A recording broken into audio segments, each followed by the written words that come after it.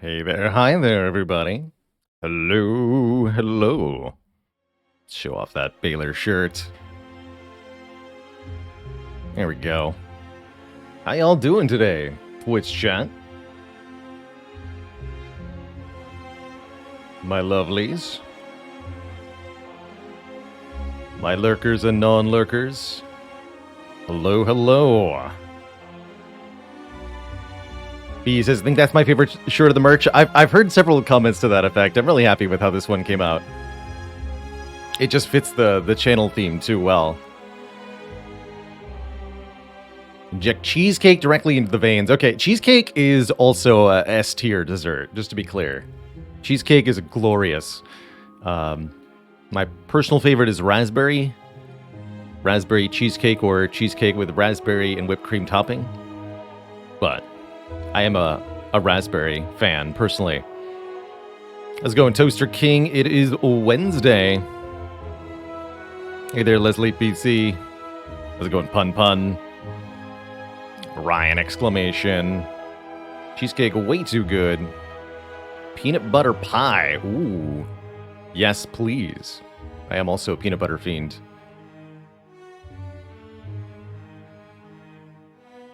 Mr. Dr. Lawyer, Chef, Demon Prince, Sir, Your Honor. Esquire. Lamguin. Get it right.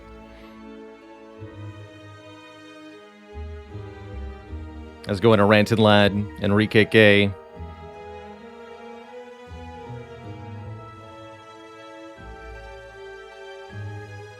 Green Thumber. This hello favorite Twitch community. Well, hello. Hey there, 039.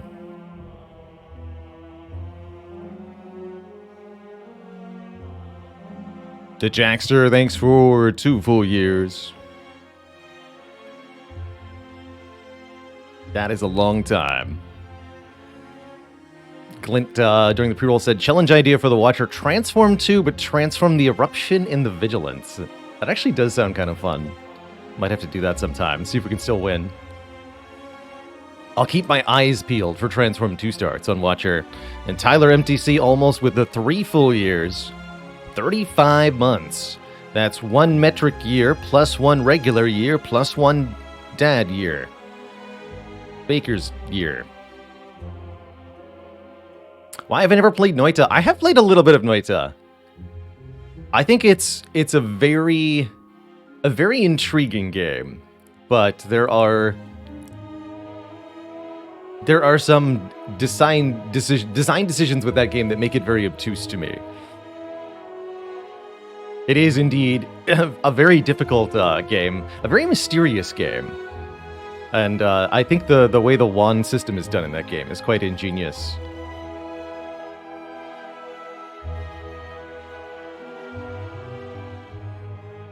I don't like the way that vision is done in Noita. For almost all of the gameplay, the majority of your screen is obscured. So you only have this like narrow bit of vision, leaving most of the screen unused for the majority of gameplay. You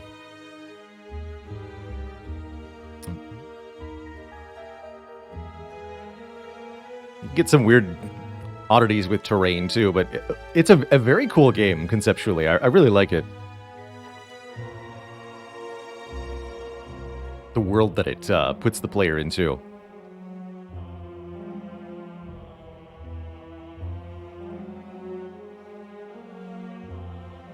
Hey there, Drac. I was going hands on the wheel. We don't have any significant streaks going on. Where are the streaks at right now? Okay, it's just a little bit on defect, a little bit on rotating. It's currently time for Ironclad, I believe. We finished up yesterday with this really fun Watcher run. We always managed to make the Watcher into an entertaining character. We were doing on this run Master Reality plus Discovery plus Chrysalis plus Deceive and Carve Reality and Battle Him. We're just making a whole bunch of cards and having them be upgraded, and it worked out actually pretty well. Along with the power of Runic Pyramid, Ice Cream, Orange Pellets. That was nice. That was nice. Tutorial on how to do A20 Heart Ironclad. Well, yeah, let's try. I mean, every victorious run is sort of a tutorial in its own way.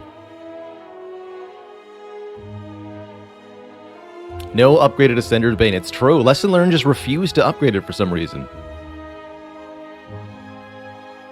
Even more magnificent live. Why, thank you.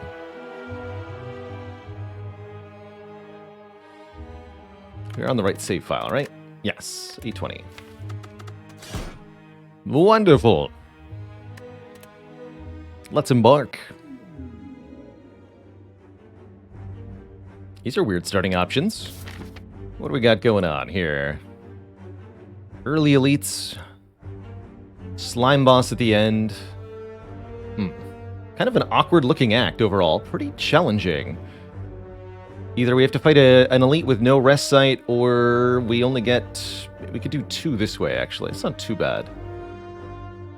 Well, let me mark that path in green. Take a look at this one. I don't think this is the best path necessarily, but that's a reasonable option. One that's less likely to get us killed immediately. There's also, like, go through the red elite, the burning elite here. Or this path in the middle that hits 3 rest sites towards the end to get a bunch of upgrades. 1 elite there. So you could do 4 upgrades, 1 elite. Maybe if we found a Searing Blow, this middle path. Mark this in blue.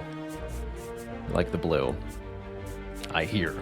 Blue is nice this time of year. And these have a shared route, so we can kind of make a decision point. Whether we want to go 1 or 2 elites from there. And I guess we can mark red for the Burning Elite if we wanted to... If we somehow felt capable of doing that. We could do 1 or even 2 elites and then, like, reunite here.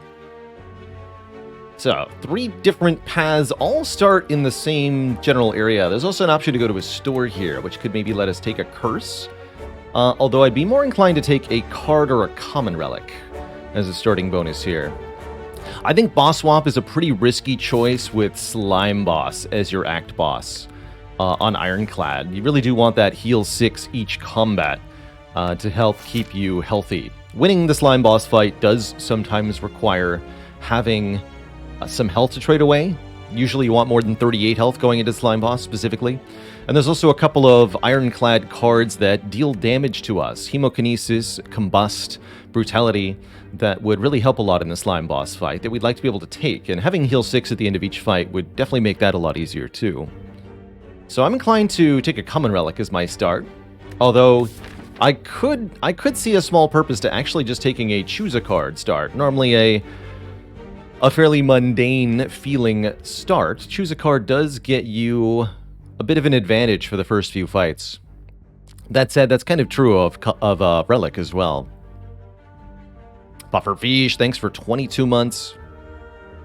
Shaolin wants to see a Searing Blow. I want to see a Searing Blow.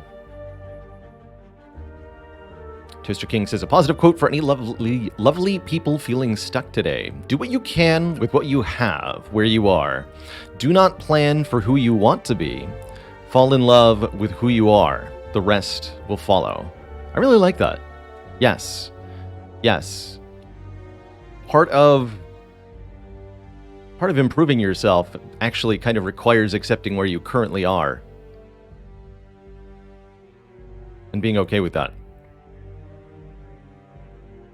But what if it's a Hand of Greed? A Hand of Greed start could be pretty sweet. Usually I'm pretty hesitant to take a curse at the start of a run, but I could absolutely see Rare Colorless card working out pretty well. I could even be convinced to take a Bomb card in this situation because of the Slime Boss coming up. Fall in love with the cards in the deck that you are offered, not the deck you wish you had. That's right.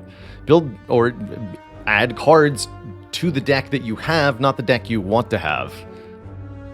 Don't take Capacitor on floor 1.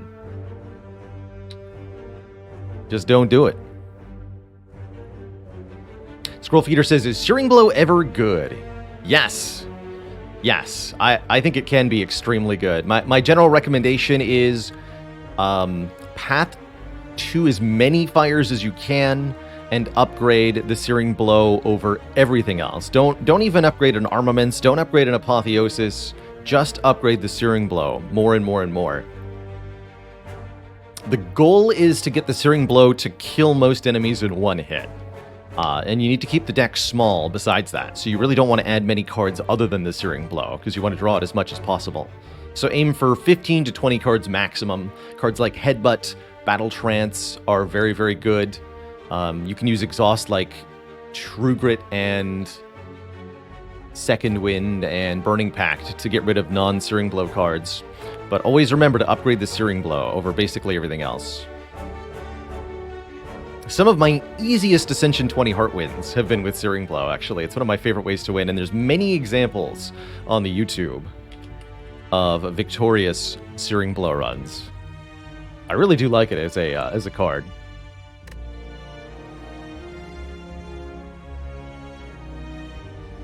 Alright, so let's take a common relic here. We get a Toy Ornithopter, healing us 5 when we use a potion. If we can get a couple potions, we might even be able to go for the Burning Elite here.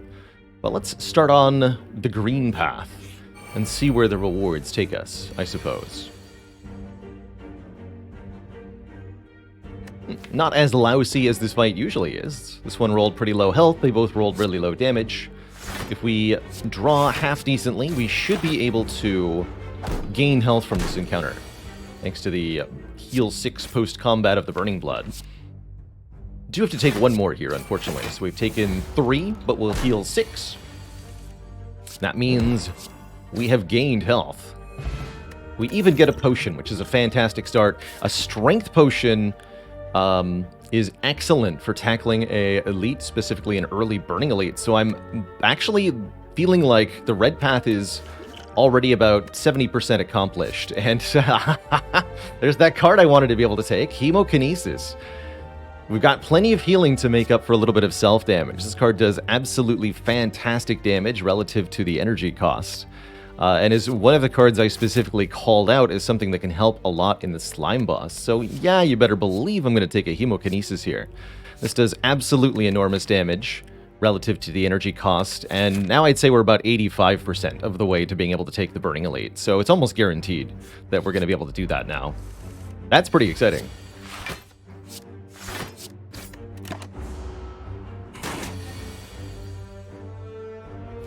We draw Bash Hemo, so I think I block for 2 and just play the Hemo.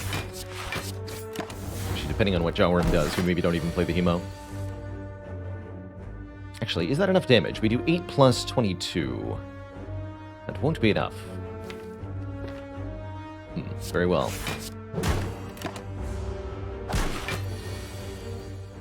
Would you quit it, Sir Worm? I demand that you quit it. 27. We just want to play this one Hemokinesis and then block twice. We should be able to kill shortly here. Not quite a kill though. What a fun and prolonged Jawworm fight this has been. I don't think I played this necessarily correctly, but we come out with most of our health intact.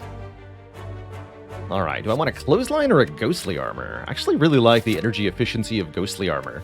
This is like 2 defends stapled together.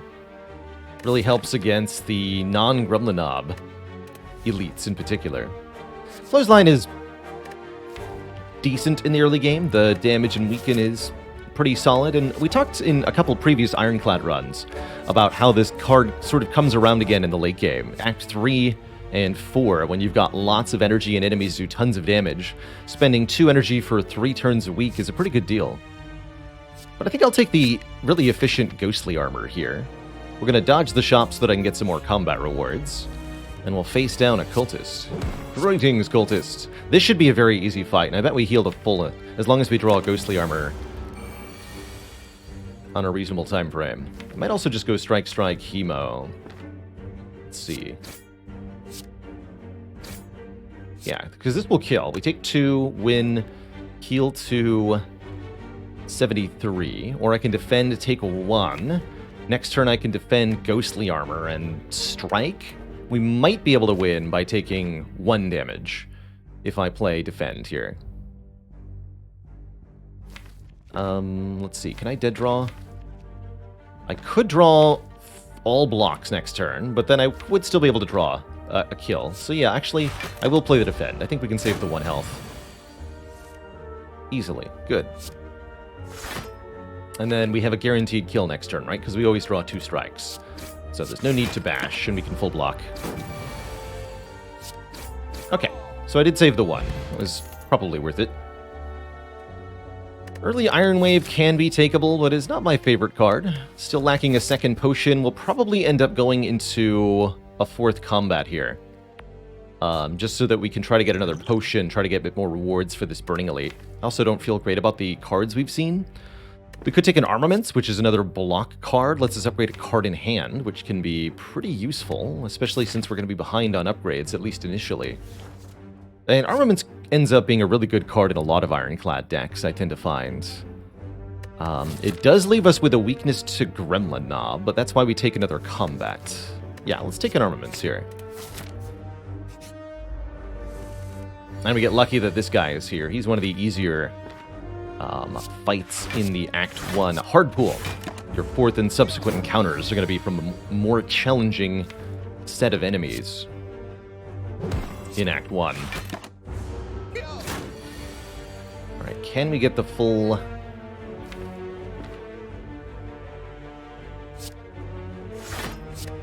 the full heal, though? That is the question. Let's see, could strike for 9. Currently, we can take 2 more damage without losing any real health. So, probably either play the Hemokinesis. We'll play the Hemo for that 2 damage. Yeah, here we can go Hemokinesis, Ghostly Armor Defend. We should be able to chip him down from there. Bash Hemokinesis won't kill, right? We would do 6 plus 15 times something. Base of 15 times 1.5 times 0.75 is going to be 16 damage. So we do 6 plus 16, which will definitely not kill this man. Let's Ghostly Armor, defend, Hemokinesis. Without the bolt there. Easy full block.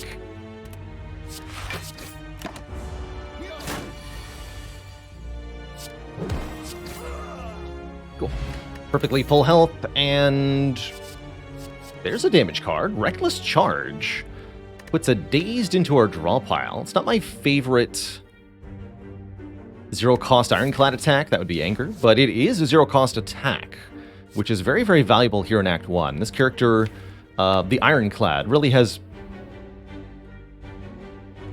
no ability to spend, to play all the cards in his hand, usually. He's got not enough energy to play the cards that the deck contains, and there's a lot of expensive cards in the pool. So having a free attack, even if it does add a daze to the draw pile, can be really nice. Also heavily encourages us to get a Feel No Pain or Evolve, things we already want going into a Slime Boss. So I like how this enables the deck to develop from here. Could take a Bloodletting reasonably, but I think we need to make sure we're taking an attack if we wanted to make sure this Burning Elite is viable. How's it going, Atlas? Let's take that Reckless Charge. I like it a lot. And upgrade 2 at random in exchange for 23 health. On one hand, we might need that health. On the other hand, the 2 random upgrades could be very, very useful indeed. And I've got quite a bit of healing, right? Let's do it. We upgrade 2 blocks, the Ghostly Armor, which is now a 13 block, and 1 Defend to Defend Plus. Interesting. All right, let's do it. We spec'd up for this Elite fight. It's going to be Sentries with plus Strength, and I think that's an extremely reasonable foe to face here. Especially since we have such good blocks. We shouldn't be in too much trouble here. What I'm not going to do is make the mistake of thinking I can keep this Strength Potion. We do need to down one of these 3 very quickly. And I think we're going to need the bonus damage to make that happen. So let's make that happen.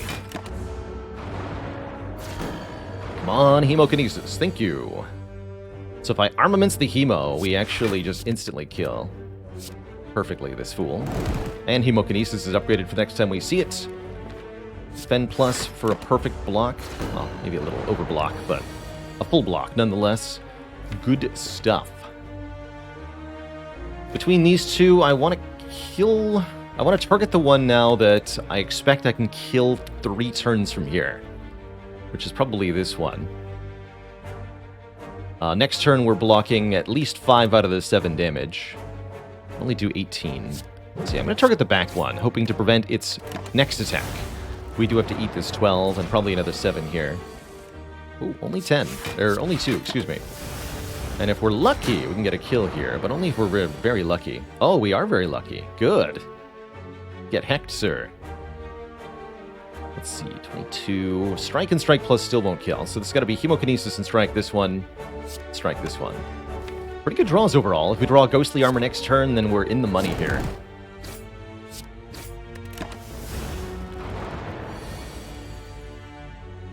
That's pretty good too.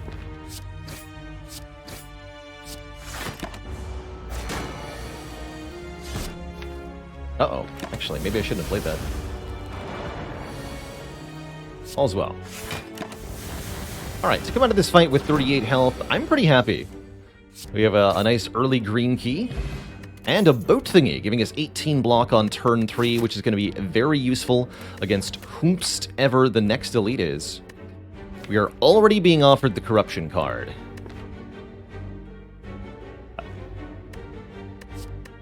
Looking for A20 Ironclad advice? My general advice is you should take this card if it appears to you. We've already got many...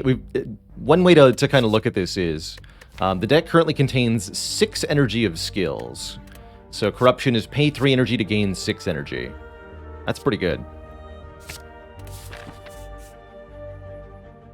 And further encourages us to take a Feel No Pain.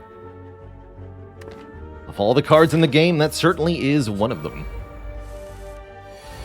Ooh, Ghostly Armor Bash, get him. Love that we're fighting this nerd. We maybe get a potion here. Hopefully also... Are we safe next turn? I think one here. Hopefully also gaining some health through Burning Blood here.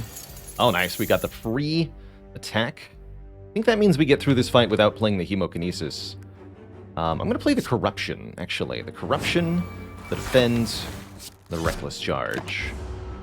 So we don't draw either the Corruption or the Defend again. The goal here is to draw just more damage cards. So with Corruption, you only get to play each skill you have one time after that point. The goal is that once all of your skills have been played one time, the fight ends in your favor, and there's no longer any worry that you've run out of block, because the enemies are dead. So a deck with a Corruption still wants to maintain a high level of damage here. You don't just want a whole bunch of free block cards that you're then using to stall, because you're not achieving anything by the stall. You're only ticking towards your own doom. You need a damage plan behind those skills. Yosh, thanks for the full year of support. Time flies like a banana. Indeed. Wait. You're so welcome. And Sneaky Teak, closing in on 4 years. I'm the bomb, and you're not blowing smoke. Pleasure to have you, sir. Welcome. Welcome. It's good to see you, friends. Y'all don't know the legendary Sneaky Teak. He's a wonderful, wonderful personality and fellow Twitch broadcaster. He's been enjoying some Brotato and some Spire on his channel lately. Overall, just one of the most friendly and cozy places on the internet. So I highly recommend the Teakster.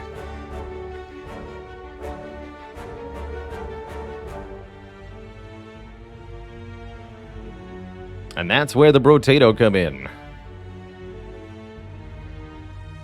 They don't know you, it's deliberate at this point. Well, not everything should be known, you know? Do I want this Carnage? That's the question. Carnage definitely helps us slap a Gremlin Knob in the face, and I like that Carnage has the Ethereal keyword here. It's a card that exhausts if we choose not to play it, which will further synergize with any Dark Embraces or Feel No Pains we add to the run from here. Cool, let's do it. Sleepy Egg. We want to take advantage of Ketten's Wheel on turn 3. It's a great fight for Corruption, by the way. So we should wake up this thing next turn. So hopefully we draw enough damage to do that. Good. Bash Strike will work. We have to lose the Ghostly Armor Plus. That is a sad thing, but You know, 13 block or 18 block. What would you prefer? I guess I could go Ghostly Armor Bash. Next turn we just play the Corruption, or play Carnage with Vulnerable. I mean, I get to play Carnage with Vulnerable next turn anyway, right? Break him. Break him, wake him. Alright, so it's either Corruption or Carnage, and I think it's going to be Carnage here. We gotta kill this thing, or else.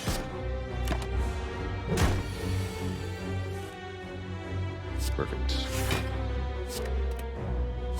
Definitely playing this Emokinesis to force an end to this confrontation. Overall, not a whole lot of health loss to this opponent. Very, very happy with this outcome.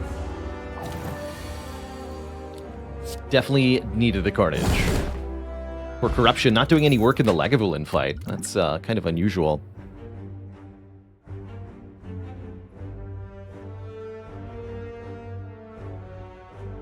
Have I talked yet about taking the early Corruption? Like, how do you make sure that it doesn't weigh you down too much?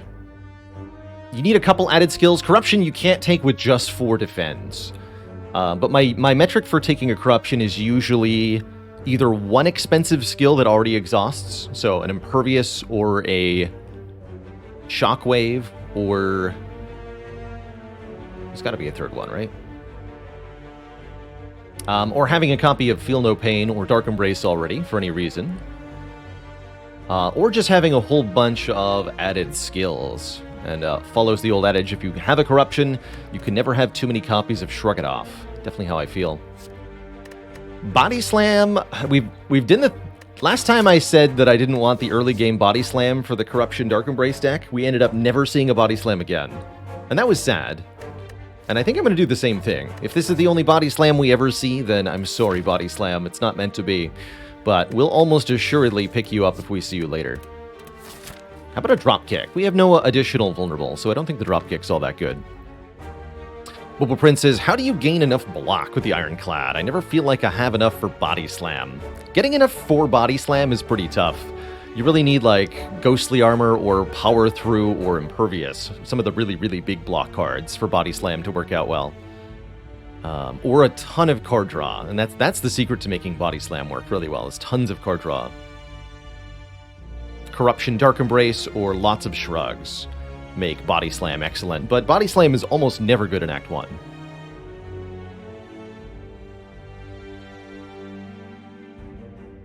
X-Cost skills will still take all your energy with Corruption, I believe, Pun Pun. And they'll work normally.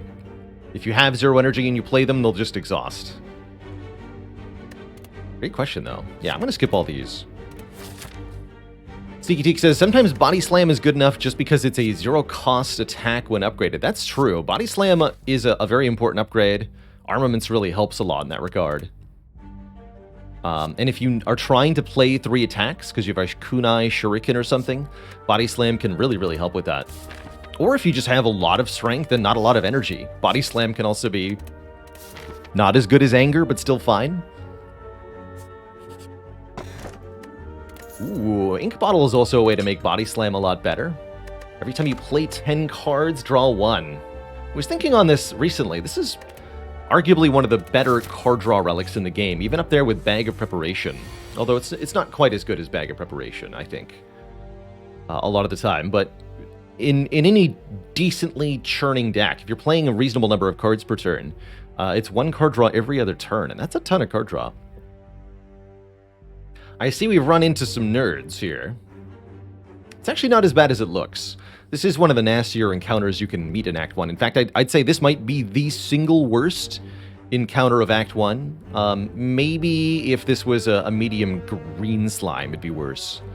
But the red slaver plus a slime is definitely as bad as it gets for Act 1. And you can meet these two on floor 4 with 0 potions if you're really, really unlucky. And I pity the poor fool to whom that happens.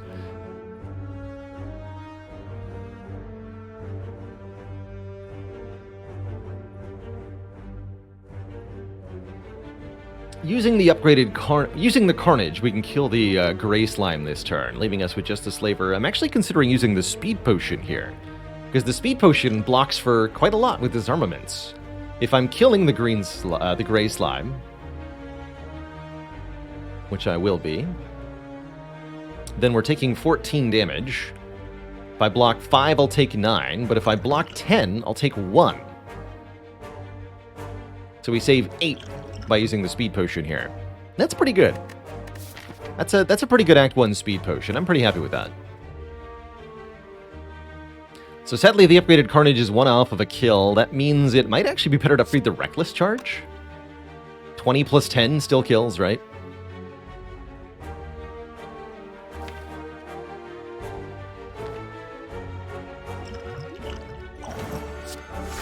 For funsies.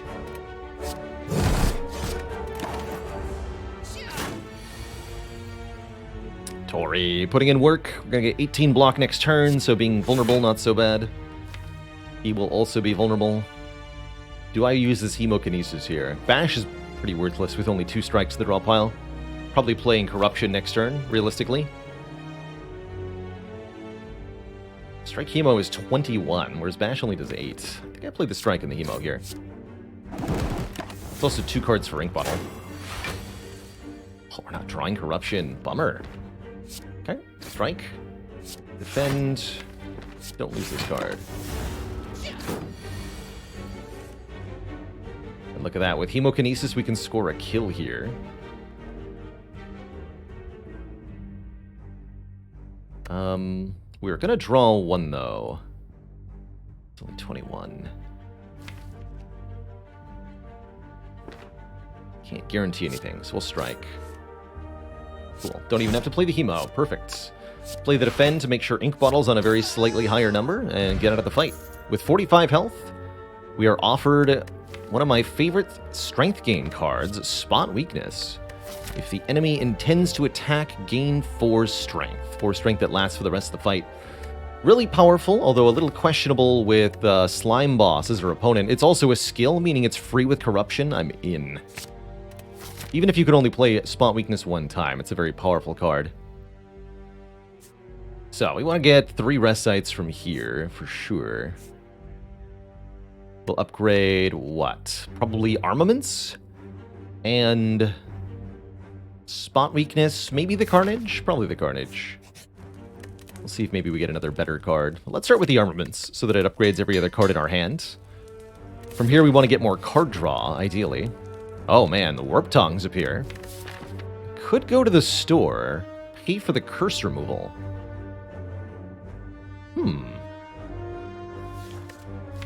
Or I could simply choose another flat upgrade.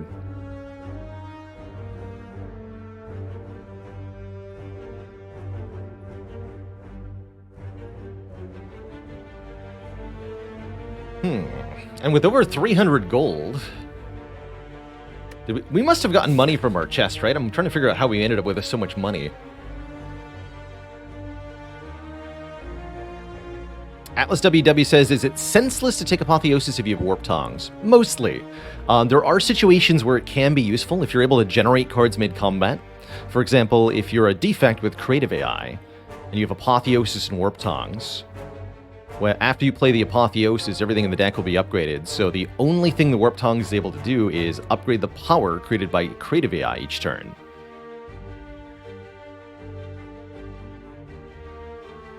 Dead Branch can have a similar result. But if you're not generating any cards by any means, then it's pretty redundant, yeah. Oh, Searing Blow and Warp Tongs. It's been a while since I've taken the Warp Tongs. Let's do it. More and more I've been finding myself taking... What am I trying to say here? Taking just the singular upgrade rather than taking the Curse and the Relic. Because I like having the card of my choice upgraded, and I really don't like being behind on card removes. Ouch. Painful. Turn. I think we just dish out some pain here. See, that's... It's tempting to play Corruption there, but I wanted to do some damage so that we can kill with Bash this turn. Unfortunately, you can't Tori. Bummer. Still saves 2 health to play the Defend. But yeah, you can see that even just having the curse for one fight can be quite deleterious.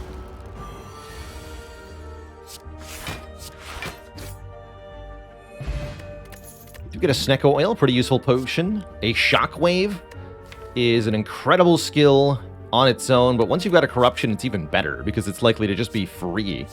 Any skill that already has the exhaust keyword is zero downside with Corruption. They're just free.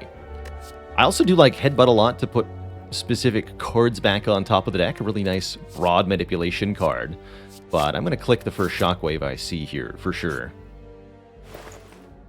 Oh my. Medical kit. Curious. It could be 2/3 of a boat. That's also pretty curious. There's a lot of things here that I like. Let's just say that.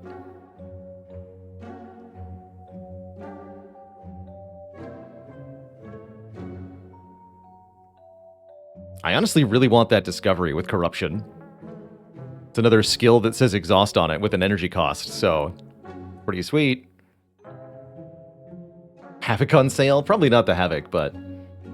Discovery is also 2 cards in 1, which is a good thing when you've got Ink Bottle, right? We play Discovery, we play the card it creates. Ink Bottle advances by 2, although we've really only played 1 card that does something in the fight.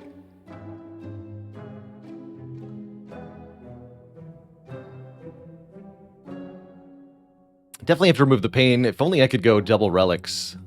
I'd love to go, in a world where we didn't take the pain curse, I'd love to go Boat Thingy Discovery. I don't even think we have the money for that, though. Just slightly shy.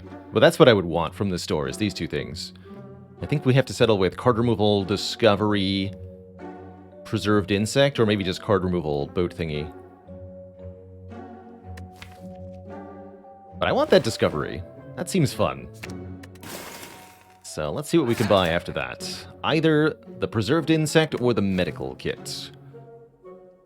Let's me play status cards. There's technically an advantage to that already, because I can play the Dazed to increment the Ink Bottle. Medical Kit Ink Bottle is fun. Neither of these relics help me against the Slime Boss, realistically. But I think we're okay against the Slime Boss. Medical Kit does some really funny stuff in this run.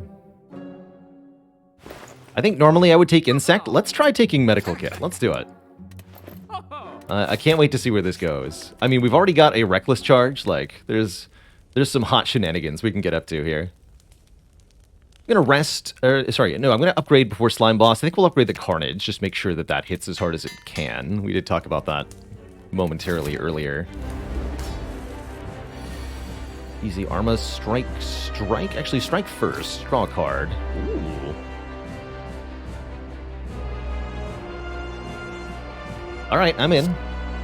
Do we want to upgrade the card it creates, or just the Discovery itself?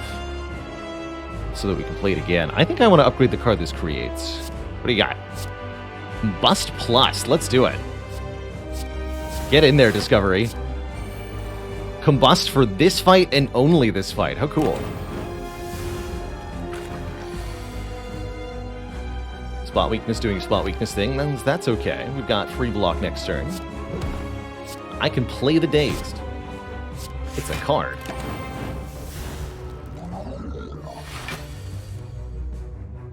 Let me just go Shockwave Defend. Tank this hit. Take 1.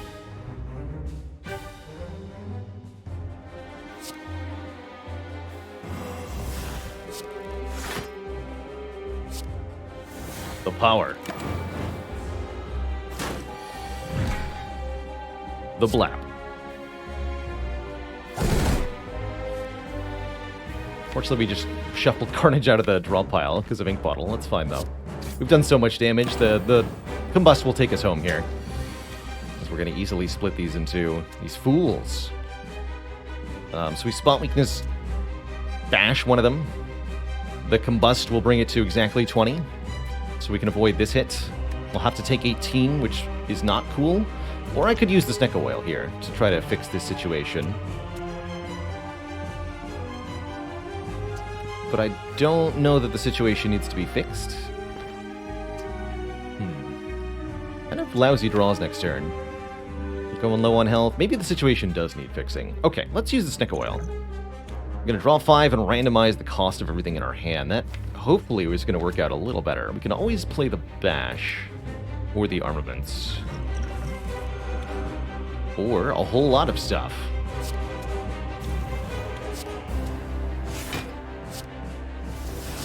Okay, I think that was probably for the best. Now we can just outright kill one of them, which is excellent.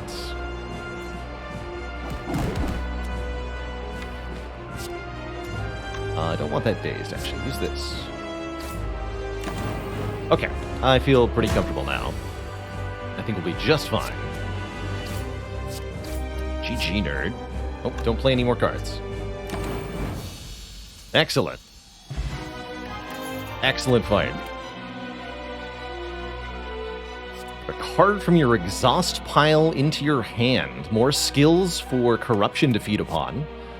Best part about Exhume is that... I mean, we can get back basically any skill we've played. Including the Discovery. Exhuming Discovery is going to be really fun in this run. Could I have split them both to avoid damage there? Maybe. Yeah, I might have been able to do that, but I didn't want to look at 4 slimes on the next turn. Plus the Ink Bottle synergy, it's another 2-in-1 card. That's right. Hey, grats, Mathematical Wolf. Getting 3 in a row A20 heart is pretty absurd.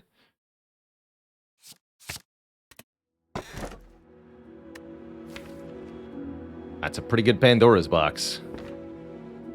Transform all of our strike. We have 5 strikes and 4 defends. We lose 1 upgraded defend, but that's not a big deal. I'm less inclined to take an energy relic than normal because we have an energy cheat in the form of corruption.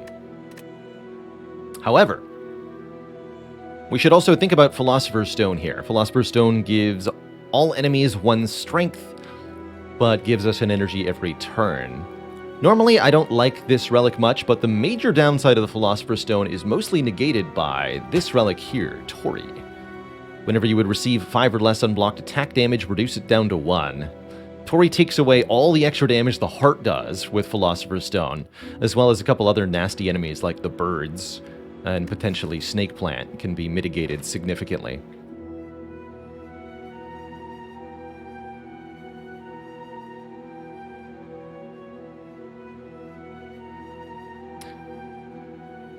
Dark Spades!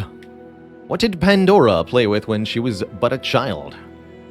Pandora's blocks.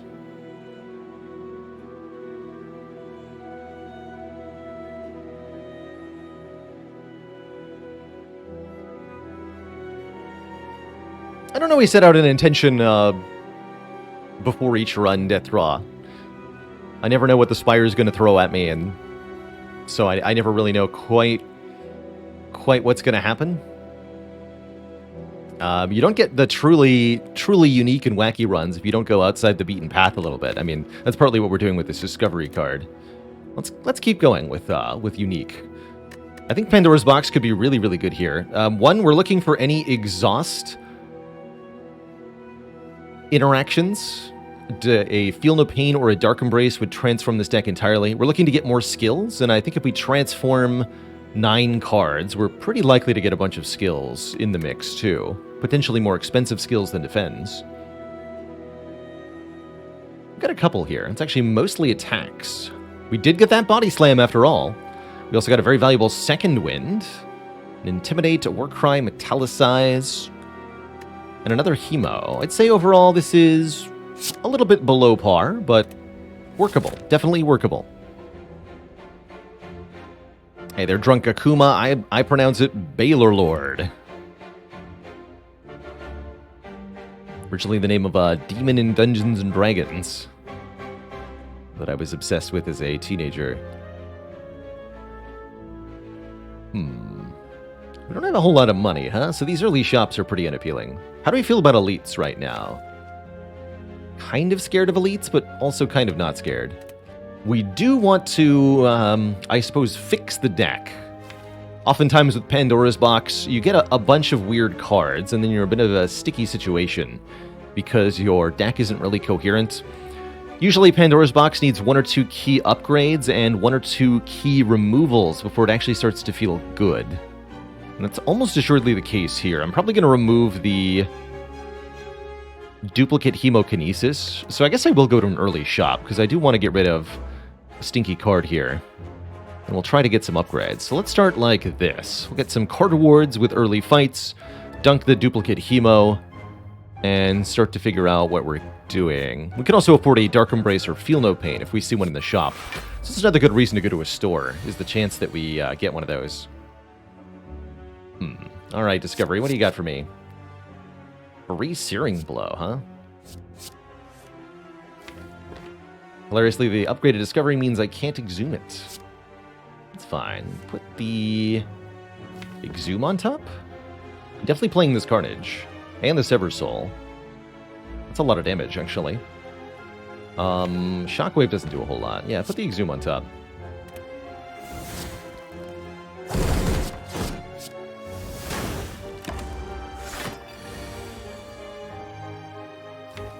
Upgraded Exhume. The power. Do I want to exhume anything? Yes, because Ink Bottle. Definitely want to kill this thing by next turn. Actually, no, I don't need to. Okay, I'm not going to play double hemo then, that's for sure.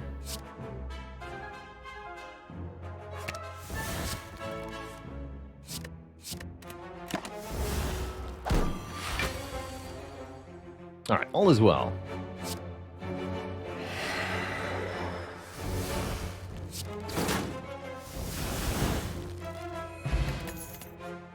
Flame Barrier, a 2-cost block skill.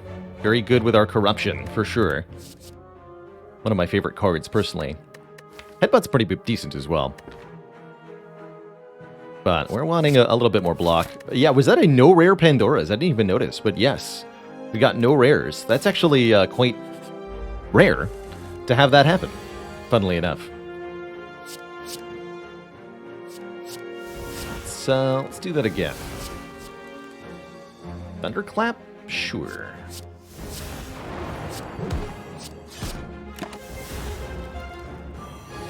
Captain's boat thingy coming in clutch in this fight. Unfortunately, Tori not putting in quite the work we wanted here.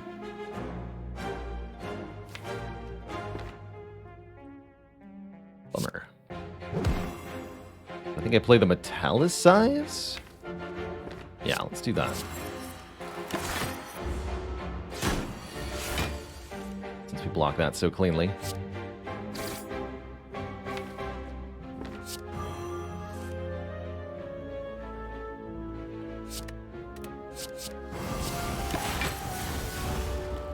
Play the days, but it only adds another days to the draw pile, so you don't usually want to do that. Should have played Intimidate for the Ink Bottle there. I can play this for Ink Bottle. Aha! The fools. More nonsense. Have I read the Baylor's Waffle shirt on stream? I mean... Oh, the other Baylor's Waffles. Yeah, no, I don't think I have. I don't have a copy of that one to show off. But yes, the merch store is open till the end of the week, by the way. You can get this shirt and many other awesome designs at, if you're a Twitch sub, using the code TwitchSub at checkout, too. Pro tip. For 15% off. Atlas WW got a mug on the way. I've also got a mug coming in the mail, which I'm really excited to show off. Teespring ships to most countries. I know you can get shipping to Canada and the EU. You may have to pay a pretty penny to make it happen, as is usual with these sorts of things. But yes, you can get it. It's a different shirt for every character. The wardrobe rotation stream. Do I have Twitch follower as a discount code? I do not, unfortunately. Alas. The followers were left out of this one. Don't have any self-debuffs, do I? No. Came here for one reason and one reason only. Remove this card. Please and thank you. And now, birds. For the extra draw next turn. Let's just go Bash, Twin Strike. Don't play Intimidate. Don't play anything else. Hit the one with the least health, which is this guy. All right, Discovery. It's time for you to do the work. Free dropkick means we'll get our energy and our card draw back, I guess. If nothing else. That seems nice. But does that actually help me? It is deeply unclear. Second wind can block for 10 here. Which means I can either Sever Soul or Hemo. Can't do both. Might as well just Sever Soul then. Hit you. Take 2. Or take 1, rather. Get blocked from Tori. Zoom the Discovery. Discover how to Berserk? Don't discover that. Discover how to Metallicize even better than before. Lonk this nerd with a bonk, and play this for Ink Bottle. Take 1 more. Corruption! So glad you're here. I'm gonna draw a card. Okay.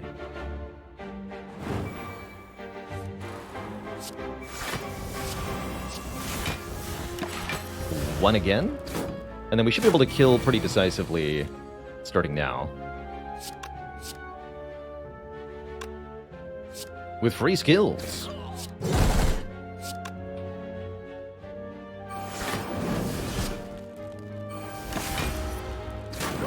Good work, Flame Barrier.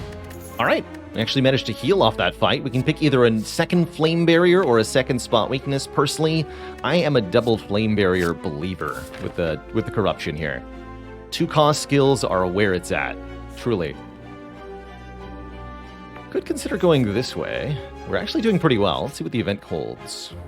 Relic for a Curse offers the Pleading Vagrant. I say nay. Nay. We leave. Seems delusional but harmless. So, against an elite, what's the strat? Slavers die to, like, Carnage Attack Potion. For Book of Stabbing, I've got double Flame Barrier. Where are my key upgrades, anyway? Body Slam seems kind of important. With the Warp Tongs, it's been not as important as expected to upgrade certain cards. Let's fight. I'm not afraid. Maybe I should have been more afraid. No, this is fine, though. Twin Strike Plus and Carnage Plus deals 28 plus 14 equals 42 damage. So as long as we can get an attack potion to do 9 damage, we can kill the Slaver here. And there's a lot of attacks that'll do 9. Like, Fiendfire. Fiendfire will do the required amount, because we can exhaust 1, 2, 3, 4 cards. It's quite a few, actually. Does that mean that I can maybe play the Shockwave instead? If I go Shockwave, Twin Strike, Fiendfire. How much damage is that? This would be 20. This would be 10 per card. So 20 plus 1, 2, 3, 4. That's enough. Yes, we can play the Shockwave now. Instead of the Carnage. Which means we take a lot less damage from the middle guy because of Tori. And we get weak and vulnerable for future turns, so that's super worth it.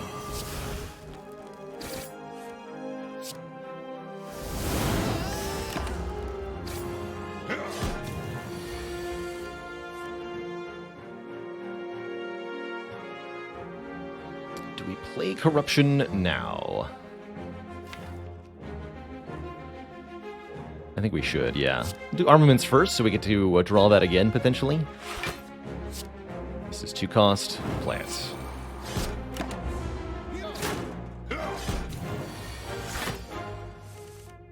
Alright, you nerds. Who wants to get Flame Barriered? I could do 16 to both of them with triple Flame Barrier here. Where's my Body Slam? Oh, it's exhumed.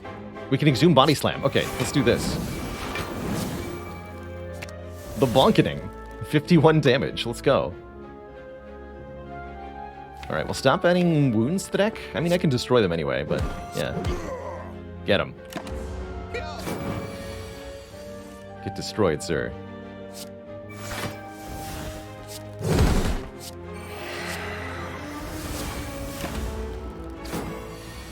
I'd say this run is going very well.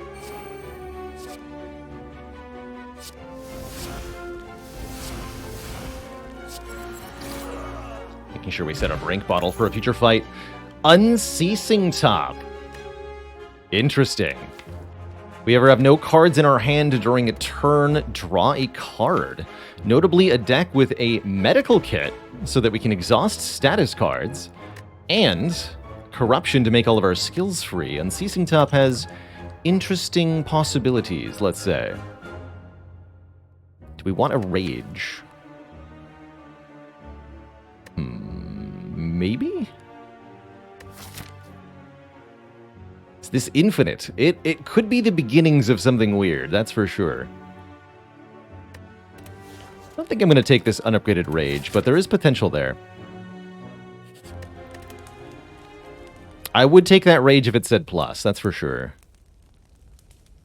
Let's upgrade this body slam, especially with the unceasing top. This seems like a pretty important one to get down. Alright, Book of Stabbing is our next victim. I mean our next friend. With an Armamentsable Discovery on turn 1, giving us an upgraded Havoc? An upgraded Burning Pact.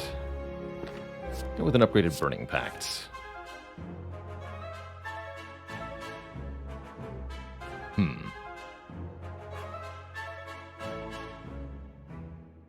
Or do I Burning Pact before I play Arma? I want to upgrade the Warcry too, I think. Be nice to know if I'm drawing into Corruption though, yeah? Let's do the Burning Pact first. Get one Carnage here. Could actually just play this Carnage. Probably going to do Ghostly Armor Armaments. Ghostly Armaments. We can use the Warcry to put the Carnage on top, potentially here. Let's do Arma, then Warcry. See what's on top. Twin Strike, Shockwave.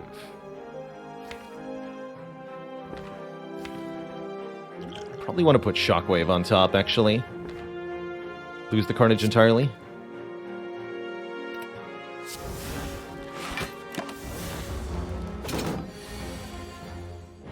Alright, well that's getting played. Although, Flame Barrier, Metallicized Body Slam seems like a pretty good turn. Oh wait, if I Shockwave, this only does 1 because of the Tori. Oh yeah, we definitely play Shockwave then. Have it thee. We get wounds, but again, medical kit means I don't care about wounds either. Cool. What can I exhume? I can exhume the Carnages. Actually, not bad here. I like playing Spot Weakness for strength, but won't be doing any damage. So actually, exhuming Carnage seems very reasonable here.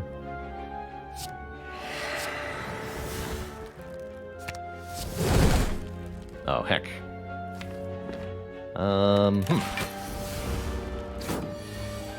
Hopefully we'll see that again soon. But again, we're honestly fine, because Tori will keep us safe here. Just go Bash, Twin Strike, Reckless. No need to armaments here.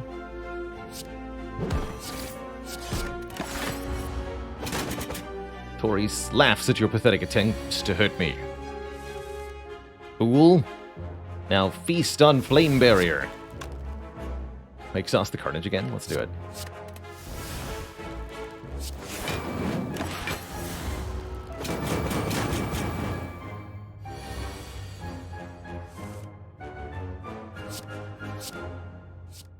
Discover the art of shrugging.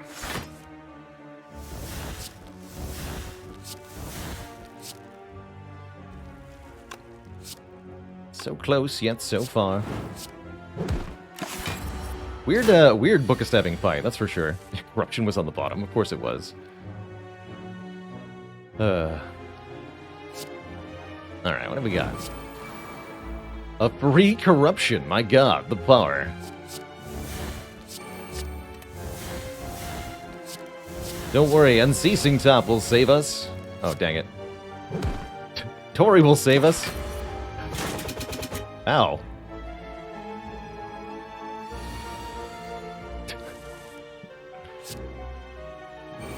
Have some spice, sir. Yeah. Okay, Smooth Stone's pretty good. We're going to get extra block from our block cards. Kind of losing it here. That fight was absurd. Wasn't that bad, though. Like, we can probably do more elites here. These are all unupgraded commons. I mean, Trubit's okay, but not okay enough here. How about the boot? Is that okay? No. No, the boot is tragically not okay. Sad to hear, but it's the way of things. Bonk. Come on, boat thingy. You must protect. With nothing to exhume? How tragic. Order, I guess? That's not the correct order. That's not how you play cards.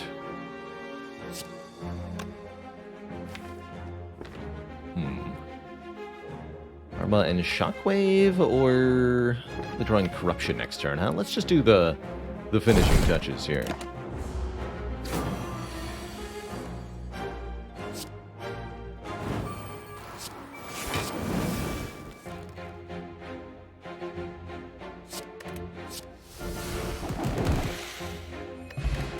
Alright, another potion should have us set up pretty well against the next elite here. Already got good weaken. I don't feel this clothesline is necessary. No strength for Pummel. We didn't even take the boot, so... Toria has prevented 80 damage so far. Yeah, did a lot of work in that Book of Stabbing fight. With 2 potions, I don't think I want another fight. Let's take an event. It's a long line of hooded figures, offering us a Ritual Dagger, and I have to say, Ritual Dagger with Exhume and Warp Tongs can get very, very silly. But is this the time and place for it? I'm not sure.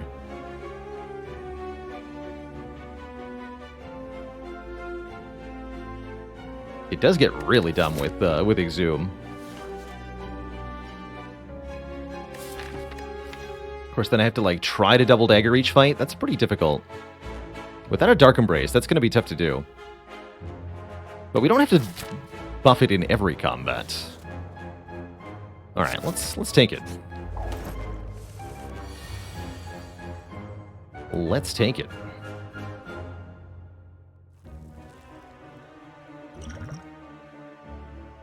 I think this is my Blessing of the Forge, so I can Corruption, Flame Barrier, Exhume, Flame Barrier, do 12 to all, block fully here, and play an attack card. That seems really good.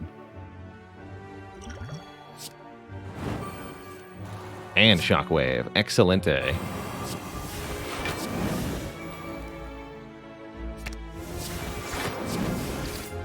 Take 12, you nerds.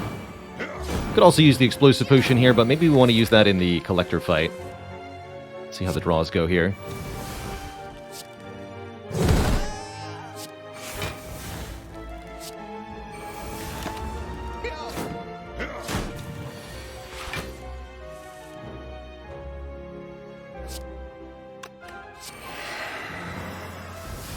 Body Slam.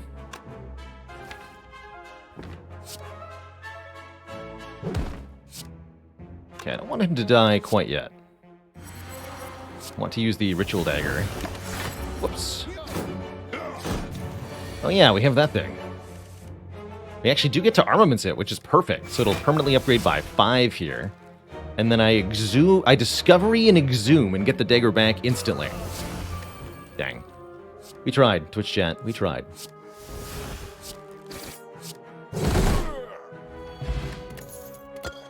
Bonus relics are good. There's the upgraded Body Slam that we were meant to take. I think Sentinel's pretty good with Corruption and Unceasing Top. If this card is exhausted, gain 2 energy. Let's do it.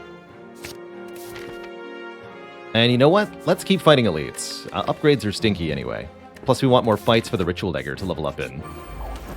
This is certainly a fight. Hello, Snake Plant.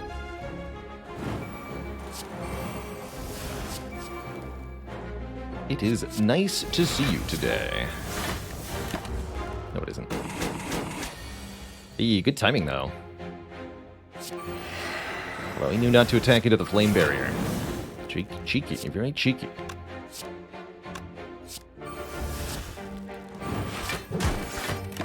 Oh, dang it! Hold on, I'll get there eventually. You just gotta believe in me, Twitch chat. I am a simple man. I see no cards in hand, I clicky end turn. It's just how it works. Apparently. There we go. Level up the upgraded dagger again. There's Evolve, finally. Where the heck have you been, Evolve? Get in here.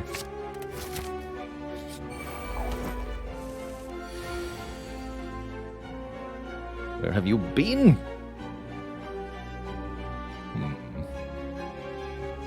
I gotta use the fire potion to kill this gremlin, because I want to metallicize and spot weakness. No, that's absurd. Let's metallicize, carnage, kill you. That sounds better. Here we play the corruption. I could use the unceasing top, but I won't. I refuse. I think I've got it down now. We're gonna remember that it's here. Gonna happen. This first. Yeah. Kill them again.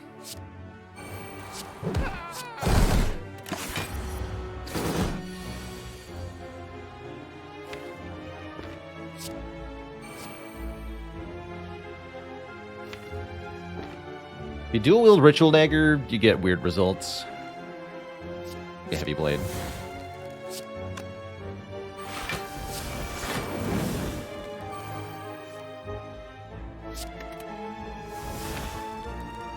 Exhume Sentinel? I don't want to keep drawing into... Because once I draw Ritual Dagger, I'm not going to be able to do stuff with that. Plus, I also want armaments to upgrade the dagger with. To be more reliable than letting Warp Tongues do it. I'm just going to stop here, actually.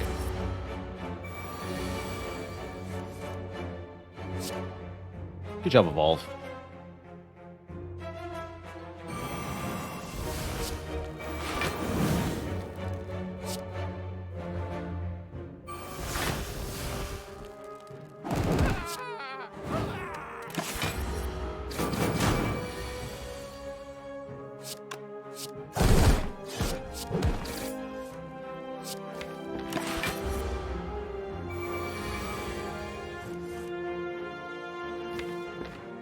Where's the dagger?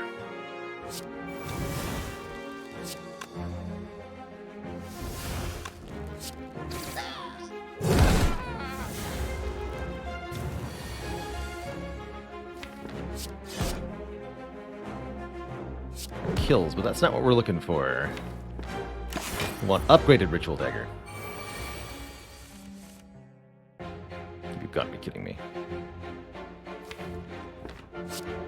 Well, that has backfired, huh? Sure has.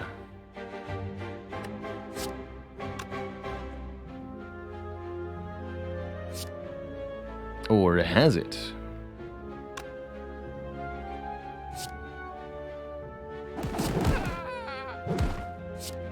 Ba-na-na-na! Dang it.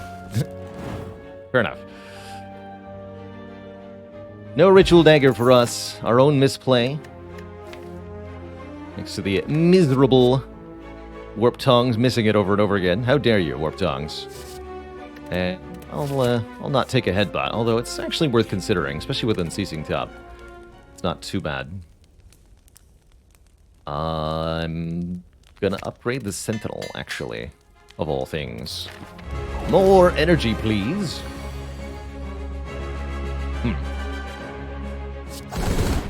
Did you know this enemy does not intend to attack?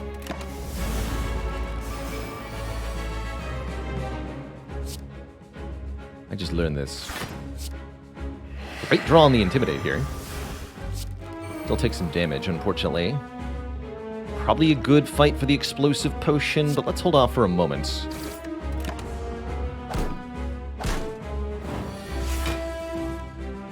Here's Corruption. I think we just go ahead and use it right now. Weaken them all. All of them, I tell you.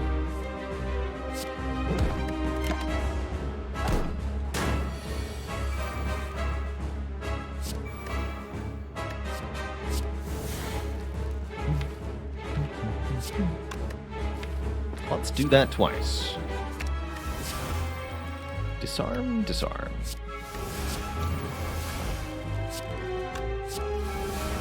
I can also use Warcry to put that dazed on top, actually. Let's hold on to the Warcry for that purpose.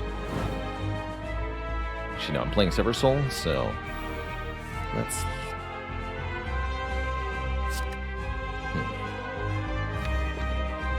Not willing to delete these cards at this moment, actually.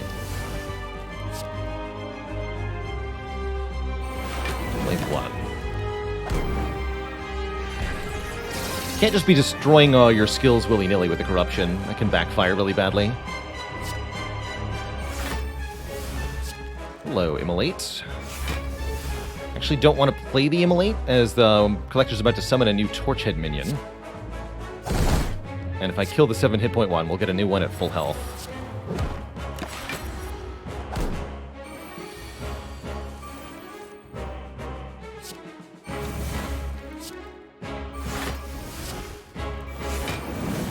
I've already used the Exhume, so if I want to land the Ritual Dagger, I have to give up on Unceasing Top this turn.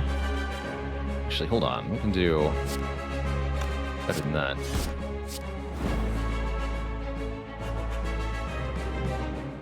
So I can Ritual Dagger this minion.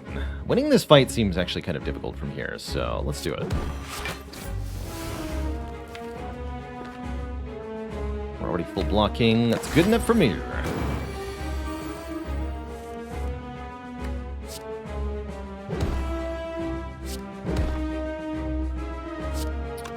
24 versus 27. Surely that's not worth it.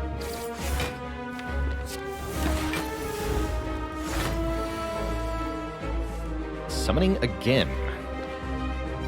I have nothing but attacks left, so this is the famed running out of block that can happen with corruption. I am definitely concerned. Collector attacking us at full power will almost assuredly kill us next turn. Kind of have to hope that she's going to block instead. Immolate actually draws us more cards. Maybe it's worth playing this over the Bash. But I really feel like having the Collector continue to be vulnerable is essential here. But we do want that card draw. No, we need the vulnerable. I guess get rid of the second wind? No, that's a valuable card right now. Okay, she actually did not attack. That's lucky as heck. That means it's our chance to kill these minions.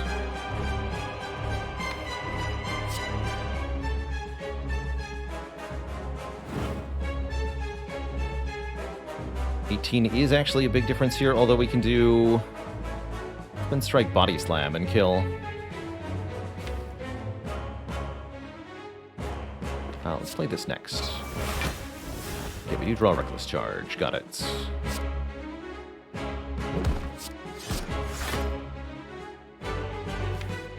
Kill one Torchhead. Immolate kills the other one next turn, so let's hit Collector here. I think we're going to be okay.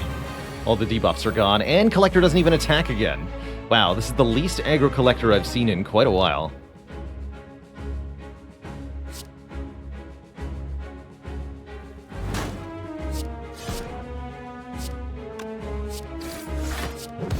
GG. Spooky fight. Spooky fight. Reaper can get his health back, Limit Break can double our strength, or Bludgeon can bonk. Honestly, not a huge fan of any of these. We don't really have that much strength for Reaper. Glad we saved our potion for next act. It's probably not going to be that useful, but you never know. And I think there's still a lot of growing this Ritual Dagger can do. I'm going to skip all of these.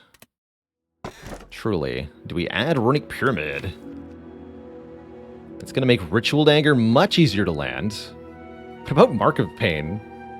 With the medical kit and the Evolve, Mark of Pain's actually not that bad. That's funny. But man, Armaments is going to be so good with Runic Pyramid. Corruption is going to be so good with Runic Pyramid. Deathdraw says, do I ever skip the boss relic? I almost always look for reasons to choose one of the three, even if all of them do have downsides. It can be that it is correct to skip the boss relic, and it can be that you skip the boss relic or even all of your boss relics and still win the run. I'm taking the pyramid. Let's go on a route. Yeah, I've got to show off the merch. Can't see the Baylor Lord without the camera angle.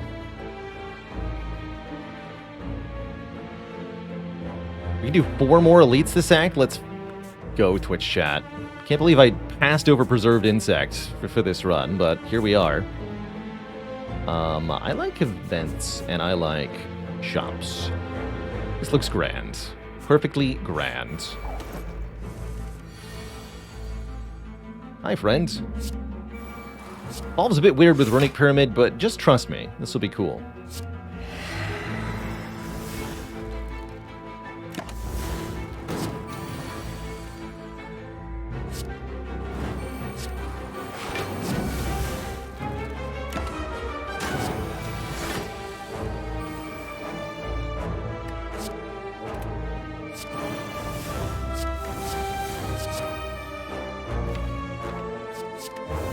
More. And then we exhume. Not much. Sure, let's exhume Discovery again. More card draw. There's armaments. Okay, so if we can kill with Ritual Dagger, we should.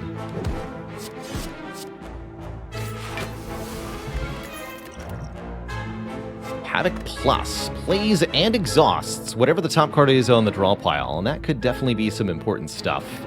I'd really want a Frozen Eye to trust the Havoc here. I think we're a bit late for Searing Blow. It's not going to scale up with Warp Tongs. We'll skip all that. Yeah, a little too late for Searing Blow. But is it too late for a Prismatic Shard?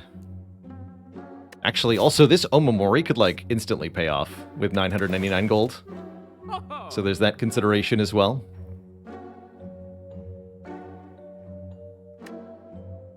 How do we feel about a second copy of Reckless Charge?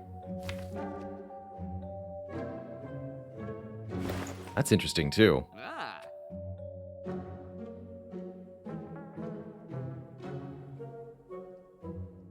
But let's take a Prismatic Shard. This run is doing really well. I think we can get away with it, and it should be pretty wacky.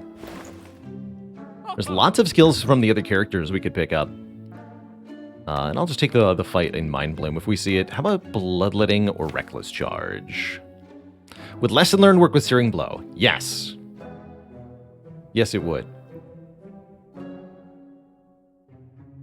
I guess we can get rid of the other Hemokinesis now. Let's do that. It's not really a card you want with Unceasing Top. Colorless cards. These can be quite good. Especially this one. 0 cost to draw with Pyramid. Excellent. Transmutation's pretty questionable. What about Enlightenment? Probably not that good. Lash of Steel seems great. Let's take a Flash of Steel and a Master of Strategy. I think these I'll skip. Enlightenment can discount the Carnages, can discount the Corruption. I guess Sever Soul too, but with so many skills already being free, I don't think it's going to be that good. Alright, Metallicize, you're good in the early game, I think not so much in the late game. I'm sorry to see you go, but not that sorry. And there it is. Could have had free 999 gold if we'd purchased the Omamori. Instead, we'll have to fight a boss from Act 1 for a rare relic instead. This also lets me... I was going to say, hopefully it's Slime Boss. This lets me get a Ritual Dagger kill, too, which is pretty good. We're going on top.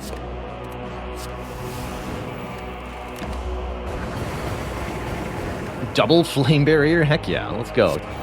Hexaghost. Hope you're ready to get Hexaghost. You get the idea.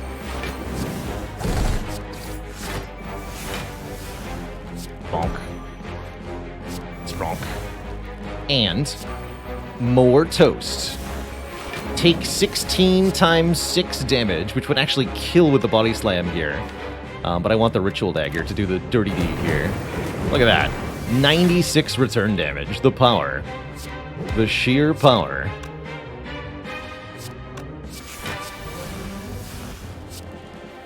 Unstoppable.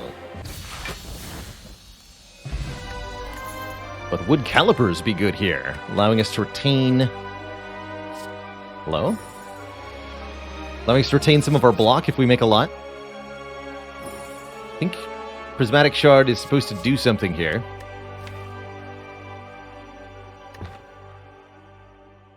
Pretty happy with the Disarm, though. Disarm in the late game is very excellent. Yet another exhausting skill, so it's yet another card that goes with Corruption. Also good with Exhume.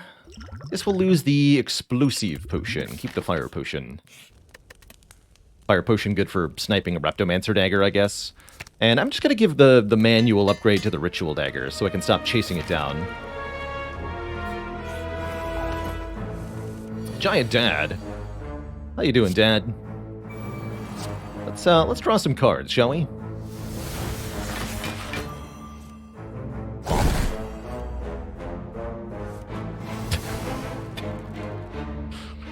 That's fun.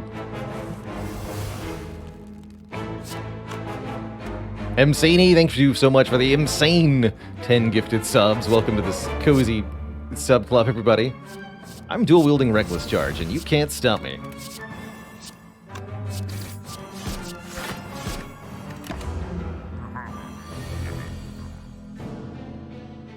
Hey, happy to hear it, Lord Himbleshire.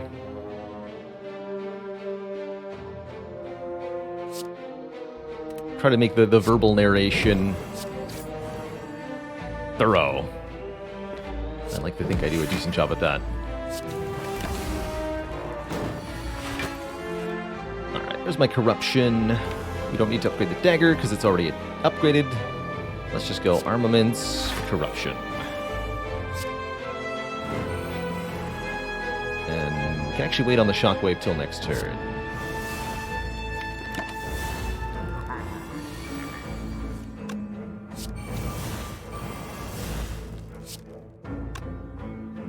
It's not the turn to do all of it, though. What am I exhuming? Probably Sentinel.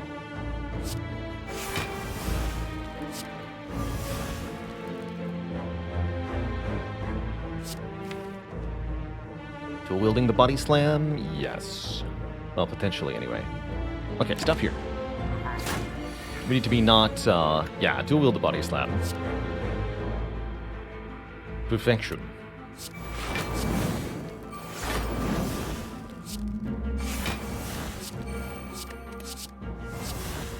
Let's do 92.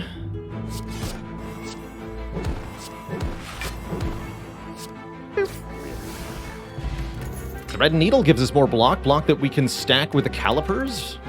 Now we'd want to consider taking a Juggernaut, actually.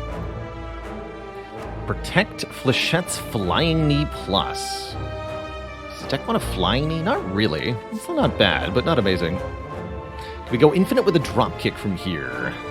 With Flash of Steel Dropkick? Yes, we could. Although we might actually already have an infinite. Pro tip. Let's see if I can get a fight down to show it off. Like down to enough cards. Few enough cards. So I think we can already go infinite. With, Flash of Steel, Reckless Charge, and the Evolve. I think we've already got it.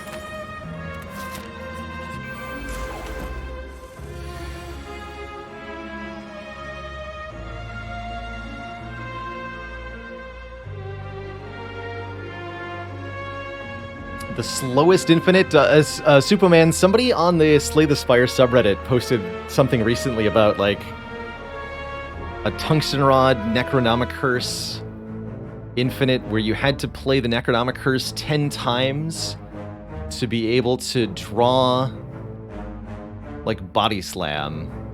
Play the Body Slam for 0 damage 10 times to be able to gain 1 energy from Nunchaku.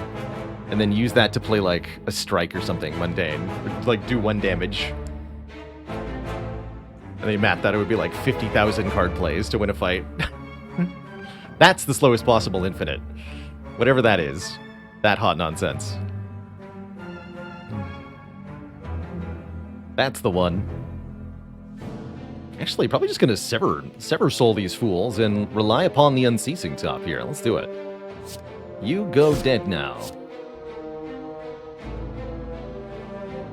Although I know we have calipers, so keeping the block does have its utility.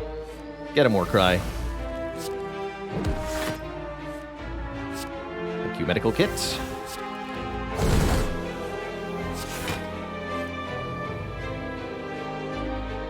Alright, I'll allow it. Corruption's here. Gotta love the corruption.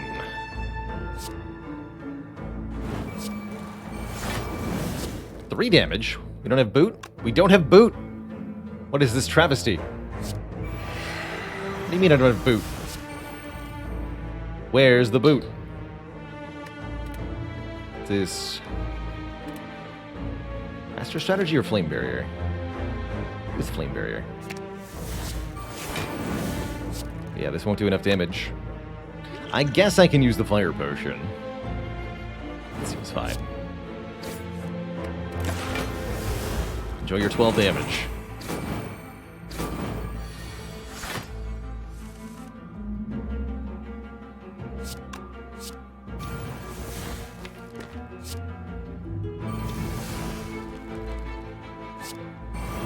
Okay, we only need to kill one of them since we're blocking the other, although with calipers we might want to kill them both. Oh, let's just do that then.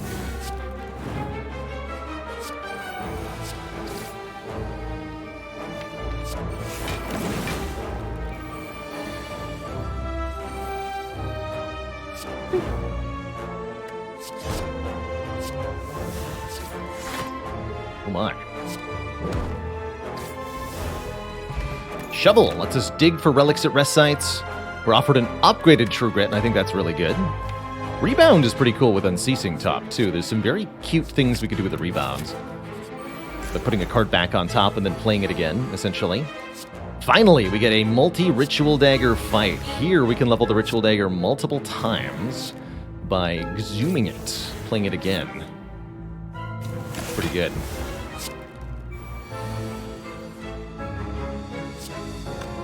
Don't think we have a way to play it 3 times, though.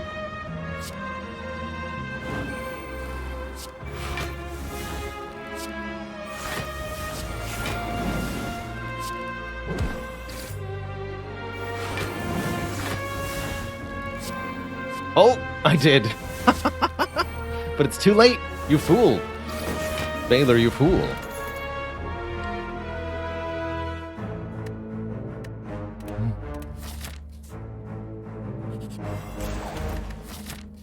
And I can't go to... Okay, that other elite. Got it.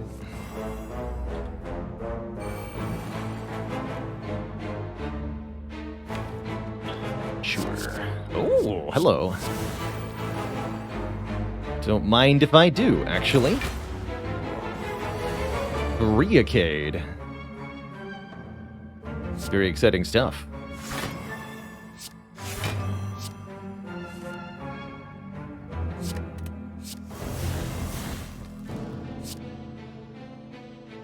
Play that for the block the first time around here. Keep the Intimidate for next turn, lose both Carnages. Love that they do that.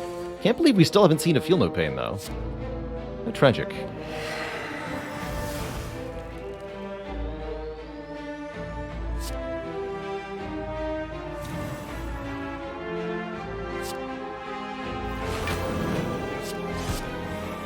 Play this next turn when I'm not weak.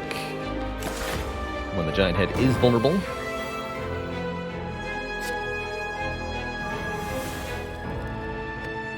Lose the Exhume here. I'm okay with that. Bonk.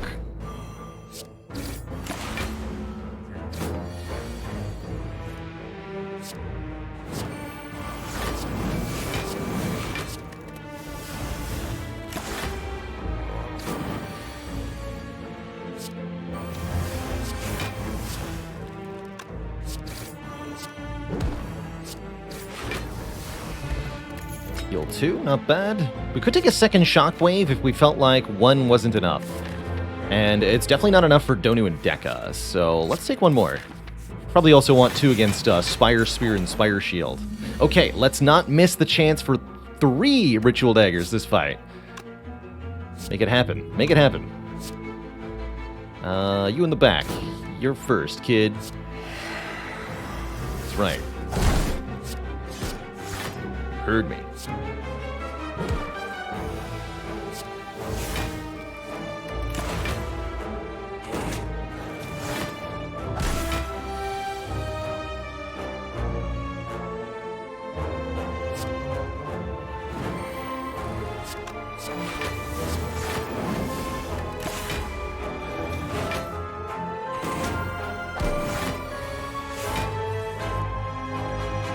Oh yeah, if we discovered repeatedly, problem is that against that we have to deal with triple jawworms while that's happening, so probably not. Probably not. Alas, no exhume that time. That's okay. We don't have another one. Okay, so let's just kill one of these nerds. Dagger the remaining 2. No problem there. Boop. Zoom it, and boom. So note this late Act 2 Ritual Dagger now at 70 base damage. What a tremendously powerful attack that is. We can even dagger both Donu and Deka as well. And if we're lucky, we can dagger 2 of the cultist minions in the Awaken One fight.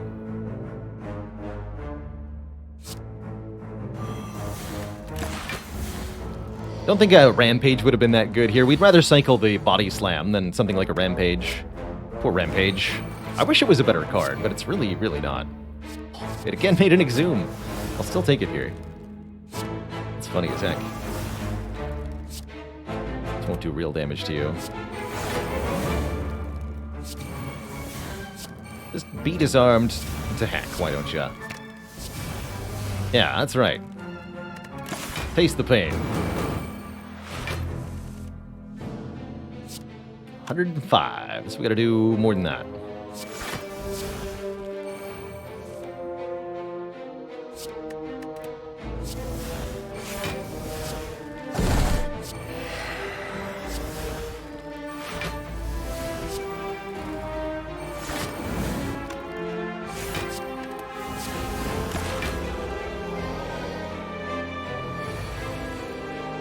Nice attack, nerd.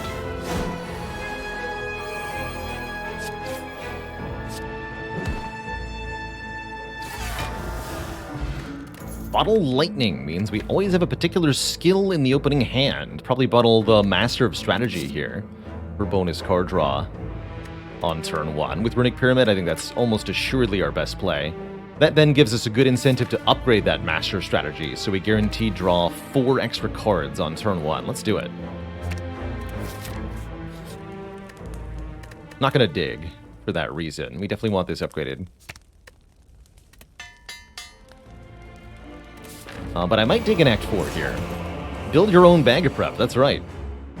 Except it's a super bag of prep. Look at that, there are 9 cards in my hand. Thanks, Ink Bottle, for helping out. I'm glad we drew both Shockwaves, although I'm not going to play them both here. Either of them here. We'll wait for Corruption to appear.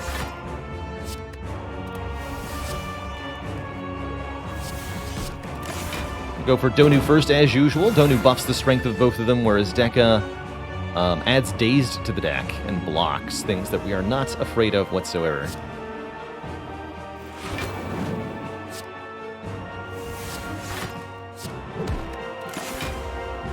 Come on, Corruption. Just need all the free energy, please. Thank you.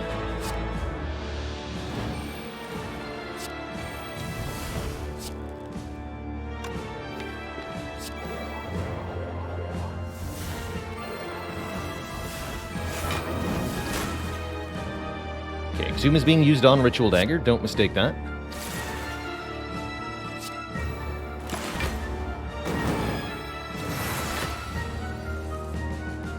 Make no mistake.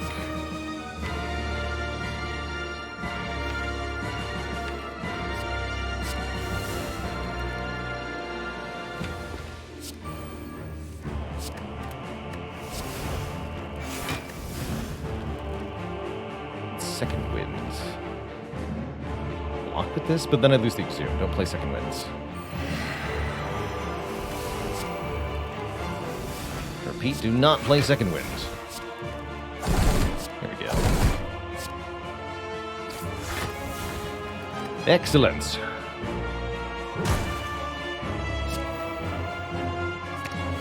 Give me that knife back.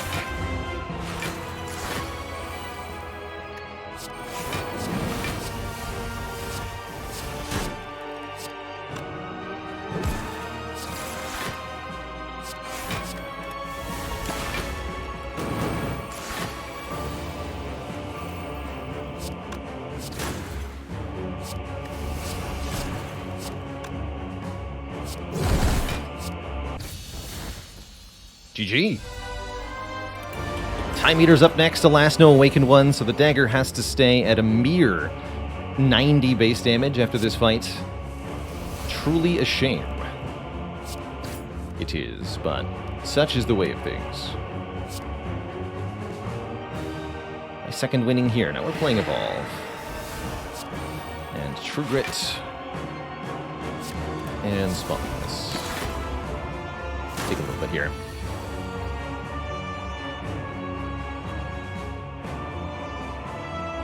My resolve is tested.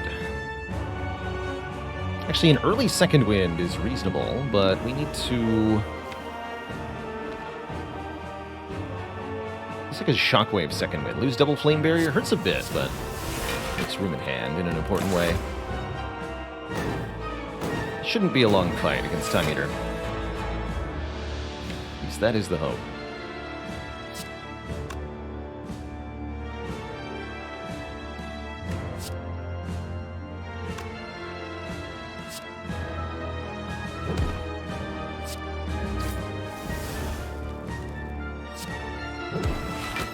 Can't quite get Time Eater below half here at last.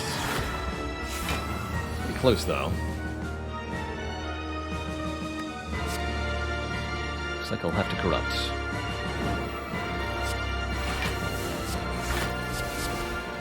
Double disarm. Perfect. Reduce that fiendish strength to a more manageable level, sir.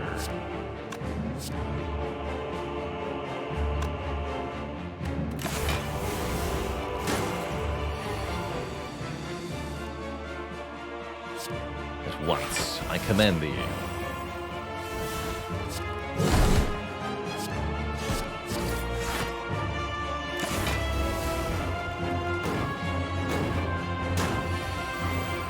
Here I just exhume the dagger. We have second wind for all these slime next turn, which is going to be sweet as heck.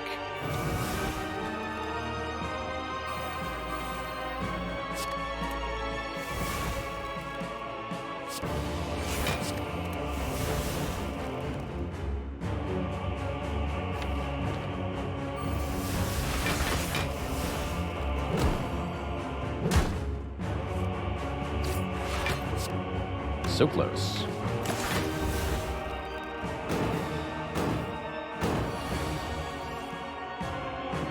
So the play is Reckless Charge, Flash of Steel. Oh, I need the Evolve to be upgraded for that to work, huh? Okay. Okay. Fair enough. Two thump, two thump, two thump, a deep pulsing dread can be felt throughout the room. Is this the heart of the Spire, the source of this weird as heck deck with an amazingly big knife? Pretty cool, actually. Getting Ritual Dagger to be 95 damage means we can probably just instantly, or sorry, just 90 damage, means we can probably instantly kill either Spear or Shield with it. Any upgrade that we want here? I think, well, actually, I could upgrade the Evolve. We just saw how important that upgrade is. Or we can dig for a Relic. I'll dig. What do you got? The Gremlin Horn. All right, it's only going to help in this fight. Not in the heart fight, but it's still kind of cool. We get offered potions. We get offered Orrery. Orrery with Prismatic Shard. That's pretty hard to ignore, actually.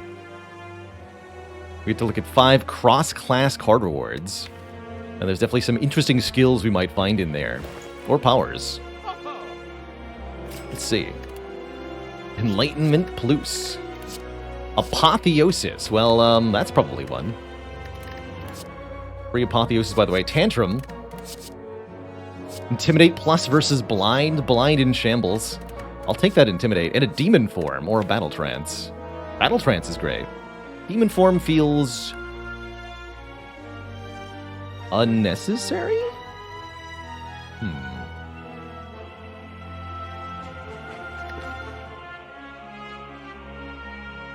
Yeah, I don't think I want the Tantrum. But I will take Battle Trance. Intimidate Plus. Apotheosis. Maybe Headbutt? I don't feel the need for Headbutt. Tantrum to kill with the dagger, but I think the dagger is going to kill anyway. Let's see. Against these nerds, that is. There's the dagger.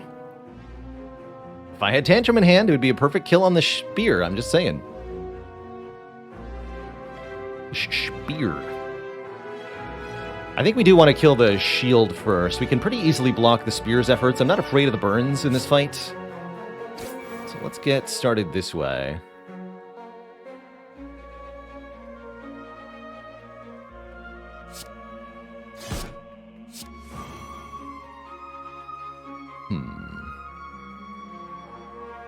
Oh yeah, Carnage Dagger does it, right? That's 110. No, that's not enough.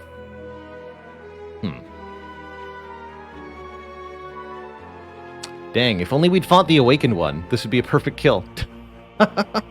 Wait, I have Nunchaku, so we can do nothing. That's not going to help, actually.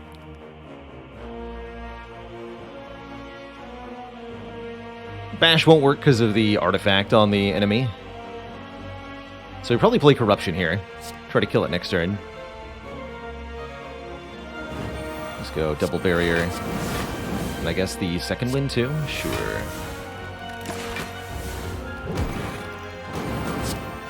Not my focus.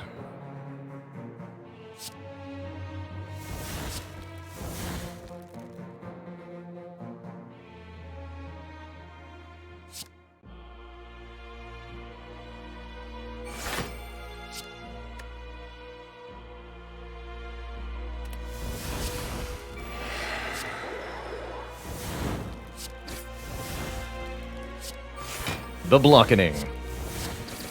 Get him unceasing top. Good work. Pog. Give me my dagger back, or do we go for the full block here? I'm already only taking 8. I want a 100 damage dagger, please. Wow, that almost kills right now, actually. That's pretty hype. Actually, 8 damage with Blood Vial is perfect healing, so even better. Perfect life utilization, I think is what they say.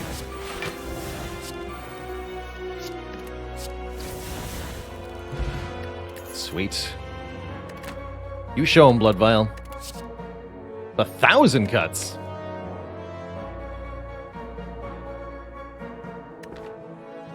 Don't think so. It's kind of funny, though. With Corruption, it's kind of cute. You know what? Let's do it.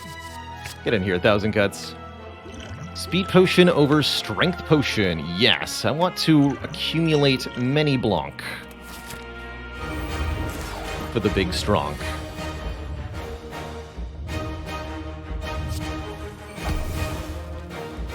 Here's turn 1 Ritual Dagger, and turn 1 Apotheosis.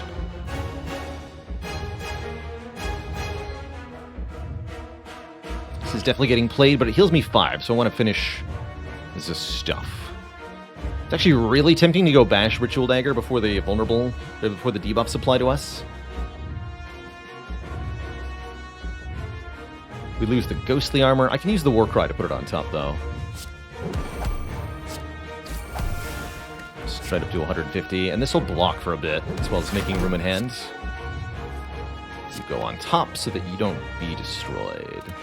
Let me play this. Heal for 5. Okay, that's an acceptable start.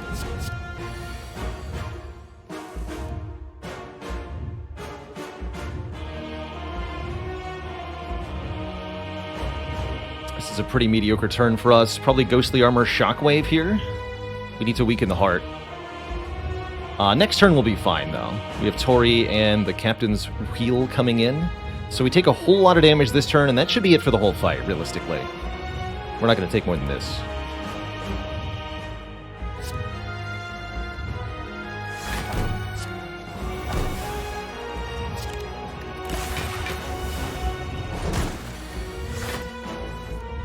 There's Corruption just in time.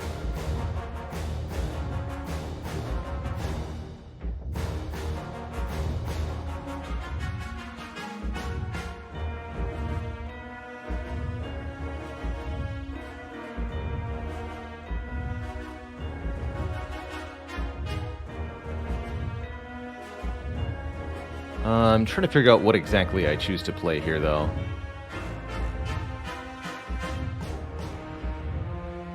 We'd like to get the 1,000 Cuts in play if possible. Definitely want to play the Flame Barrier just for the damage, if nothing else. I think it's going to be Corruption, Sentinel, Apotheosis, 1,000 Cuts, Flame Barrier. Spot Weakness. Slimes. Okay, yeah, just kind of play everything here.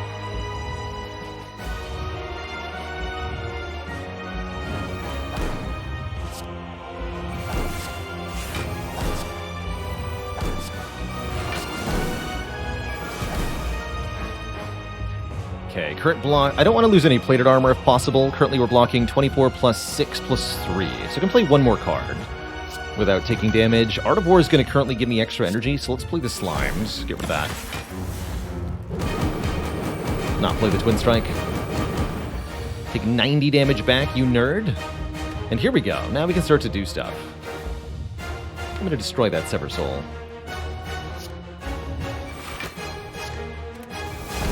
Keep the Weaken going. Hold Disarm in hand for the next turn. Get rid of this burn. Play this burn. Play this too.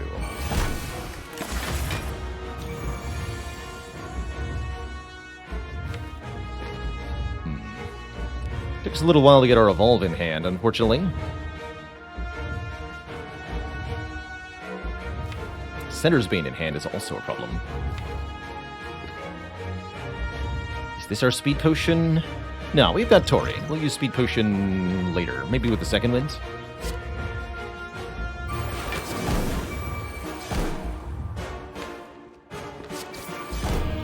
What are we discovering today?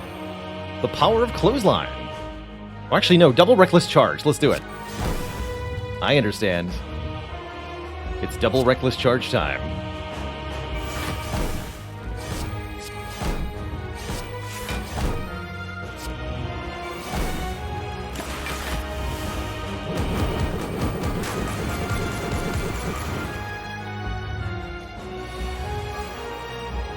That's what chat needs to know.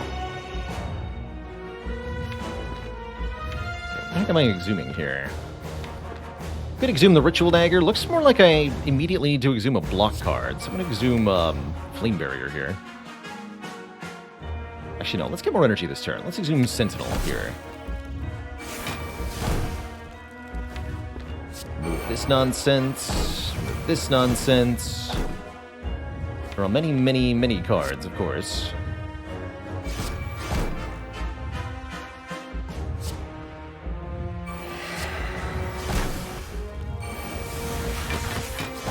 That was supposed to be my Speed Potion. Dang it.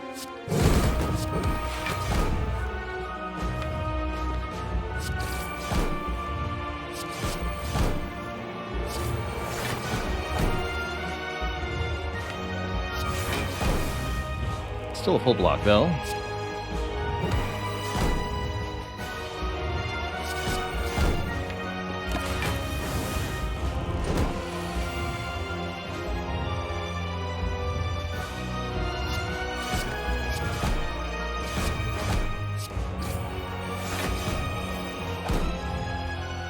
Infinite. The power. Wait, I didn't draw the... Too many dazed. But we still got ink bottle. Also, we're doing plenty of damage here.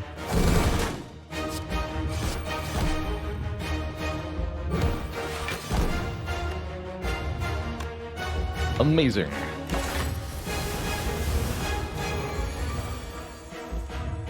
Good work, Reckless Charges.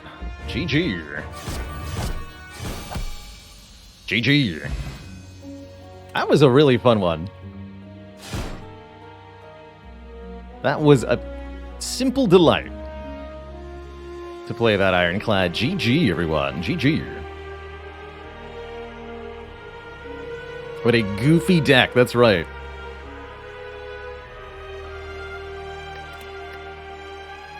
GG.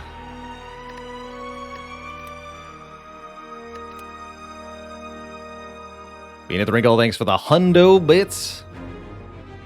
Appreciate the constant stream of support since you've joined the stream. Did you know the Ironclad is a great driver? He drives a Reckless Charger. Yeah, what has it been done? Spire sleeps, but not I. No, I'm just going on break. And then there'll be more. More, I tell you. More Spire. Lots of colorless cards really showing off in this run. Discovery especially did some lovely stuff. Appreciated the free barricade during... Was it like Giant Head or something? We had a free barricade at some point. Anything amazing from the Prism? Not really, no. We took 1,000 cuts, but that wasn't good. It was just fun.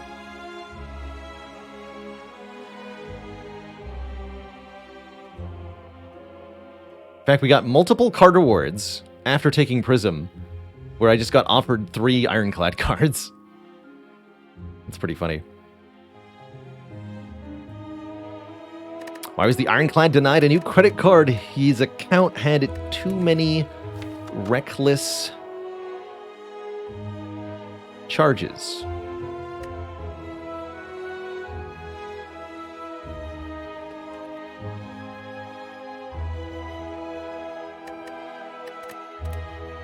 That's good stuff. All right. Actually, we did see a Tantrum, speaking of things that are great. We did see one really, really good card. Tantrum, especially with Runic Pyramid, would have allowed us to go into Wrath at a key moment to kind of decisively end a fight in our favor.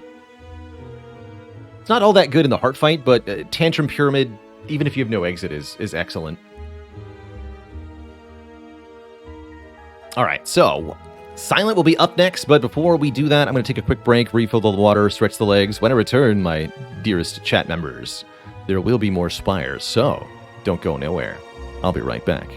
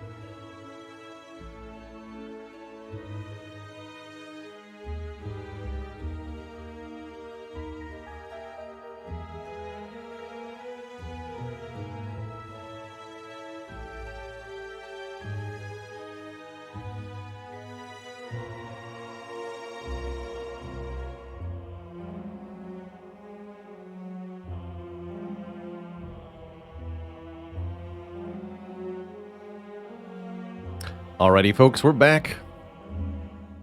Thank you for the patience. How much damage did Tori block? 111. That's a lot of blocking. Certainly more block than we had health. Most of that in Act 1 and Act 4. It's pretty dang good. Oh, and the Book of Stabbing fight, actually, did huge work here. This Book of Stabbing fight was so weird. I don't think I've ever had the Book of Stabbing add so many wounds to a deck. Which do I prefer, Jaws or Worms? I'm a wormy guy, you know? I like my things draconic.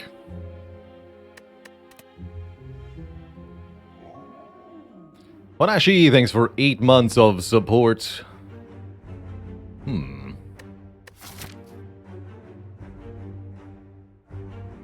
Slim Boss, huh? Slim Boss is pretty challenging for the Silent. Very, very dangerous opponent. Leaning towards a transform here as our start. Turn one of our defends into something else. And then probably avoid this first elite, like skirt around here. Going this way is, of course, just pure suicide. There's no way. There's no way you ever do this, right? This is crazy. This is insane. Don't ever do that. Floor 6 Burning Elite with no reasonable prep for Silent is just nightmarish. Pure nightmarish. What if you get no potions and no damage cards? You're just straight up dead. It can happen to you too.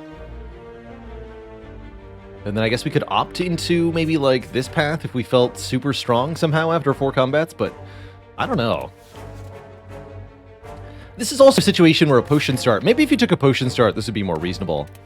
But I've really not had good experiences with this starting bonus. I don't like it very much. I don't really advise boss swap against against slime bosses, Silent.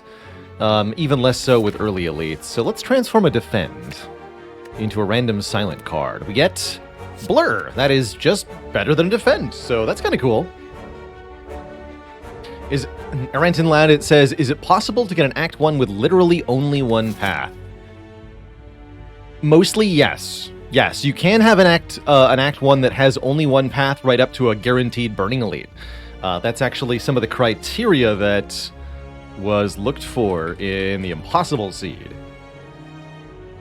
And so there is a losing seed of Slay the Spire that you can play where a Silent on Ascension 20 has to visit Burning Elite on floor 6 because the map only has one path that you can go through there. And that results in an impossible fight. When will I do a poison run? Well, that's entirely up to the Spire to offer me the poison cards. I can set in my mind the intention like, I'm going to pick all of the poison cards I see, but that might only be one card. And then I don't have a poison deck. I have a crappy deck with one poison card in it. In general, I encourage you to step away from the idea of like trying to think ahead of time what you want your deck to be, what you're trying to build towards, and more open your mind to the possibility of what each individual card that you're offered can add to you. You really don't have the luxury in Slay the Spire of building towards some sort of future ideal. You have to build with what you have in the here and the now. And I want this louse to die, so striking you. Look at Blur, retaining me 1 whole point of block. Good job, Blur. Wishful thinking, yeah. Indeed. So, do we get offered a poison card? My favorite poison card against Slime Boss would be Noxious Fumes. We do get offered a deadly poison. However, I think poison is, at least non-Noxious Fumes poison, is pretty bad against the Slime Boss, who will clear poison when splitting in 2. Big damage and card draw, though. Predator is an excellent, excellent card for Act 1. Great for taking on early elites. And pretty good against the Slime Boss, too, to help us draw through the slime in that fight. So I'll take a Predator here.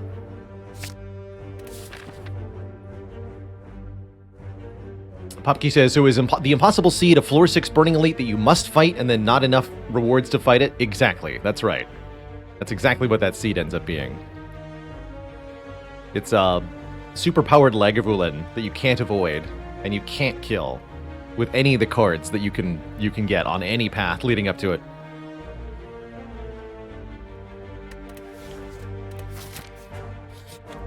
And it only took looking through billions of seeds to find it. It's a very, very rare occurrence. If it feels like it's happened to you, it probably hasn't.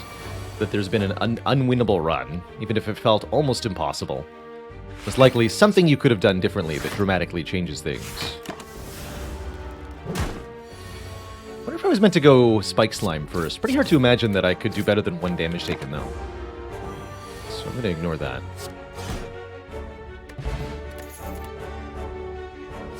Probably should take an area damage card if we're going to fight Slime Boss later.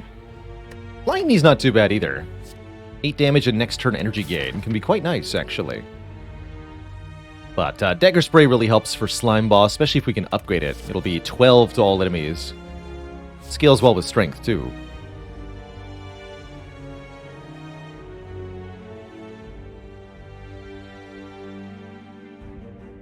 Crisp says, has only 1 impossible seed been found?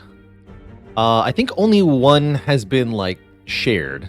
But Ubla in the impossible seed breakdown mentions that the search criteria turned up several other candidates that are likely similar. So maybe a handful of unwinnable seeds.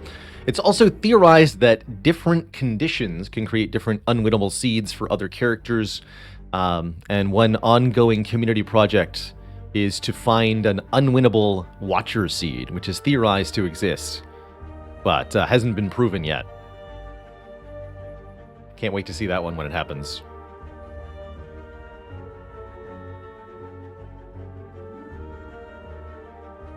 The seed doesn't include the whale experience. The seed does include the whale experience, girl with a fat beard. Yes, the 4 choices you get at the beginning of the run from Niao are locked in within the seed.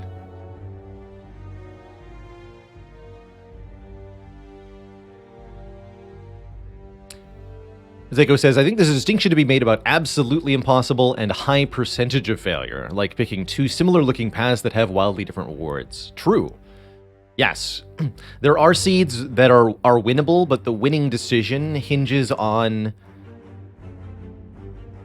information you're unable to have. Like knowing what card rewards you'll get going one way versus the other, or what potions are going to drop in the future or something.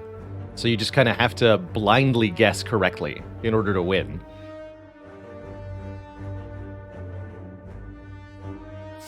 I will take a Dagger Spray. I don't love that card, but I do like it. It's good for the Act 1 hard pool, too.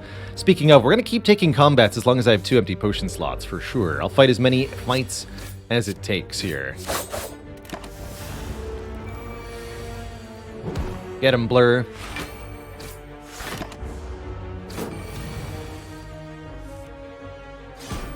Get him again, Blur. Good work. Alright, perfect fight. That's good. Get a potion, although it's kind of a crap potion, and there's the poison card we wanted to see. Noxious Fumes. 2 poison per turn to all enemies is such a good card against Slime Boss. I'm definitely going to tango for that one.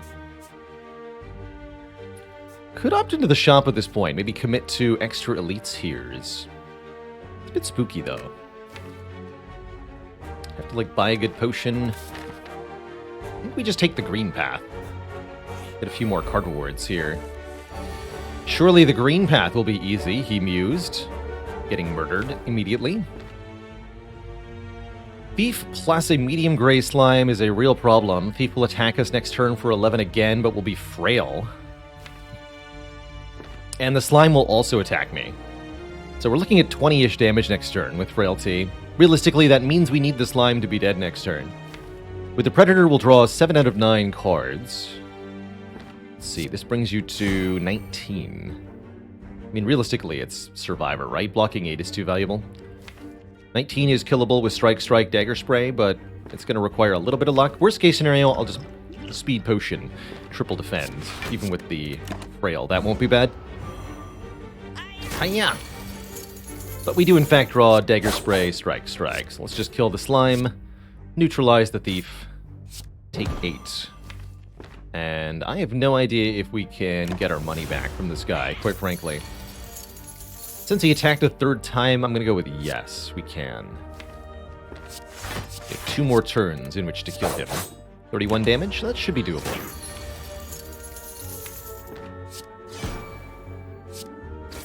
Yeah, we can do that. Cool. That was not too bad, all things considered. That could have gone a lot worse. We get our money back, we get another potion. And I actually do like Skewer quite a lot in the early game.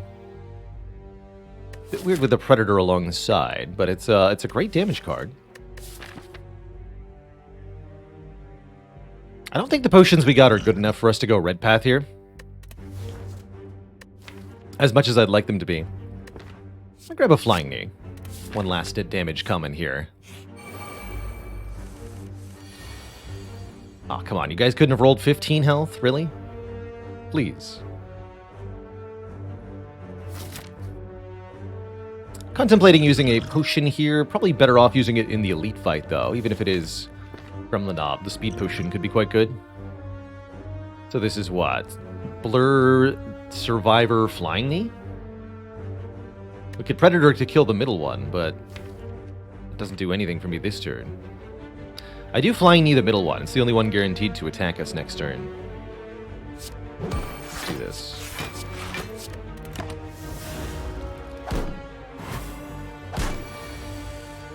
Yeah.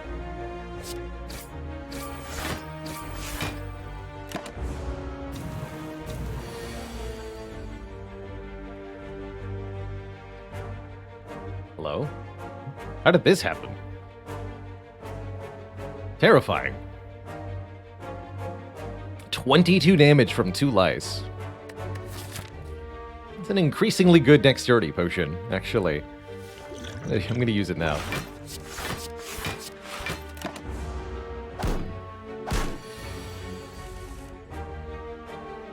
Helps on this turn, too. Cool. Okay. Could have maybe saved one more if I'd used that on turn 1, but I'm pretty happy with how that went.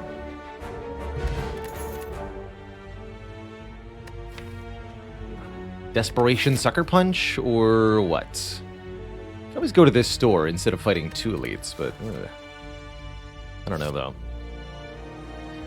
I think the Speed Potion has more utility to be used in the upcoming elite fights. We can reasonably get 10 health, maybe 15, and out of this potion. Actually, pretty hard to get 15. With Blur, I guess we could. We are fighting Slime Boss. I'm going to take a Deflect here, actually. 0 cost block goes really well with this potion, but also with the Predator and with the Blur. Although I'm a bit worried about our matchup against the Gremlinob Elite. We should probably upgrade our Dagger Spray here. It's going to be the most broadly useful upgrade, although Noxious Fumes could help a lot as well. Although, again, that's mostly for the non-Gremlinob elites. That additional poison per turn.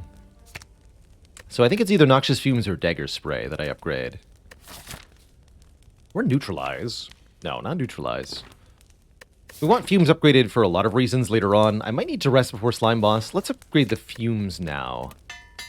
And let's hope to hack this event has something good for us. Ah, yes. Remove, transform, or upgrade. We can get a second upgrade here, and that'll dramatically improve our odds in these elite fights if we do, in fact, choose to go for 2. And I think we should choose to go for 2. Let's upgrade now the Dagger Spray. Then with both the Spray and the Fumes upgraded, we should be in reasonable shape for these elite fights. If we die to this, well then, heck it. Alright, we do get turn 1 Fumes against the Gremlinob. It's gonna have to help. Do I play Flying Knee, Strike, or Predator? Looks like I want to play the Predator. Roll into the damage. Let me cycle back around here. This is definitely not a great matchup for us. We'll almost assuredly have to take one chunky hit from the Gremlinob. Might mean using our Speed Potion to block next turn. Well, let's see what the draw is fully here. 2 strikes, defend, Dagger Spray. So we definitely play that. We're left with a 23 health Gremlinob. Our guaranteed damage is what? Our worst damage draw is actually nothing. We could draw 0 0 damage next turn. So that stands to reason then we should probably do as much damage as possible this turn to maximize our chance of killing next turn. We could use the speed potion, play 2 defends, but the Gremlin Knob gets quite a bit angrier if we do that. So I think we'll just strike 2 times. And we're going to not have a whole lot of health for that second elite fight. That is spooky. Good luck to us.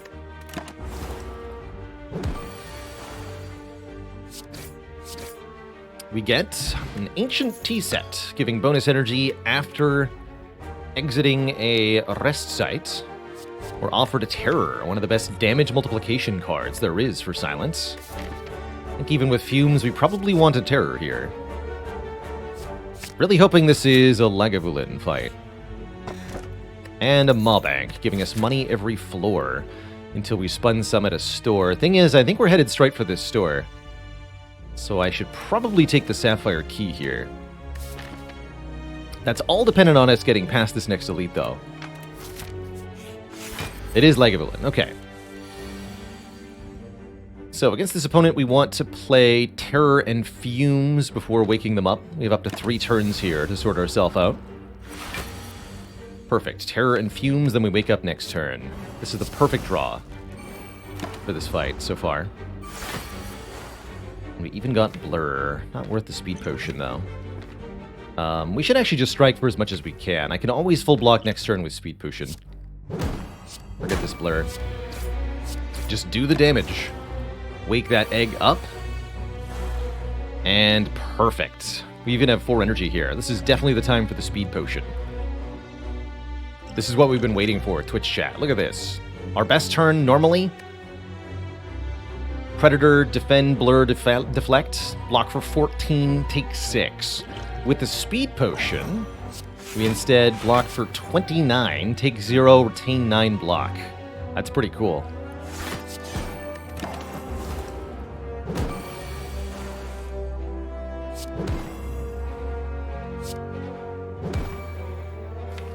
Drawing a full hand of damage, that means we can probably block for this 1 damage here.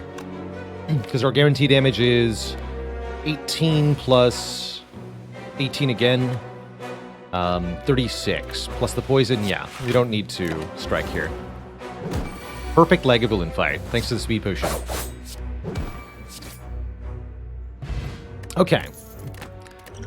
We get a relic that really doesn't do anything yet. Potion belts, more potion slots, but with no potions. Yeah. That said, that gives us all the more reason to head to the store here, where we can purchase some potions to fill out the potion slots we have.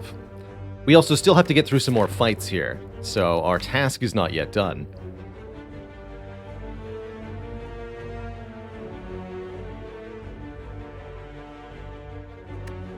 I don't think I want a second Dagger Spray. No, I don't think that's very good. I'm wondering if I take Deadly Poison.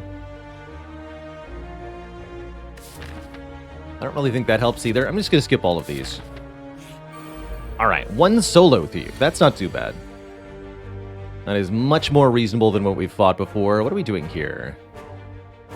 Probably want to play Predator, but Fumes and or Terror also look pretty good.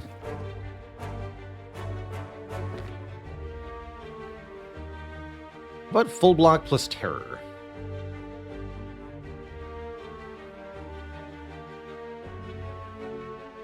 No, I should play Fumes. I'm going to do that. Take 2?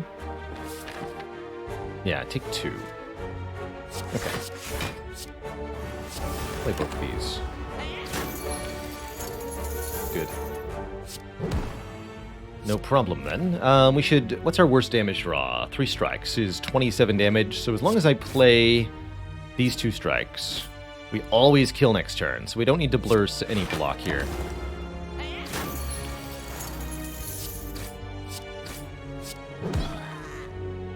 Always a good idea to check the draw pile. If you've got less than 10 cards in your draw pile, you can usually infer some pretty cool stuff about your future turn here. Since we already have a Terror, I'm taking a Phantasmal Killer. Next turn, your attacks are double damage. Times 2 times 1.5 equals times 3. And then it's like we're playing a Watcher run. With a Snecko Skull. Interesting.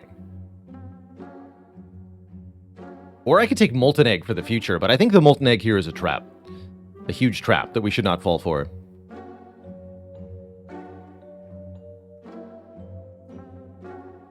I think what I'm going to do is buy the Snecko Skull and 2 potions. Can I afford Snecko Skull, Attack Potion, Liquid Memories? No, right?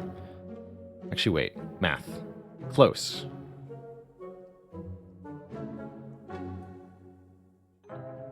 $85, 302. No, we're 10 gold short. So I can do Attack Potion, Skill Potion, but not Attack Potion, Liquid Memories.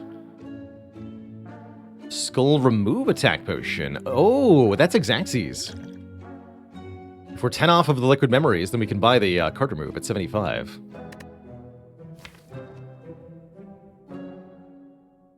The main draw of the Snecko Skull here is that it improves the Noxious Fumes to 4 per turn, and that's actually really, really important for getting through this fight intact. That's also what the Attack Potion helps make happen. Attack Potion with the Phantasmal Killers is going to be ridiculous. So yeah, it's either Skill Potion or Remove a Card. Remove a Card's pretty tempting. Down 1 strike. I really like that for later. We've already invested pretty well in getting past Slime Boss. Okay, let's do that. Those stinky strikes, man. Getting all the +1 encounters in this run. This is a little tough, but not impossible here. Definitely an interesting turn 1. Next turn, the fungus is going to attack us for 11, and the little slime will also attack us. Almost assuredly need to play Predator. Probably want to go Terror Predator then. Just do huge damage to the Acid Slime, make it easy to kill next turn. And then we can block, hopefully, as well. Yeah, that'd be my play. Terror Predator.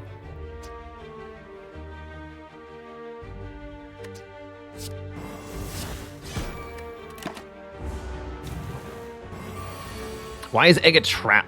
Because it doesn't actually improve the deck. It's going to offer us upgrades in future rewards, but we need upgrades in now. We need to be better in this fight. We need to be better in the Slime Boss fight. And the Molten Egg is not a guarantee of that. Especially at the cost of so much resource. Buying a relic that has no immediate effect, like spending a lot of money on an egg relic, or even worse, the Guria or Shovel, can really bite you in the butt very quickly.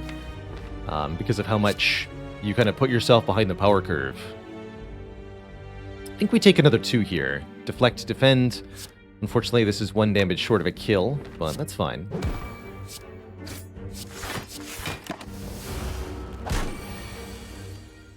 And then tell me this kills you. Oh, no, it's 27 damage.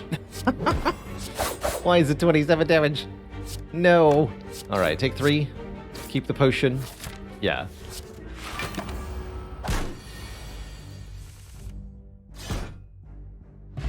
Smoke Bomb. Ooh, well-laid plans is good, though. Well-laid plans is going to make Phantasmal Killer so much more effective. At minimum. So I am allowed to safely just take another combat. There's really no risk here.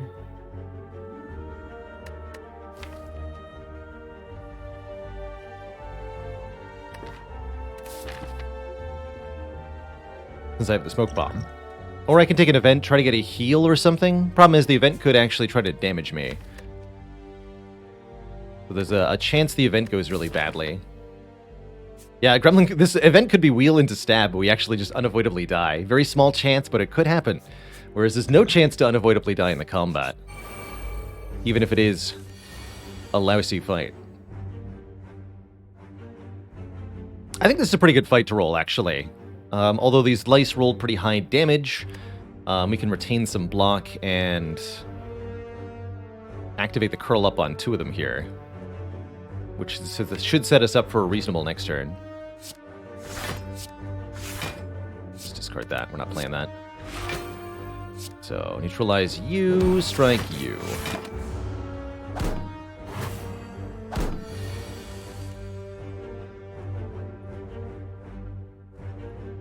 Dagger Spray kills the back one. Defend, defend means we take 2 more. Go to 5. I would like to win this fight. I really would.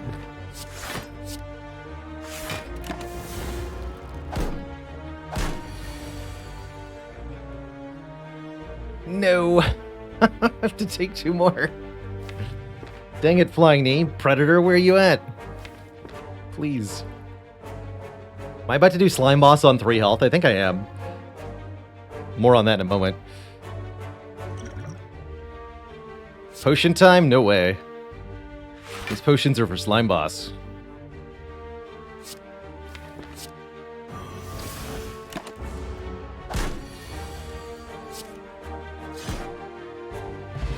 Fruit juice! Okay, we get a bit more max health if we need it.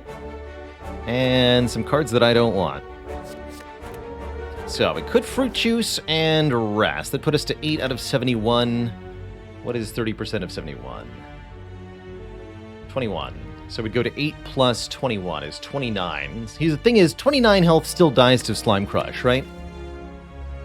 So even if I rest, if we don't do enough damage by turn 3, Slime Boss kills us. Dead. With the wrong draw. So I think what we want to do is upgrade our ability to kill Slime Boss. And for me, that means either upgrading the Predator for plus 5 damage, or probably for the long term, upgrading Phantasmal Killer to be 0 cost. And our goal is to use the double attack potions alongside our damage multiplication to get through the Slime Boss fight intact. If Well-Laid Plans helps with this, if we can do Terror, then Phantasmal Killer, and then just play the attack potions, we should be able to win Slime Boss with no danger. That's my hope anyway. So that's what I'm going to do here. We got extra energy turn 1 as well. I'm going to upgrade Phantasmal Killer to be 0 cost.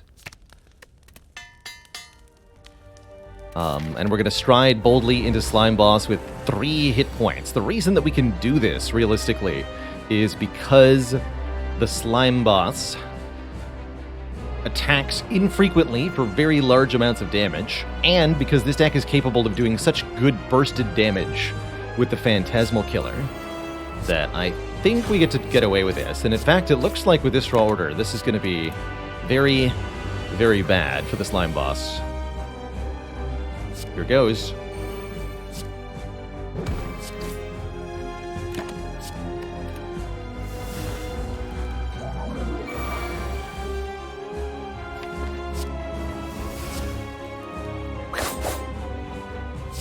Nine damage neutralize, and 45 damage all out attack? No, 30 damage all out attack. Excuse me. Do we also use the other attack potion? Yeah, we're at 3 health, right?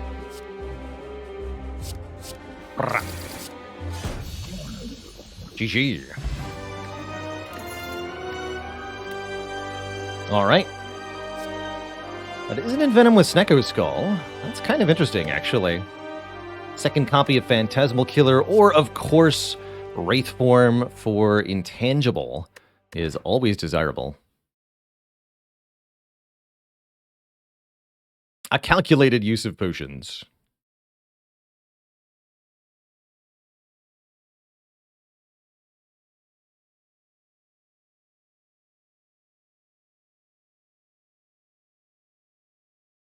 Yeah, my heart says Envenom, but my brain says Wraith Form here. I don't even really have the energy to play the Envenom, he says, clicking the 3-cost card. I mean, given that we already have Well-Laid Plans, Wraith Form goes up in value so much. Maybe we'll see another Envenom later, or one right now if we transform with Pandora's Box and get 8 new cards. I'm also very happy with Coffee Dripper on Silent as a general rule. No more resting is a little discouraging, but with Silent's low max health, she doesn't want to rest anyway. And she is very good at the art of danger avoidance. That extra draw on turn 1 goes a long way to make resting less frequently required. But it is sure tempting to click on another Pandora's Box here.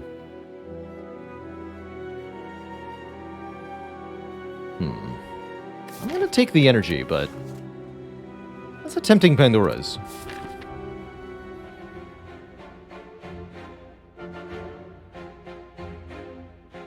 Spooky looking act here. At the end, we have to face Collector, a very, very difficult opponent for this character, for this deck as well. I think we want to probably limit our exposure to elite combats. Taking too many of them risks our health, although we do have a smoke bomb to escape with our life if necessary from a difficult combat. Thinking something along this line. We'll take 1, maybe 2 elites if we feel capable. See how we do in the first few fights. We'll get a couple of events, which will help a bit. We don't get the ancient T set for these elite fights, unfortunately. That's okay, though. Drunkakama says, how do you know how much you'll heal after the boss fight? It's based on your missing health. You heal 75% of the health that you're missing when you move to the next act. So if you're missing 4 health, you'll heal for 3 of them and have only 1 health gone. When you arrive at the next act, if you're missing all of your health, then you'll heal for 3/4 of it and have most of your health at the start of the next act. Or the birds will kill you, and you'll have nothing.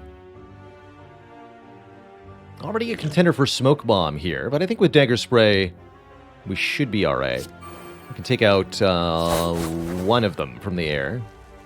Block and take 7. Not particularly good, is it? And yet it'll have to do. Not being able to play Predator hurts a bit, too. Of course. Definitely regretting having all these strikes to defend, that's for sure.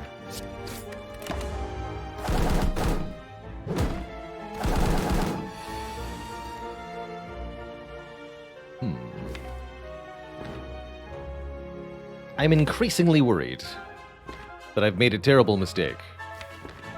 Next turn looks like I might have to Smoke Bomb out of here. This would do 9, goes to 4.5. Even if I play Terror, I won't die. I can just full block, right? Okay, so we should neutralize you so that Strike kills you next turn, Terror you.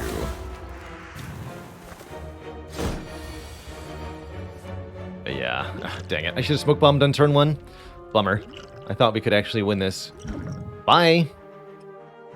This run is looking worse than I thought. Oh, actually. Better than I thought. Haha! If only the Molten Egg, though. Navigating an unlit street, you come across several hooded figures in the midst of some dark ritual.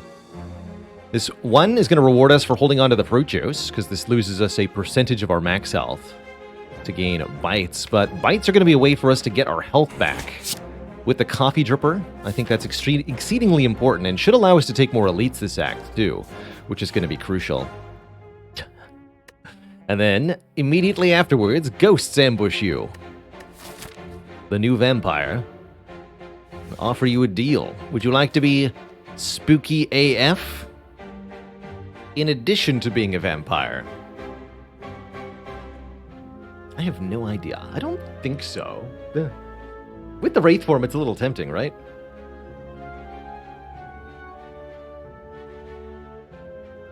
Yeah, Halloween's over. Get out of here. Get out of here. How often do I pick both bites and apparitions? I'm struggling to think of a time where I've done that. Let's give it a go. Let's see what happens here. I mean, we can go back up to 28 max health thanks to this fruit juice. Is there a reason to still wait on it? Yeah, bites are a 10% heal. I actually rather like it because we have lots of intangibility and the ability to heal up any chip damage we would take. So I think it might actually be pretty good together. You know?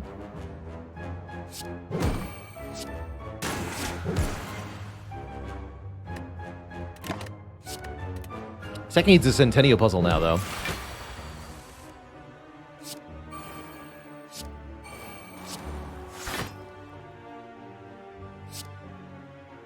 Nom, nom.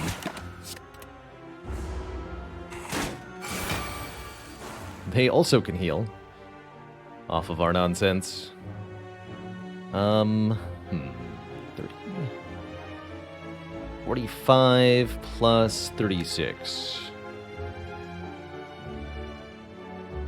It's only 81.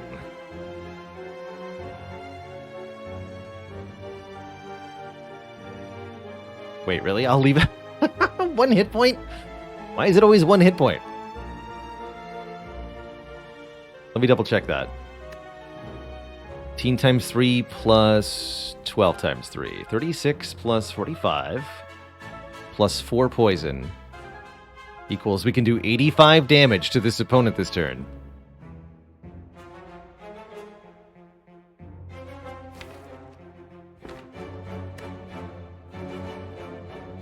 Very well.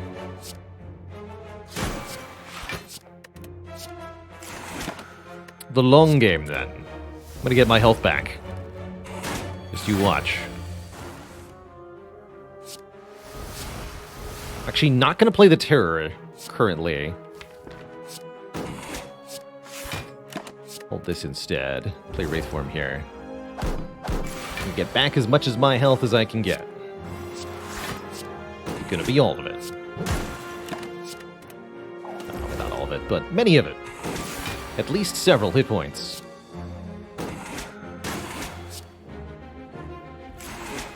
Yeah, basically full health, you know?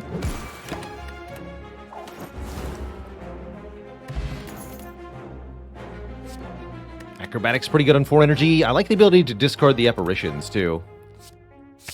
Let's take that. Draw and discard. So, for example, here I can use Survivor to discard Apparition if I don't want to lose it, but I do want to lose it. Let's retain all the blocks, since we might get attacked by both of them next turn. Just the Cleric lady. Cute.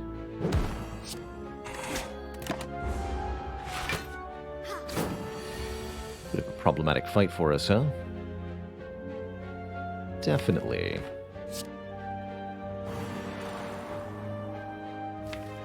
Yeah.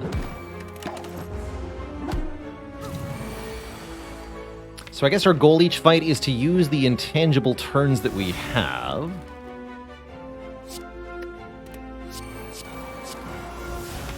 To set up super powerful attacks with the Phantasmal Killer and the Terror.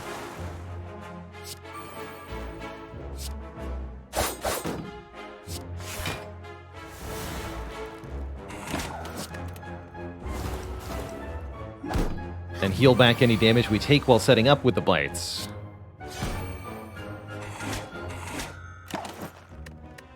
Guess I'll retain that.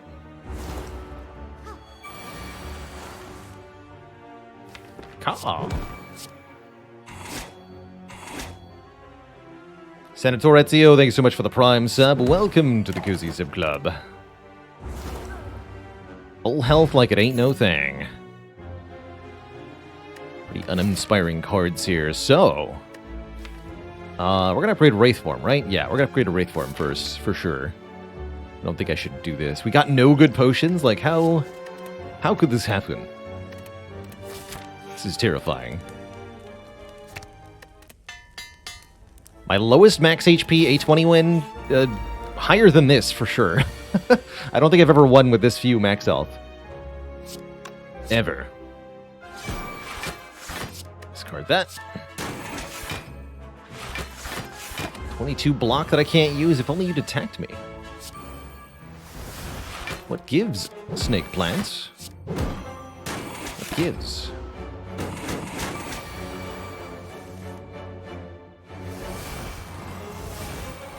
Hold on to that, I guess. But we have double damage this turn. We do.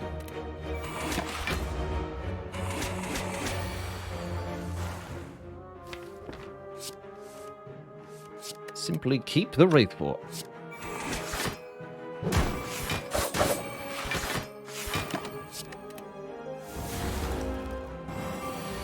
But the deck is admittedly performing very well. Like, basically, no health loss to Snake Plants. I'm curious to see how this Elite goes, though. A Distilled Chaos will help a lot. Do we want an upgraded Bane? Actually, that does an absolute ton of damage once the fumes are down. This is 20 base for a 1 energy card. That's fantastic. Get in here. All right, first elite is Gremlin Leader. This could go very well or very poorly. My vote is very well, based on this opening hand. I'm pretty happy with this. I don't feel the need to distill chaos. What we want to do is kill the fat gremlin, neutralize the leader here, and then take some damage that we can just heal back with the bites. No problem. Let's kill you. And start working on the wizard. Or I could block 5. Let's block 5.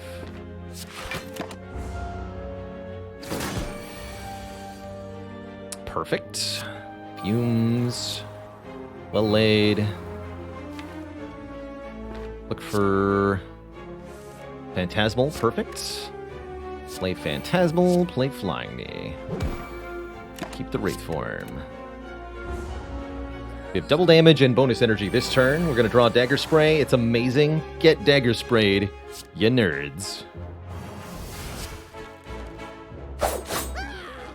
Bye. I'll play those both just in case we get attacked on this turn. Also lets me play Wraith form on this turn if I've got nothing better to do, and I don't. So that we stack 5 intangible. Once we draw through the deck the first time, like the first time through, you can see that we struggle to kind of get damage cards into our hand. But after the first time, all of the apparitions are gone. The Terror is gone, the Ascender's Bane is gone, and all the powers are gone. So we have a much better ratio of attacks and draws. And we can get a lot more done. Yeah.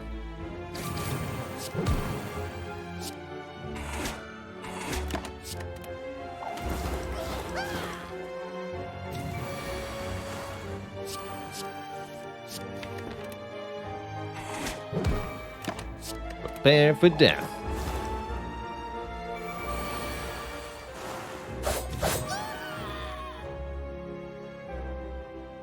Okay. No resources used, no health lost. Secondary smoke bomb acquired. And we're offered a poison stab, a reflex, and a bane, none of which are particularly good. We have 1 acrobatics with which to discard reflex. That's not going to cut it.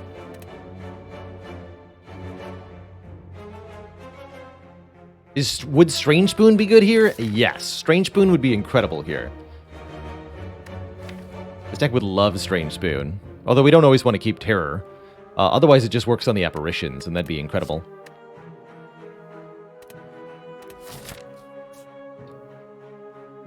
And I am going to go through that Elite node, so yeah. Bag of Prep, more card draw turn 1. I've got a 9 card opening hand with Ancient Tea Set. That's pretty spicy. Cool, let's keep going this way. I would like 2 upgrades.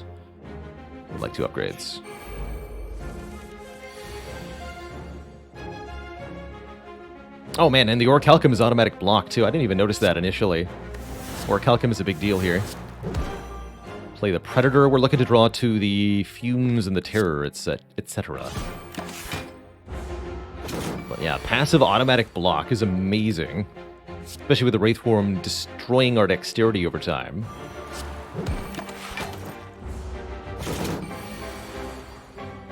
Woof. Okay, just hold on to the Phantasmal for the moment. Still 3 intangible. We'll be fine. It's getting bigger and angrier, you know?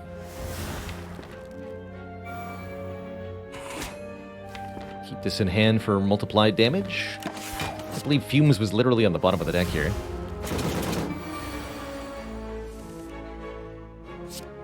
Chonk.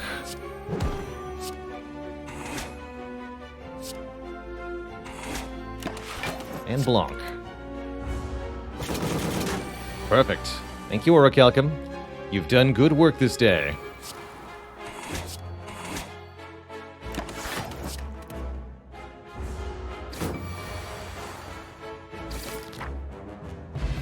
Mercury Hourglass. Passive damage to all enemies. That'll really help with the Collector fight. Could take a Footwork to help us scale the block upward. Could be useful later, but I'm tepid towards it at the moment.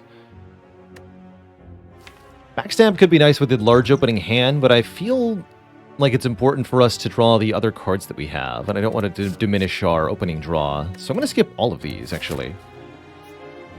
Feels a bit weird to do that. But I think that might be correct. This hand is a hot mess. I think I'm just going to play Triple Apparition. Guaranteed block that first nasty attack from Chosen.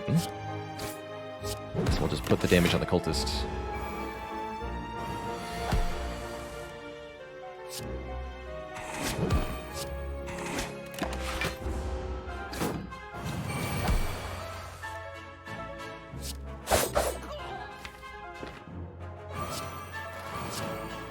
Keep the killer. Alright, what happens from here I'm not sure about. This could end up needing to be a smoke bomb. Looks like we're okay.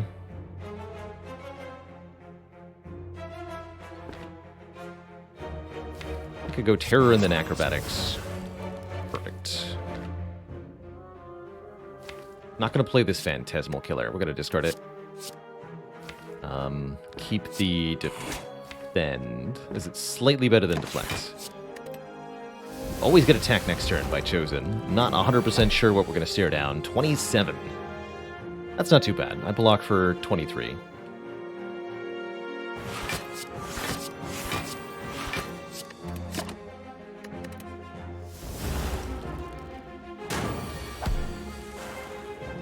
Okay, looking a bit worse for us. Still fine with the way this is going, though. I do want to win this fight. Take 12 or take 8? And add 2 more days. I'm going to take the 12.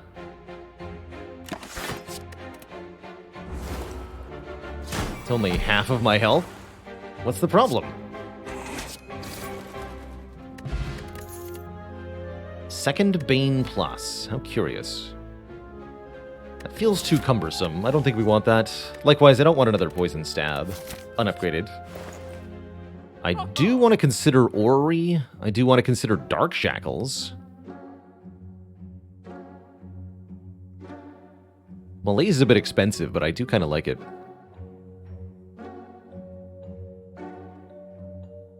Why still hold on to the juice? We could still find a Sacred Bark to double it. We could find a Toy Ornithopter to make it another heal 5. And if I ever need the 5 health, I can drink it at any time. So we'll probably continue to hold it as long as I haven't found something else. Are we in a remove defends sort of situation? Sure looks like we are, now that we have Orichalcum.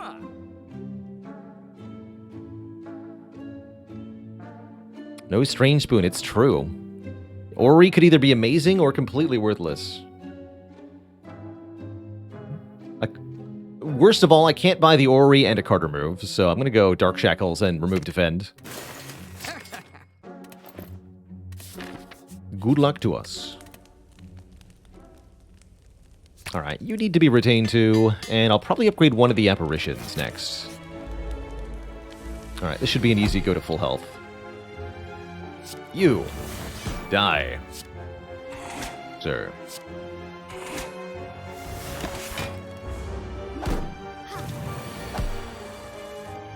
Just look at that health bar go up. The beef.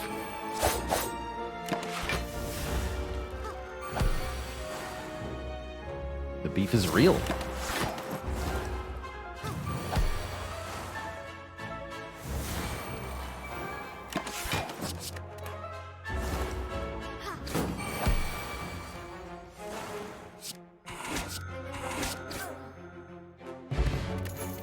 There's that Swift Potion I wanted, and an Alchemize with a Potion Belt, you better believe it. Alchemize allows us to obtain a random potion. And I might actually want to make that my upgrade. Nah, we have excess energy a lot of the time. Let's upgrade one of these apparitions for retaining purposes. But I really, really like that Alchemize. Very, very happy with that. That probably means we'll drink the fruit juice now. And I guess I'm just gonna play stuff. Do I dare just play Wraith Form now? I think that's foolish, right? Let's see what's in the potion. Colorless potion. Okay, I'll use that. What do you got? Aha! I was hoping. Upgrade all your cards, which means our apparitions will not exhaust, and I need not play a single one. Perfect. With luck, that's the only potion I need to use.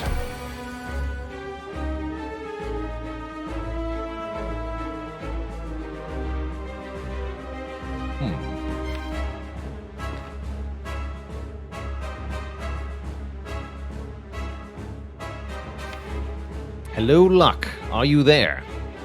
No, we're fine. We'll also use the Swift Potion here. Get a bit of a better situation for ourselves.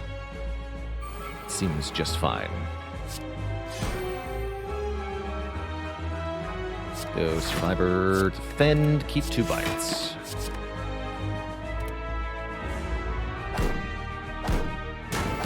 Sure, we lose half our health, but what's a little half of our health between friends, you know?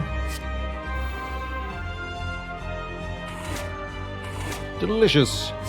You're not attacking me next turn, but you will be.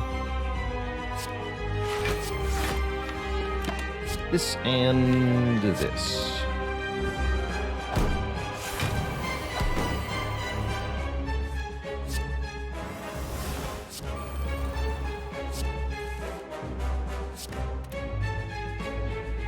Oh my. I get to retain the important stuff.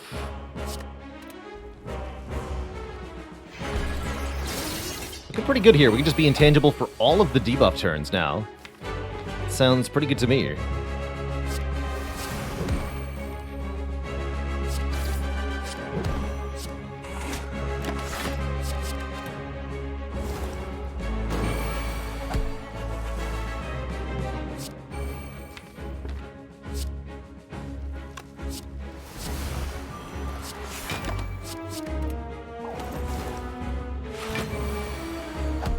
Caw.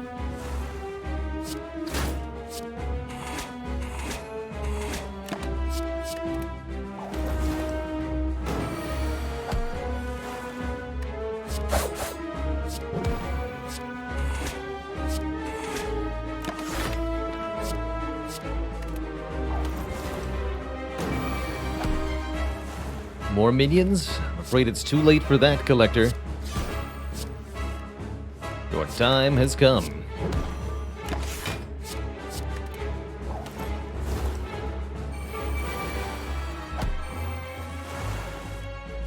Nom.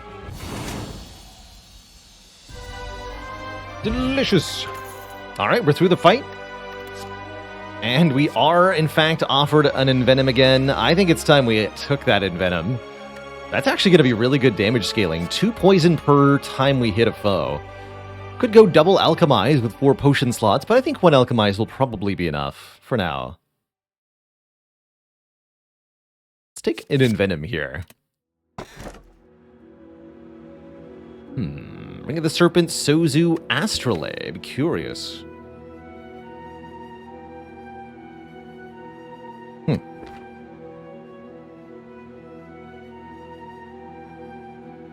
Sozu. You know, it's not often that I like the Ring of the Serpent that much, but this is certainly a deck where that's the case. So, here's why. Ring of the Serpent replaces our 2 draw on turn 1 with 1 draw every single turn. That weakens our turn 1, but makes every other turn better. It's the same total number of cards drawn by turn 2, and only on turn 3 and subsequent do we actually have a card advantage at that point. So, Ring of the Serpent's going to be pretty good in any fight that lasts longer than 3 turns. But here's the thing, our deck can make 6 free turns with 6 intangibles, so we can guaranteed make any fight last for quite a long time. We also have extra draw on turn 1 already, so going from 9 cards to 8 is not so bad. The other option would be, yeah, we could transform 3 defend cards. Those are pretty unlikely to be useful. So we could get 3 new cards. Problem is we're not guaranteed to have any usefulness out of the 3 new cards. What if we just drew past those defends by having higher base draw? Ring of the Snake, Bites, and Apparitions. What a very strange silent run this is. I'm so curious to see if we can take it all the way to the end here. Looks like we've got no choice but to go this way. Not too bad overall. We'll evaluate after the fire how we're doing, I guess. And we can always make new potions. Dupe Pot, very good. We'd like to keep this to the heart. Dupe Pot Wraith form, exceedingly strong. Just be a Wraith. Just remember, we're drawing 6 cards per turn now. That's powerful. Envenom Bane, it's a thing. Look it up. Kid.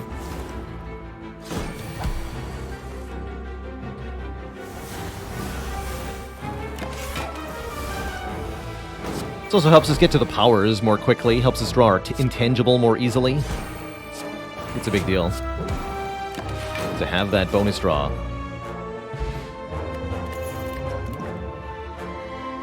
Setup? No. Almost, though.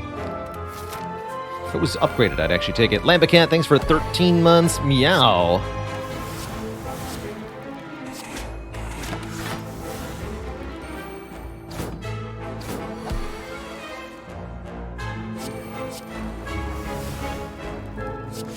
Dagger Spray, the Spikers.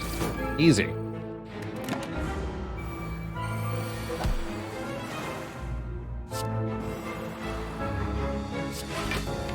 Get him, Hourglass. Alright, where's my Alchemize? There it is.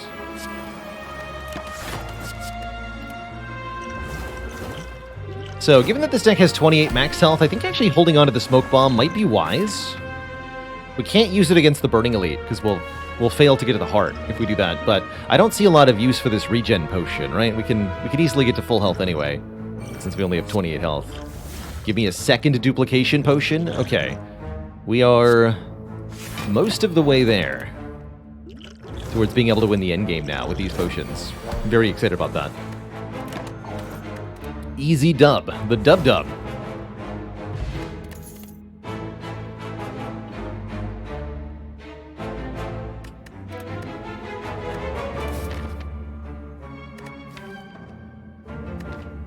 In the words of a world-famous musician, Wubba Lubba, dub, dub. Whispering voices in the back of your head. Lose 1 max? I've never seen it be lose 1.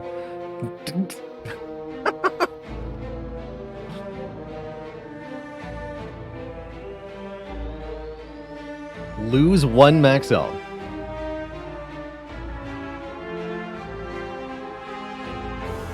Or heal 6 for the curse. That's amazing. That's amazing. Yeah, I'll lose 1 max health. Feeling drained from the experience. Real bummer there.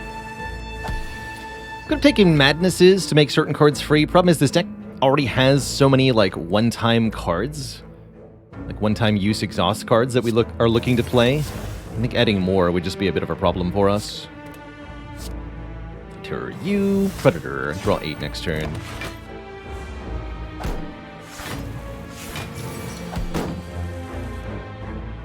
That looks good. Alright, now I'm going to drop the Smoke Bomb. Get out of here. Go Alchemize and Venom.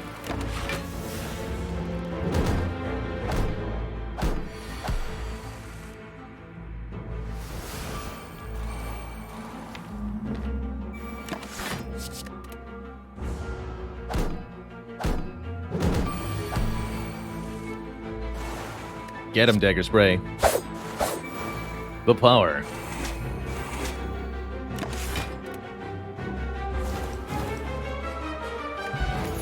Your pot's pretty good. Backflap, or Acrobatics, or Piercing Wail. I took the Dark Shackles. Let's grab another Acrobatics. Oh, actually, maybe Backflap.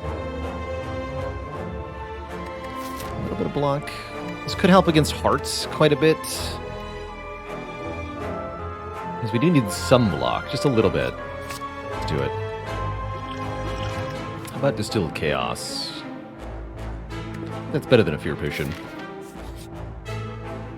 Upgrade a card.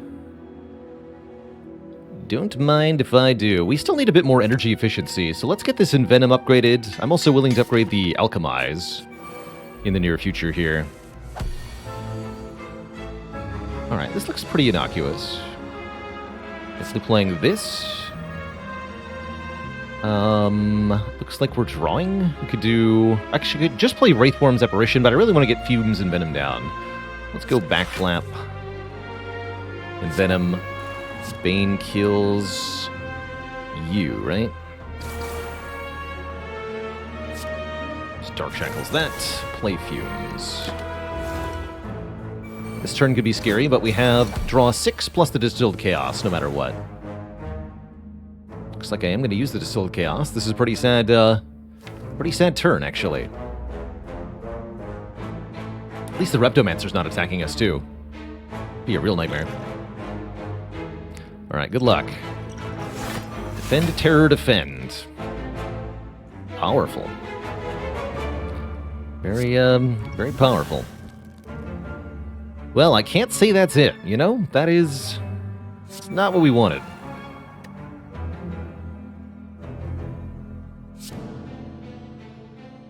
Oh, Phantasmal, actually, though. We can bite this fool. Didn't realize we had Phantasmal. I forgot about that. Chomp. Alright, no problem.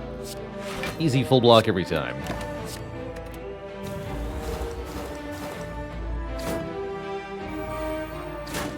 Now we need to draw Intangible, though. Oh dear. Oh no. Uh-oh. Help! Panic! Send reinforcements! Actually, this seems to be going okay. Sure, I'll lose almost all my health, but it's only almost all my health. I can always build it back up. From scratch.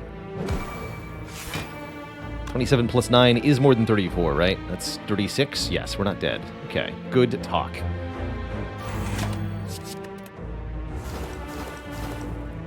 Ow. Dear Reptomancer. Please don't do that. Sincerely, Bela Lord.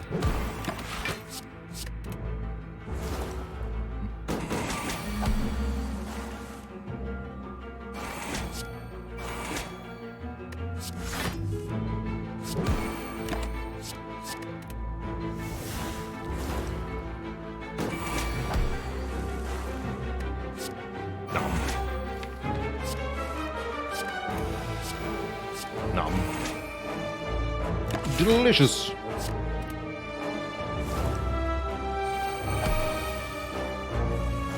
Oh, perfect. Nom, nom, delicious. Hey, it's like we never really took that much damage in the first place. Huzzah. How did I come up with the username? It comes from the Baylor Demon of Dungeons & Dragons, an extraplanar creature that wields kind of like a Balrog. Has a flaming whip and a lightning sword. My teenage self thought they were very cool, and I chose the username, which I've been using now for 20 years. Bye, Magic Fish. Thanks for 2 months of support. As long as I've got more HP than the number of months you've been a sub, I've got this. Heck yeah. So as long as we have more than 2. The Mind Goblin. I haven't heard of that one, Double D. I'll have to take a look at the workshop. And yes, the name Baylor is a name from Irish mythology. Like many things Dungeons & Dragons, it has been shamelessly pillaged.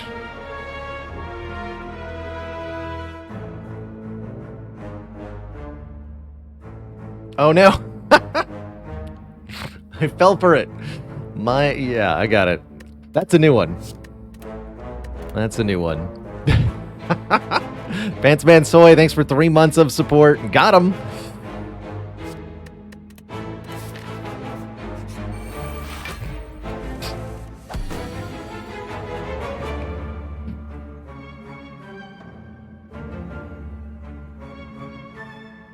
Yes, actually, the very first edition of Dungeons and Dragons used some terms that Tolkien was like, those are mine, actually. So you can't call them hobbits; they have to be halflings.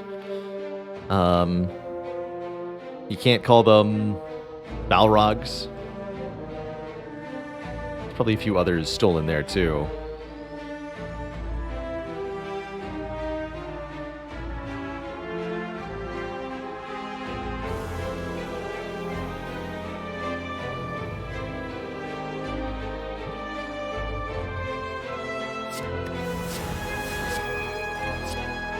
No. Balrog. Game I used to play had to change beholders to bone lords. Yeah, Dungeons and Dragons itself now has a variety of official monsters, TM, that belong specifically to D&D. So you're not allowed to use them in other works. The beholders, the mind flayers, I think the Umber Hulk, the Carrion Crawler, definitely the Carrion Crawler, and several others too. The Tarisk. These are all things that we can't just use without permission because they're copyrighted by the same franchise that ceaselessly pillaged from other franchises initially. Funny how the world goes around. I forgot to do the part where I don't take damage to this though. I see.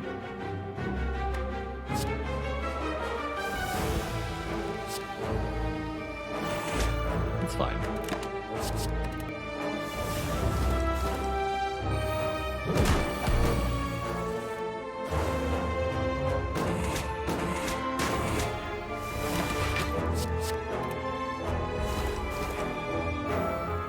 My beverage today is a San Pellegrino, pomegranate, and black currant.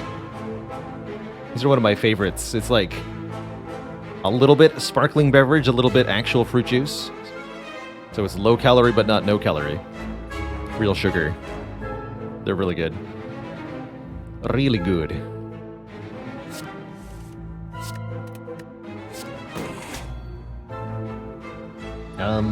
You're dead. Just hold the Wraith form. I think we can get one more bite out of this fight.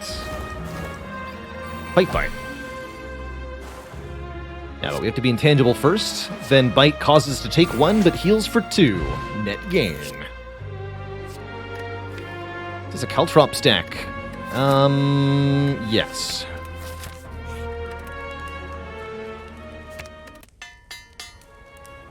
That's going to help us kill the Act 3 bosses in the heart, specifically. And I think we saved the last shot for the final act. Let's get 2 more elites in here. We already braved Reptomancer in 1. We can do it again. Dang it, Caltrops. Oh well, if we take any more Wraith forms, we'll be set here.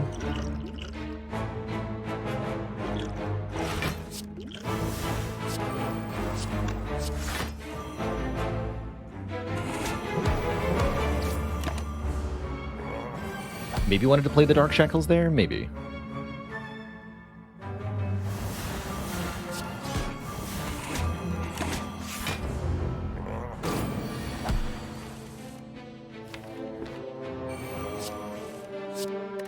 Schemes, Predator. Keep.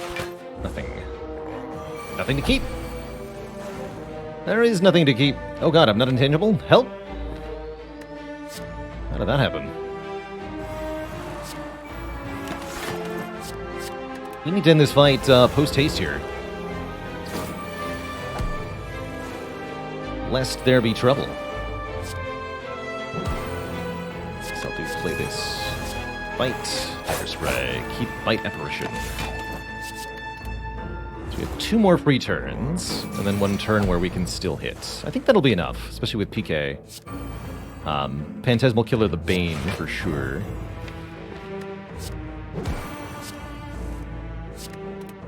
Or I could play the Bane, try to redraw into it, but I don't think I'm going to do that.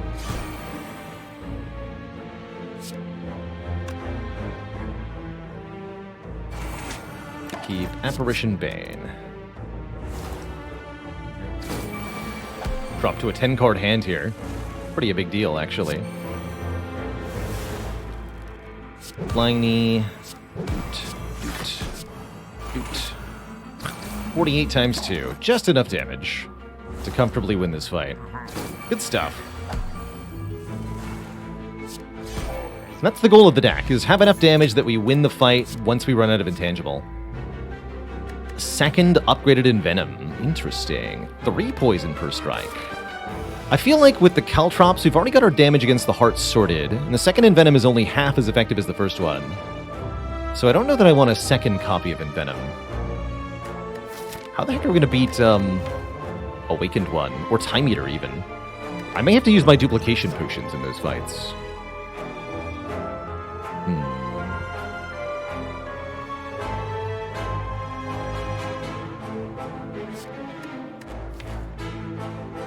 Chat deeply wants to believe that I want it.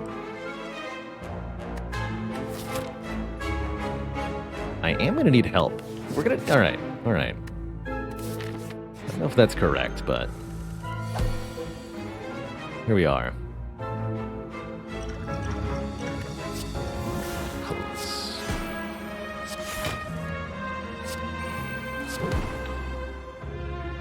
Keep.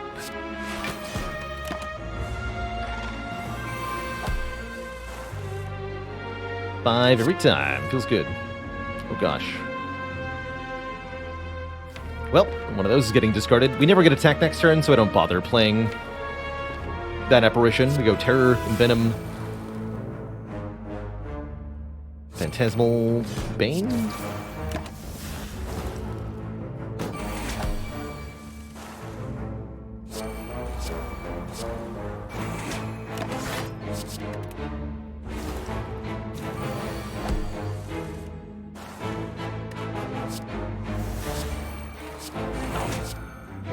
We actually would like, now that I have double Envenom especially, we'd like another way to hit maybe 1 or 2 more times. Flechettes. I would even consider Riddle with Holes at this point, just because of how much poison that would actually be. Better than a Bouncing Flask, right? And look how much poison we're able to stack, actually. 40 already on this enemy. It's only turn 5 there. Ah.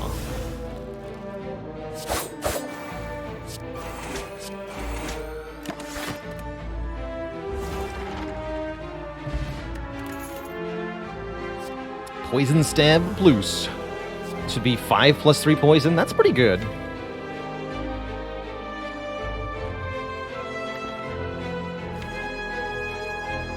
But I don't think it's good enough.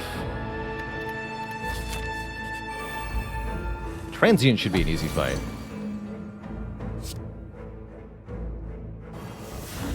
Maybe. I get to play the Fumes, though. As long as I can play Envenom, though, we should be good. Terrifying.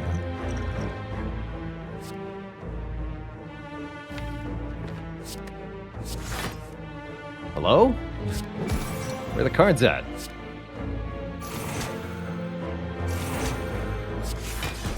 Alright.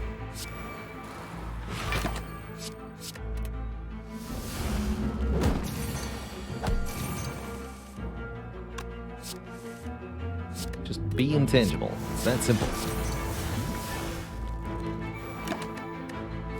Really not anything to do at this point. We just be intangible and let Orichalcum solve the fight for the rest of the nonsense here. Transient only sticks around for a few turns.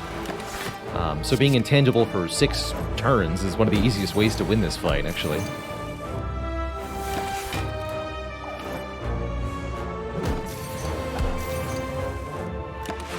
No one cared who I was until I applied 1 poison.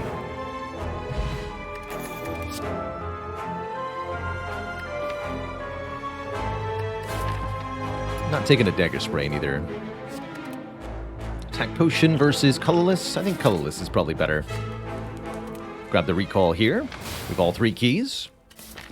I've got hope that this run could go all the way here. Oh man, Nemesis is spooky, huh? Here goes. I'm not going to play this Wraith form. I think to play this prematurely would be unwise.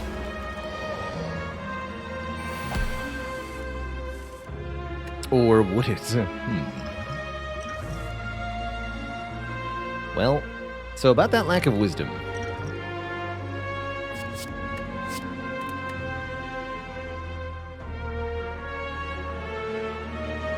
Okay, we can survive this turn with the dupe pots, but definitely that was a choice that we made. Okay, there's acrobatics.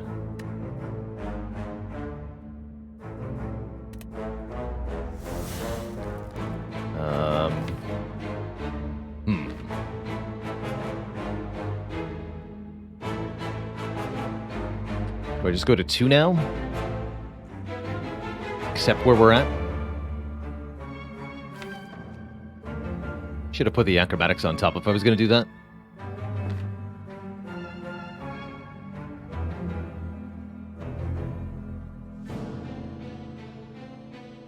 If I attack an acrobatics and we brick, we're dead.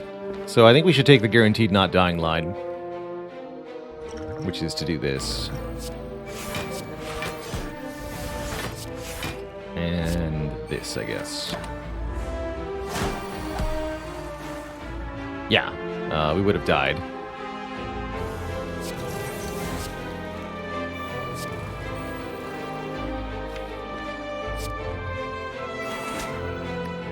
Okay, well, we should be able to mostly recover here. I'm a bit sad about the potion situation. I was really hoping to use these to get through Awakened one. There's no way to burst this Alchemize, right? Not to my knowledge.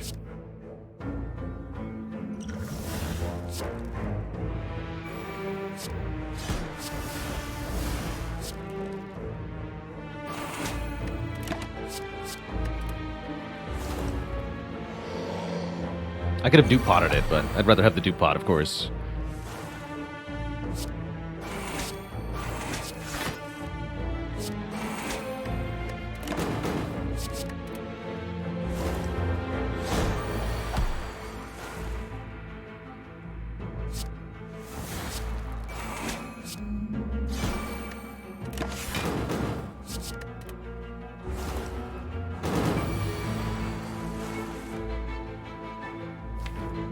More bites in the draw pile, so let's just go for the kill here. By which I mean being intangible?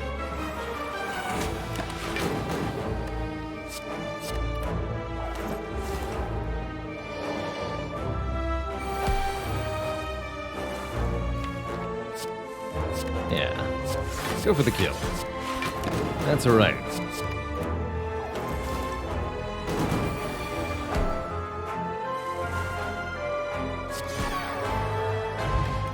Okay, potions mostly replenished. Piercing Whale, a second Bane, or a Phantasmal. Let's take another Bane, actually. Probably our best damage card. Another upgraded copy seems at least acceptable, if nothing else. Defeating Time Eater could certainly be tricky here. What do we upgrade? Acrobatics, Alchemize, Terror, or Apparition? Thinking Alchemize, personally. We're still hurting for energy, but it certainly could be correct that Acrobatics is the right upgrade. Guess we'll never know. Pretty happy with Time Eater first. Once again, I'm not going to play the Wraith form. I think it's a little too early to do that when we could just go Survivor here. Fumes, and I can bite a few times to get some health. Not going to play the Phantasmal Killer. No reason to believe I'm going to draw good damage next turn. Once again, not playing the Wraith form has absolutely looked a little questionable in retrospect. Good news is we're not dead. Dark Shackles will plus Orichalcum will lower Time Eater's damage enough to keep us alive here. But I'm a little worried. We're only going to draw 5 with the draw down. Next turn absolutely could spell disaster for us if we cannot find a way to kill. Or not kill, but to get our block into our hand here. Good luck to us. 10 by 3. We drew an Apparition. Good, we're not dead. At least not yet. Pretty close, though.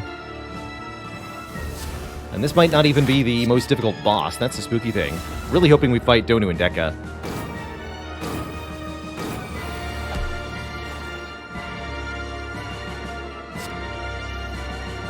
Good. Apparition. Envenom. Envenom? keep Predator Flying Knee. One more apparition next turn if we need it, and then most of our damage is in place, so we should be able to actually trump the Time Eater pretty quick from here. Shiv Potion might even help.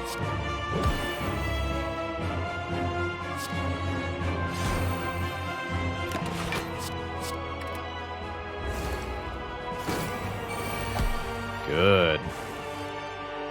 Really good. Have a pendant? How did that happen?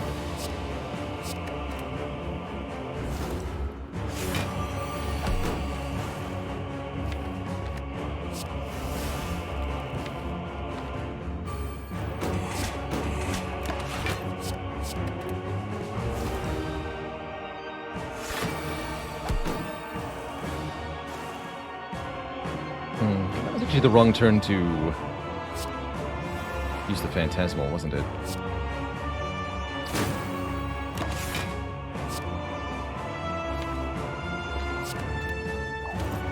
Alright, 3 turns to kill Time Eater. Could be tricky here. If you want to use this Cunning Potion for a bit more damage, a bit more poison specifically. Enter roll to 6 cards exactly. That seems pretty good. We can go Flying Knee, Predator, Bite, Shiv, Shiv, Shiv. Have a free hand next turn.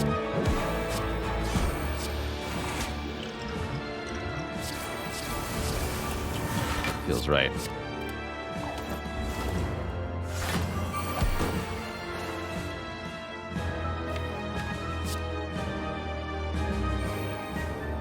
Phantasmal Killer Pendant Vein next turn. It's gonna have to cut it. Should have acrobatics though. 40 times 2. Get him.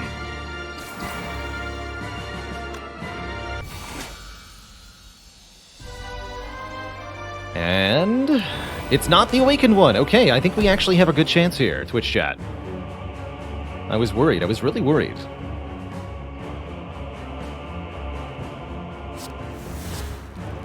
I want to kill Deca first? I think this is a kill Deca first situation. We want to stop the Dazed.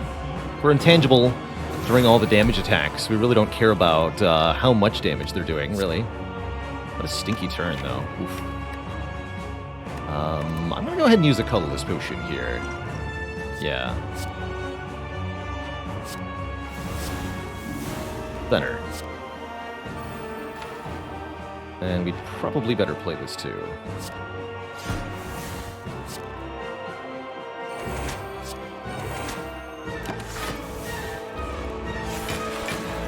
You can always buy new potions at the shop, so I mostly just want to keep the duplication potion. It's going to be hard to do better than that.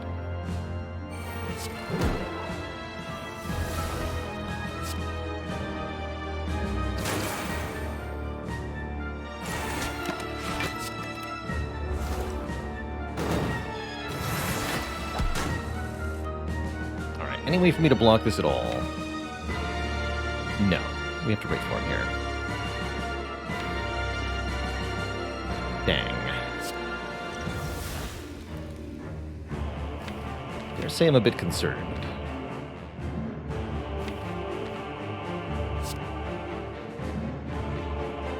Shackles isn't enough? No, there's 3 layers of artifact on this thing, so we'd have to chunk through that somehow. I could acrobatics first.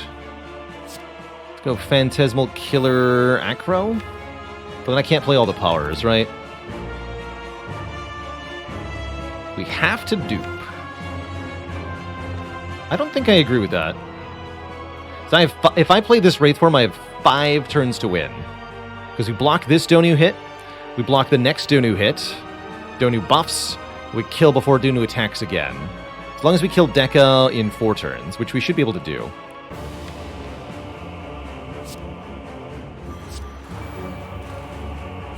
Do that for letter opener. Keep these 2.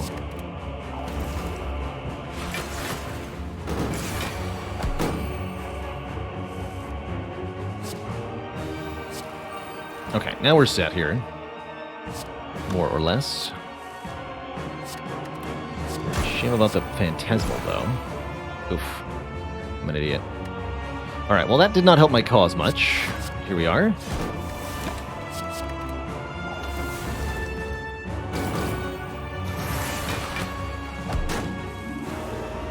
Okay, Phantasmal again. And with both Banes in hand, we can actually use it properly this time.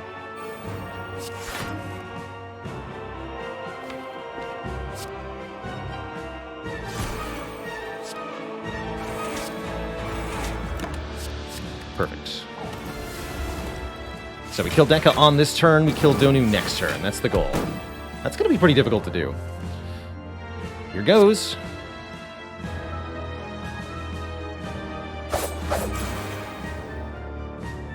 Definitely was meant to Strength Potion before I did that, huh?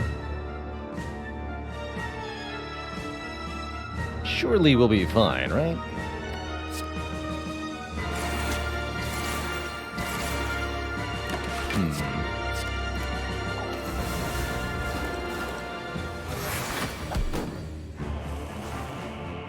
Doesn't look like we're fine.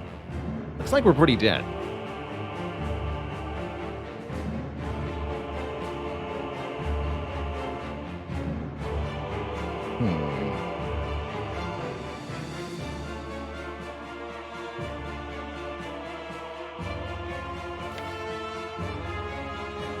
Neutralize in the draw pile.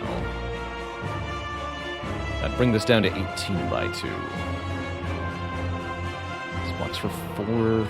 18 by 2 is 36. We can block 12 plus 27. Okay, so we can theoretically survive. Gonna have to dupe pot the backflip for a chance at survival. That's not very good, unfortunately.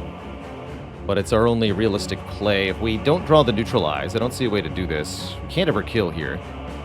Definitely feels like using the Strength Potion last turn was probably correct. Then this turn we would have done Bite, Bite, Pen, Nib, Predator. I mean, how much damage is that, actually? If I use Strength Potion. It'd be 9, 9... Actually, Bite, Flying Knee. 9 plus 10 plus 34.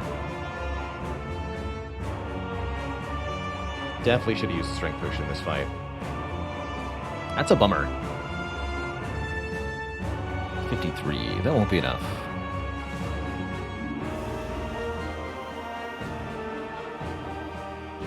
I think we could easily restart the fight and find a winning line, but that's not what we're going to be doing here.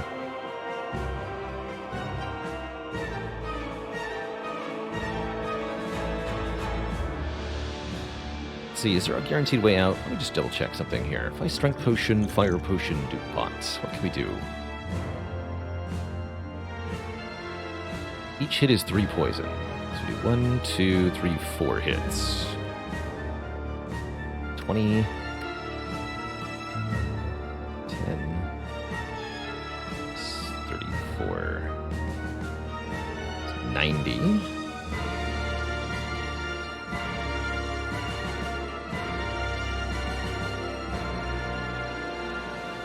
And we add 8 poison. No, 12 poison. 4 hits, 12 poison. 30. 120 damage, not enough. So we have to dupe the backflip and look for neutralize. I don't see another way here. I should have kept the Dark Shackles, but I threw them away. Like a goofus. That was also not exactly a thought-through decision. I kind of played those quite callously.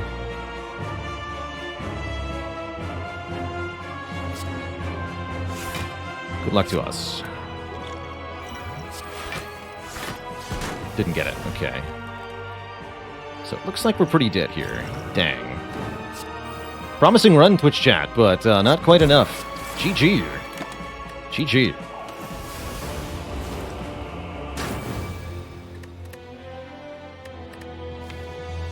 Not quite enough. I think this run could have been a winning run. With perhaps a little bit more deliberation, a bit slower play during these boss fights. Donu Deka especially. But realistically, playing with 27 max health, very difficult. I did not exactly enjoy Bites plus Apparitions. It was really a challenge. But it was kind of cool to play. Ultimately, just too slow to draw through the deck, even with 6 draw per turn. It took too many turns of setup. Too many added cards from those events. GG.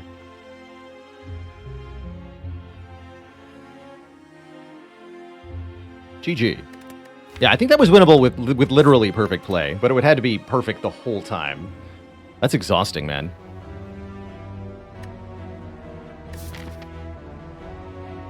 That's exhausting. Speaking of exhausting, actually, I'm going to take a break before I make a Niao choice here at the next Silent Run. Appreciate you, so many of you tuning in for the Spire content. It's always crazy to have the house stacked like this. I'm going to take a couple minutes break. When I return, we go again. Really glad we had that fun. I mean, the worst part of, or rather best part of losing a Silent Run, you get to play another Silent Run. So, be right back, folks. Don't go nowhere.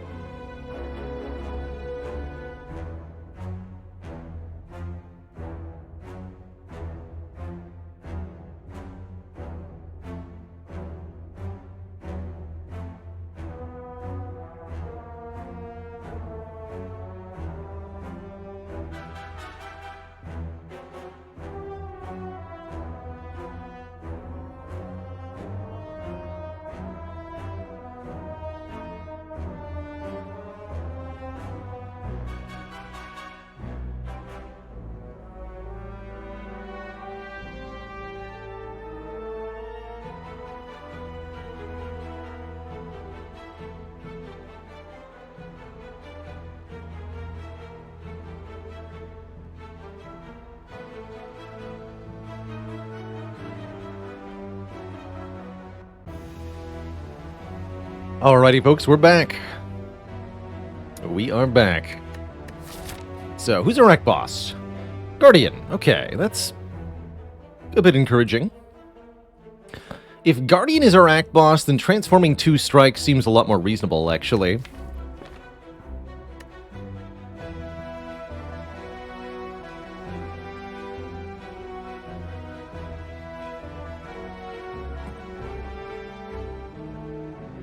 K. Lilios, thanks for the Prime sub. Welcome to the Cozy Sub Club. I could even advocate taking a rare here, honestly. Random rare definitely could be iffy on silent. Many of them are useful early game. Some of them aren't. But it feels to me like if our act boss does not require us to have enormous damage output, more block consistently. See, let's get rid of the cards that most frequently plague the silent. The strikes are a real problem. So let's turn those into something else. Let's see what we get here. Those are, I guess, better than strikes. We get a quick slash and a flying knee. 2 damage commons, both deal more damage than strike, both with a useful secondary effect. That's actually a really cool start. I like it.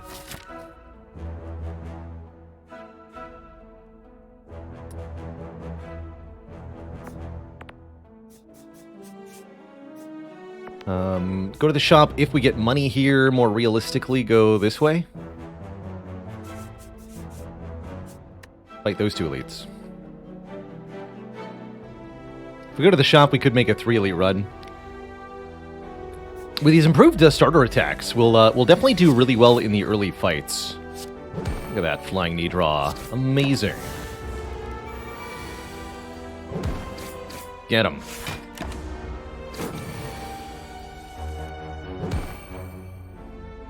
And then just defend survivor.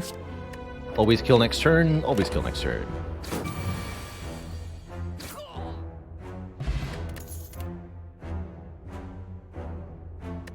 Double quick slash.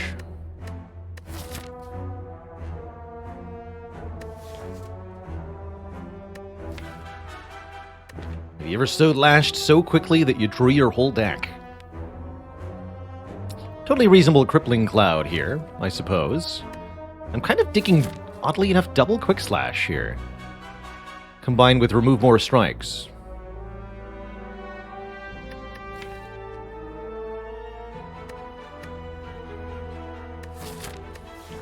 Let's try it. I'm feeling odd today. And I think a lot of card draw might just be a really good thing, actually.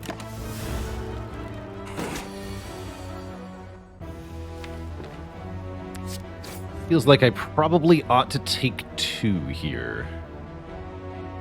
Well, we haven't buffed strength yet. Let's try not.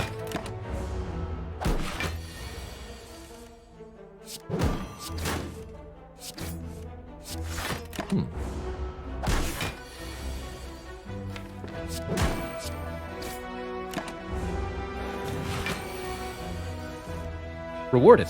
Cool.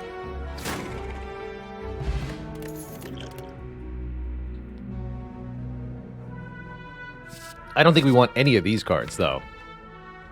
Our base damage is pretty reasonable now. We've got, per draw through of the deck, 18 plus 24.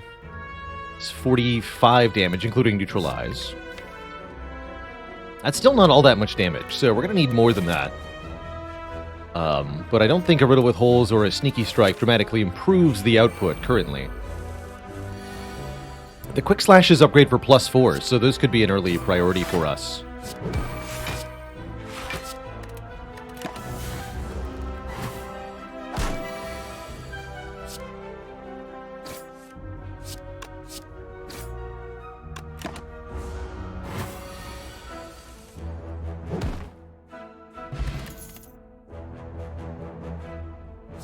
And I don't think I want any of this. Like, yeah, I don't want to dodge and roll this early. Although I do like a dodge and roll that you then go on to upgrade. It's just realistically, I'd like to upgrade other things. Okay, we'll skip all that too. Take the event, which is not money. It's a heal to exactly back to full health. That should That should make doing 2 elites pretty easy. That shop's actually before the elites. Interesting. Can't go 2 elites this way. Interesting. So that makes me want to go this way. Fight 3 elites. I mean, if I took these common attacks for a reason, right? Yeah, let's do it. Means we'll have to visit 2 stores. That's not necessarily a bad thing. Buy a well-laid plans early. Pretty exciting. And probably want a potion to make this first elite manageable. We'll remove a strike at the second elite. Dash is also pretty good in terms of getting through Act 1 elites and through Guardian. Could opt for the Burning Elite instead of the regular Elite, too, if we want to really make this a good Act 1. And if I'm going to buy the Blessing of the Forge, we can use that to beat the Burning Elite pretty easily. But that means not having Dash.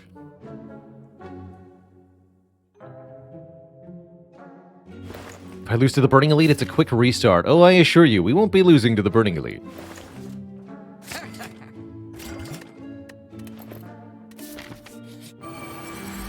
Metallicized sentries. Uh-oh. This fight could go on for days.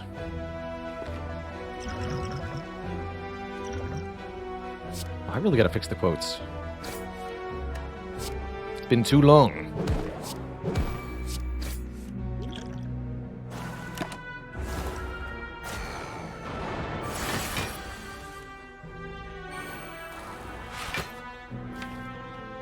I don't even want to play this strike for 2 damage. I'm just going to discard it. So that we can exhaust that Ascender's Bane. You.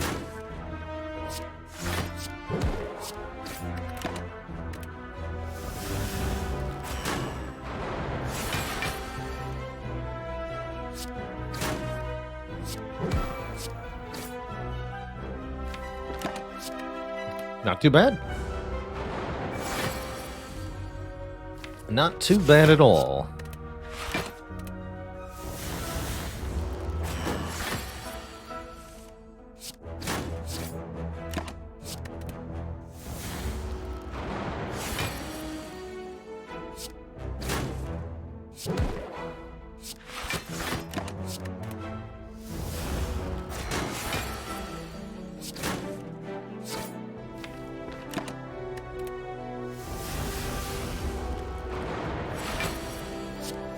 The Near of Justice.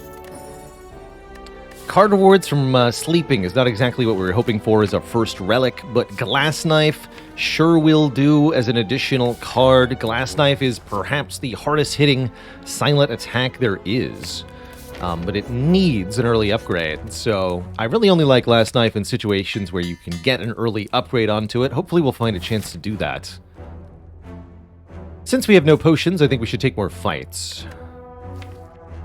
Try to find a new potions with which to fight this elite. I also want to make sure we have 75 gold so that I can remove a strike at the shop. Otherwise, what will we do? And a fight is guaranteed to drop 10 gold, so this is really a good idea to go for the fight over the event there. Would be a mistake to do otherwise.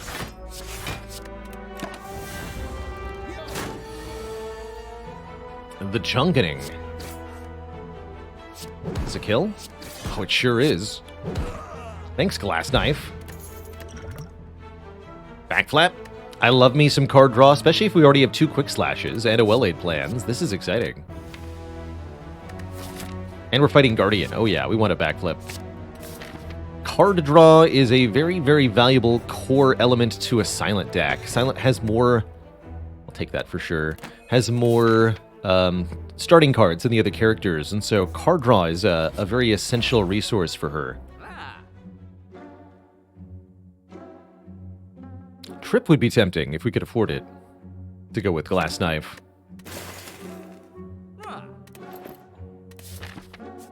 Alright, going into what could be a Gremlin Knob. Neutralize is a pretty good upgrade, or we could upgrade one of the quick slashes. These do +4. But I think we should upgrade Neutralize. One extra turn of Weaken will definitely help, no matter who this next elite is. It's the Lagavulin, against whom Well-laid plans. This is quite effective. Good stuff. Play the flying knee to gain an energy next turn, even without waking it up. And I think next turn I want to go quick slash, glass knife, strike. Try to draw back into the neutralize for a bit more damage here. This is maybe not the best line, but should work pretty well.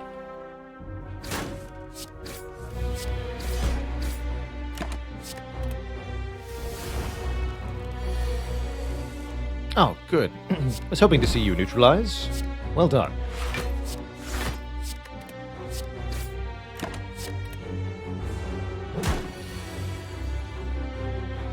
Here we can just block 3 times. No, I should play the flying knee. No, we'll block 3 times. Keep the quick slash. Last knife, rather. Mistakes may have been made.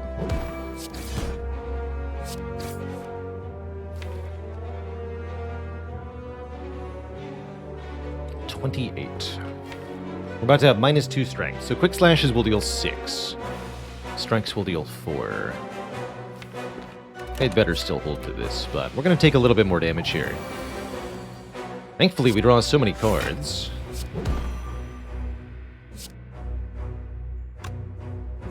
Slash first and then Survivor. 6 damage twice. Oh, so close to a kill, but if we hold this, we can get a kill. I could kill with a poison potion, but there's no need to be that dramatic when I can just block for most of this. Can I get away with retaining the glass knife? No other stuff. This does 2, this does 6, 12 rather. This does 6. So yes, we can actually block with that too. Because then we can play backflip, neutralize, flying knee, glass knife for a kill. With neutralize for the last 2. Beautiful. We get a sundial. Hey, this is looking pretty cool, actually. The deck is fairly compact and draws a lot of cards, so a relic that gives us a reward for reshuffling is pretty cool. Shame we've already lost the abacus to the previous store, though. Do I want to add a bouncing flask to this deck? This poison is a natural scaling mechanism for the silence. Something that can be quite useful in the later game, or against single targets for prolonged fights. Notably, the Guardian. If we just go into that fight with a glass knife and these quick slashes, we're not going to be able to kill the Guardian very quickly at all. So we'll need a poison card if we want to have that work for us. Therefore, I elect to take a bouncing flask. Partially for Guardian, but also as a way to build towards an answer to the champ later on, or the hearts. Basically, any big single boss, bouncing flask is part of the solution to.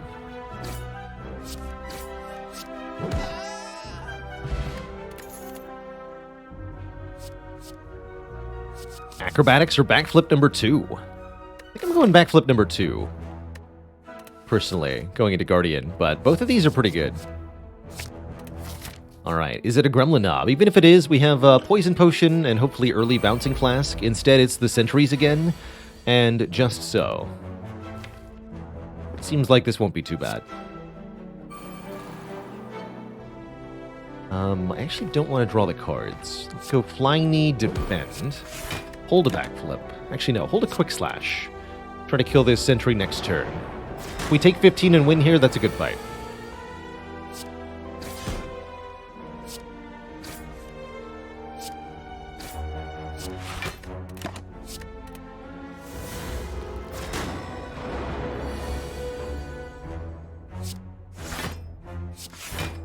And your next kid. Keep the Survivor.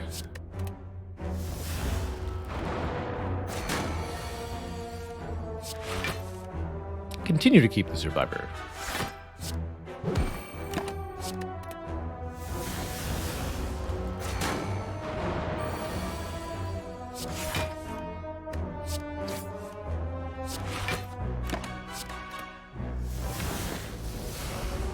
Buttery smooth fight so far.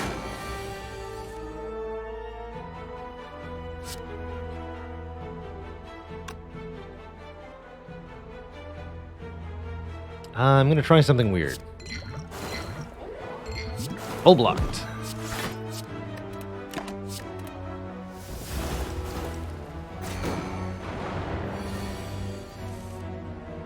Aha.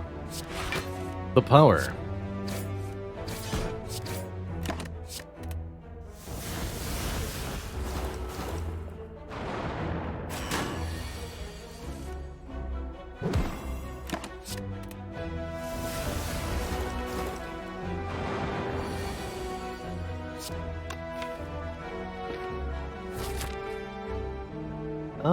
How much is this gonna matter?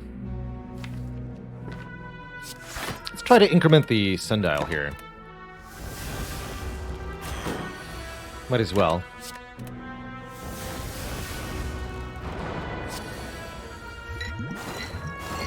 I'm not gonna do it twice, though. That's ridiculous. Ridiculous, I tell you. Ooh. Yeah! Take a free adrenaline, you kidding me? It's not even up against a card I want. Summon the pyramid by upgrading well-laid plans. No, let's upgrade the bouncing flask so we can actually do enough poison to the guardian boss to win the fight. We'll get the pyramid anyway. I assure you. There we go. 3 poison to a random enemy 4 times. Please enjoy your damage.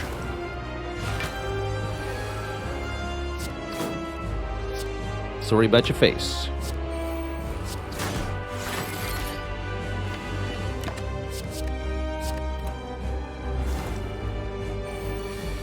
So as long as we play the bouncing flask every time we draw it, essentially, we should be in the clear here. Might have to take a little bit of damage on turns like this. Yeah, we do. But that poison accumulating over time will absolutely win us this fight right quick. Look at this. The sundial turn. Beautiful.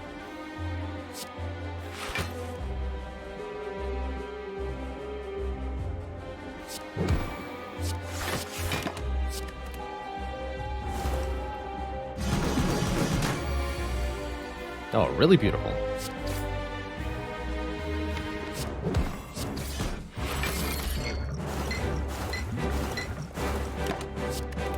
Poor boss never stood a chance.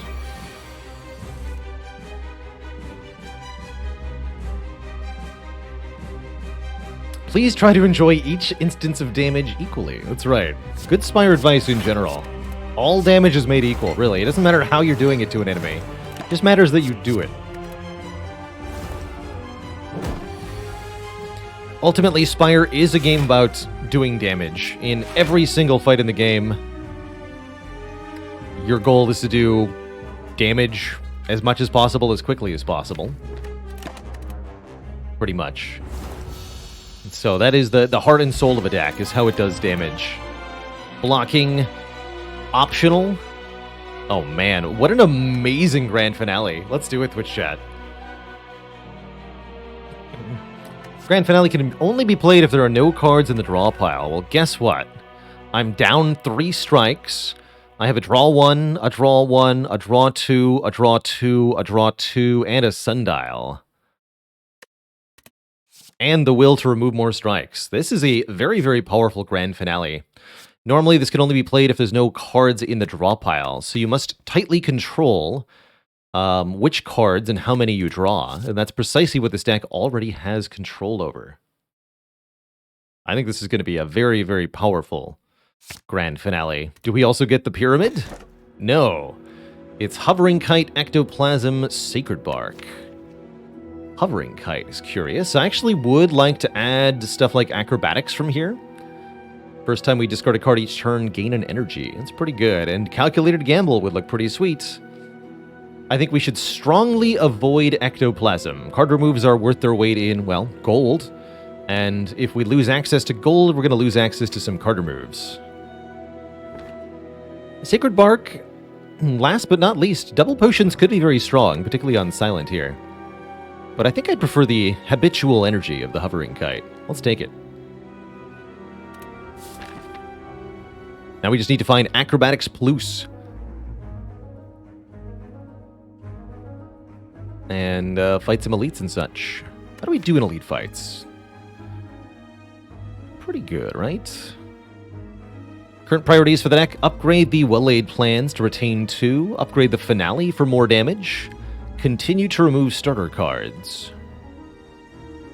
Thinking, let's see, can I go to 2 shops this act? Yes. What's removal? 100. So 100 plus 125 for 2 removes. Okay, let's go this way then. Shop 1 for removal number 1. Fight 2 elites. We currently have 150 gold. Every fight is 15 gold average. Elites are 30 gold. So 15, 30, 45, 60, 90, 120, 150 gold. So we should have 300 gold between these 2 stores. More than enough to remove 2. We could probably even buy a potion. I like it. That'll get the deck shrank down by 2. As we go through the fights, we're going to look in our card rewards for any draw and discard effects. Even an unupgraded prepared would do fine.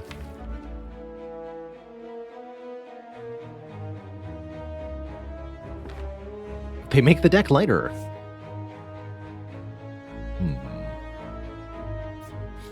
You know, that is quite the conundrum. But not as much of a conundrum as these birds. Terrifying. Terrifying creatures of the abyss. What horrible fate do you have in store for me? Please don't murder me. Which chat? They're murdering me. Help! Got draw 1, 2, 3, draw 1, 2, 3. So as long as we don't bottom deck the draw cards, we can finale this turn. Let's see. Also knock this one out of the air no matter what. Backflip. No, backflap. Betrayed. Actually, we also can't knock it out of the air. Well, crap. This is where Frozen Eye sure would be nice. Guess we just block as much as we can then? And cry a little bit.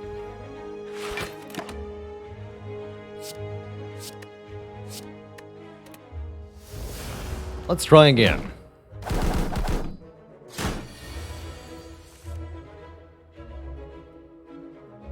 I don't like this. I don't like this one bit.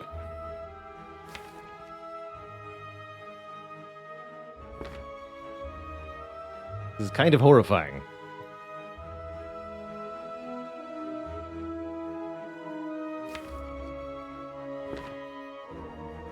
I have to play both quick slashes if I want to use the finale to get out of this fight. Which means taking an absolute buttload of damage here. Or not playing the finale is the other reasonable option here. I guess we can do that. But then we're making no progress in the fight. That's pretty spooky. And we could always bottom deck the backflip again and fail to get the finale anyway. So maybe I shouldn't rely on it. I think that means it's time to open up this Entropic Brew and see what's inside. Poison Potion this one. Kill it. And okay, Weak Potion. Here we go. That's not too bad. Well, that'll do for the moment.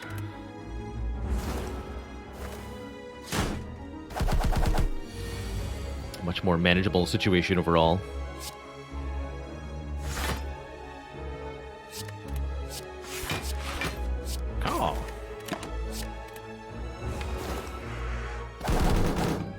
Sundial here. Gives us a bit more utility here. Okay. You go to ground. Actually, we should Plask first. Yeah, good job, Plask. Perfect. Okay, you go to ground. You stay weakened. Retain the backflip.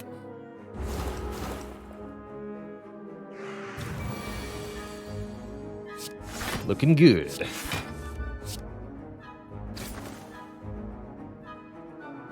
Don't want to win this turn because I do want Sundial to go back up to 1.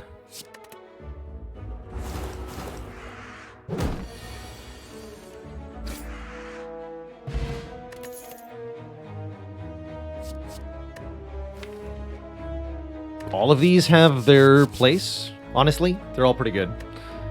Footwork with 2 backflips, excellent. Terror with Glass Knife and Grand Finale, excellent. Expertise with Finale, also excellent. Like, they're all very good. I think the most important one is the Terror to get our damage online. Especially with Glass Knife, but they're all pretty good. We just did an apps run. I'm not going to do another one. But this is not bad, necessarily. I don't like adding 3 cards to the deck with Grand Finale, generally speaking, though. Do we attack Potion here? I'd really, really, really prefer not to. Got it. You'll be weak.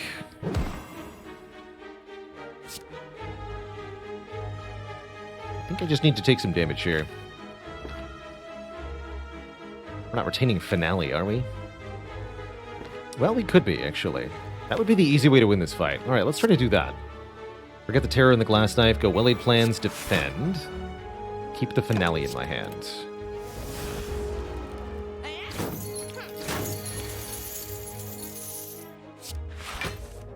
Yeah, so we can Finale next turn as long as I draw no more cards this turn, which is easy enough to do.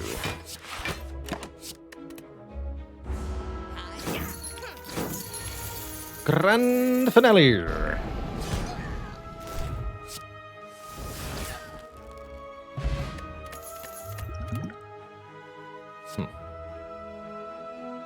Don't think so. Still haven't seen anything with draw and discard on it. That can change soon, though. Fewer cards is better, I think. So we're going to skip all that. Footwork's here again. I do have enough money for footwork and a removal. So if I want a footwork, we can add we can add one here. Other stuff in the store looks pretty underwhelming overall. Gambling chip would have been nice, but that's way out of our price range. Probably gonna rest at that fire, unless there's something really important upgrade. Well, well-laid plans is pretty important.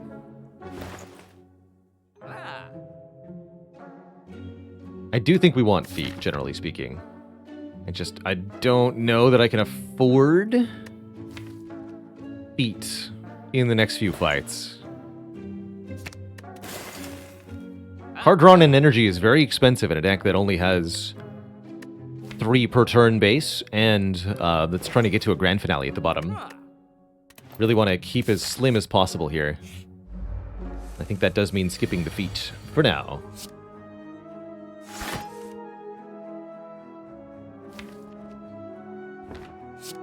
Pretty hard to land Finale against Chosen. I am going to go for Chosen first here. Chosen needs to die.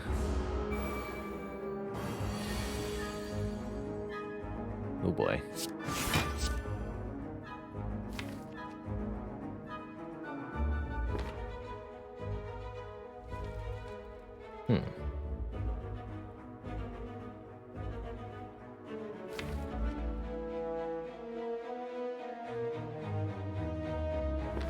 So we play the Adrenaline, draw 2. Okay, neutralize is good. And we can just set up a Finale now. Next turn. So what we want to do this turn is block as hard as we can.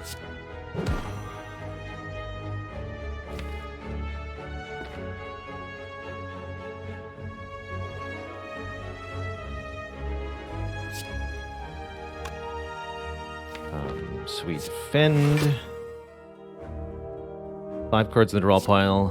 Quick Slash. 4 cards in the draw pile. Defend again. 5 cards in the draw pile. 15 block. Grand Finale. Beautiful. That's how it's meant to be, Twitch chat, and there's the acrobatics we've been begging for. Welcome. Welcome to the deck. Draw and discard and gain an energy. Perfect. Very tempting to rest here. We got to get through 2 elite fights. They could go pretty badly. Key upgrades in the deck right now include well-laid plans, terror, acrobatics, adrenaline. All are very good. Finally, we're kite gaming. Actually, I think that extra energy really might make a huge difference in these next couple of fights. So let's upgrade terror, I think. Or is adrenaline more broadly useful? Adrenaline's a good dupe.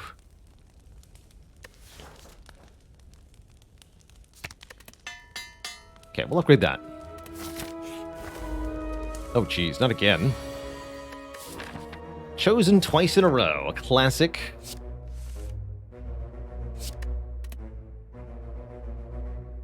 Simply classic.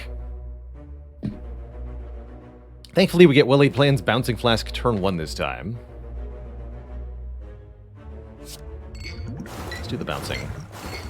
Okay, 2 and 2. That's mediocre. Bird, you're going to be neutralized. Keep a quick slash. I don't know if I'm going to need that draw 1 or not. Ew. That's spooky. 5 in the draw pile. Want to do, like, what? Terror, quick slash? Yikes, that's going to be a lot of damage. Every skill we play.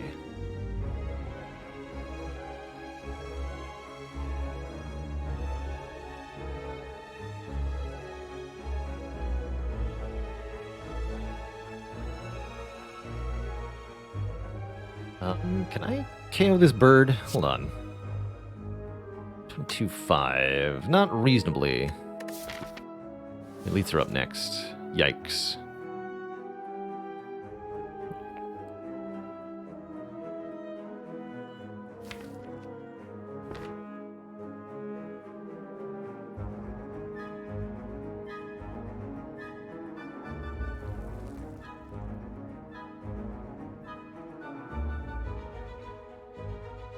If I want them both to actually die next turn, I need to play, I think, Terror Quick Slash on Chosen here. Hold Grand Finale, play Grand Finale for 75 damage. Actually, how much are we doing? We do 12 plus 75 is 87 plus 9. So yeah, that kills.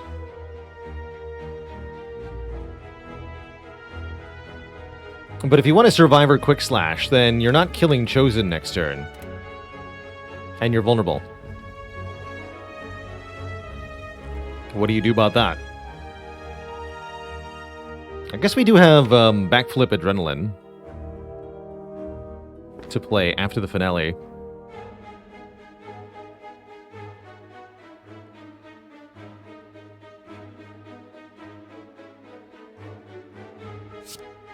And I get to actually Glass Knife? Actually, yeah. Hold on. So we get the energy back, so I can play this. It's pretty good.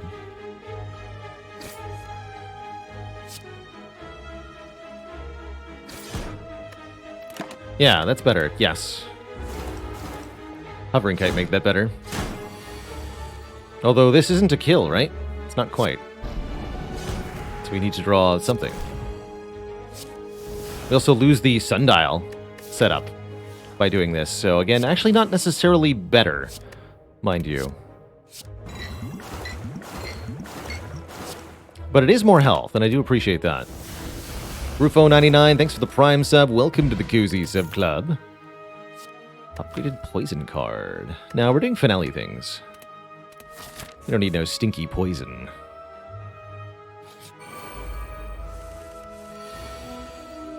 Alright, Criminal Leader is a little intimidating. Mostly double chunky gremlins turn 1 is kind of weird. I'm going to use the attack potion here, look for some AoE. Eviscerate will work, that just kills one of them. I'll take it.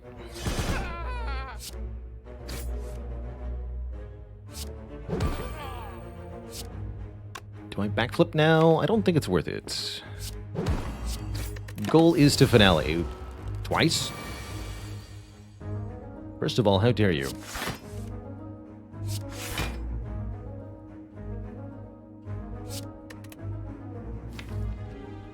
No whammy?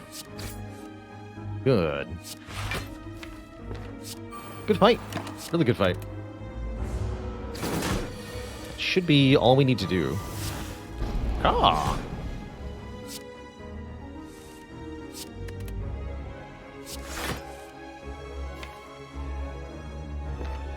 Let's draw 3 more. That's very doable. Exceedingly so. Good work. Grand finale. Number 2. So that's probably what the collector fight is going to look like. Something very similar to that. Hopefully with one less strike. Did we add a dagger throw with the sundial? Draw 1, discard 1. It's useful manipulation with finale. Just to be able to do 1 sometimes. But I'd rather have a prepared. Much rather have a prepared. Do we have the luxury of waiting? I think we do. I'm going to say no thanks. Yes thanks to Bag of Marbles for Voln turn 1. No whammy here. Okay, not the Slavers. That's good. Excellent turn 1. Truly amazing turn 1. I think it's better to take 5 here. This is very much a damage race. So I'm not going to be so foolish as to think I can full block here. We'll play Glass Knife with the Vulnerable and Flask turn 1. Or else.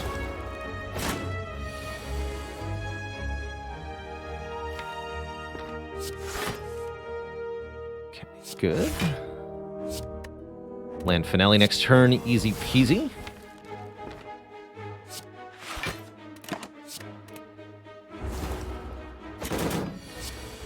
Oh.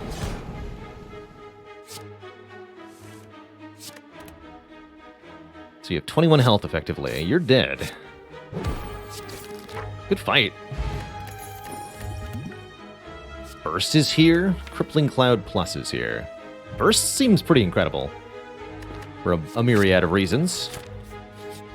I mean, Burst Adrenaline Plus is fairly absurd. Burst Backflap? Backflap.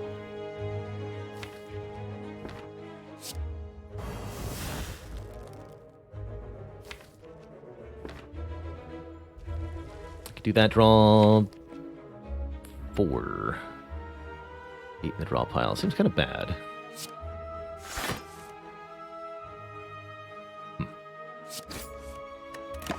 Well, this could go anyway.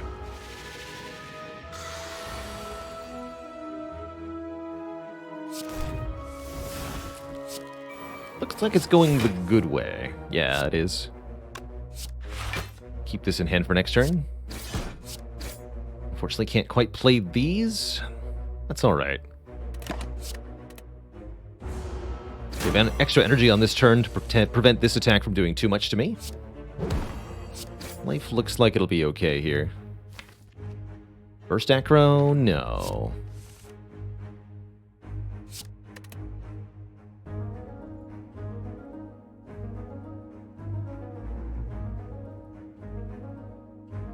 Let's go backflip. Hold the finale. Not really. I've already used the hovering kite this turn, I believe. We'd like to kill sooner rather than later here. So I'm thinking Glass Knife, defend, take 1. Feels pretty reasonable. We're not going to be able to make the finale work, unfortunately. So I should probably just keep Survivor.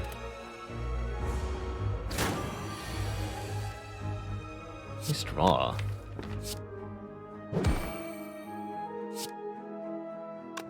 We could block for 18. That's pretty good.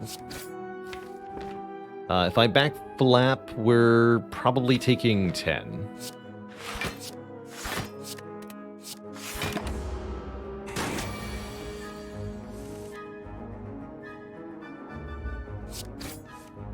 Alright, we escaped this fight. Pretty scary fight, this Neko. Definitely could have had that go badly for us. But we seem to be through to the other side. There's the prepared I wanted. Draw 1, discard 1. We'll be upgrading that to be draw 2, discard 2. Although I think I'm going to upgrade the burst first. Burst first. Speed potion. Pretty good. Lose the skill potion for that. Word to the Wise, thanks for so much for the 1,000 bits. Word to the Wise says, love all the content. Thanks for all the hours of entertainment. You are so welcome. Yeah, we're doing okay. We've got a pantograph, too. Come on, calculated gamble. One time.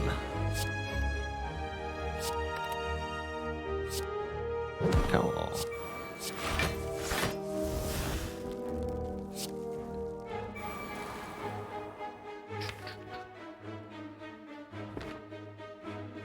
Keep the quick slash.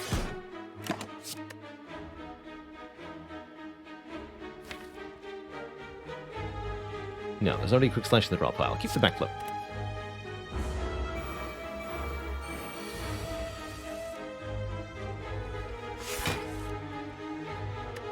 That's draw 4. And if we draw 4, the world.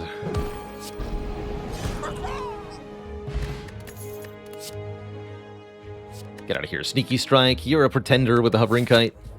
Flex Potion versus Speed Potion. Now, if we land Grand Finale, we'll just kill the minions in the Collector fight anyway. Oh, there is a calculated gamble. Shame I can't afford gamble remove, but this is certainly a gambling deck. One of the most powerful cards a deck like this can find. Discard our whole hand, then draw that many cards again. Yes, please. Yes, very please.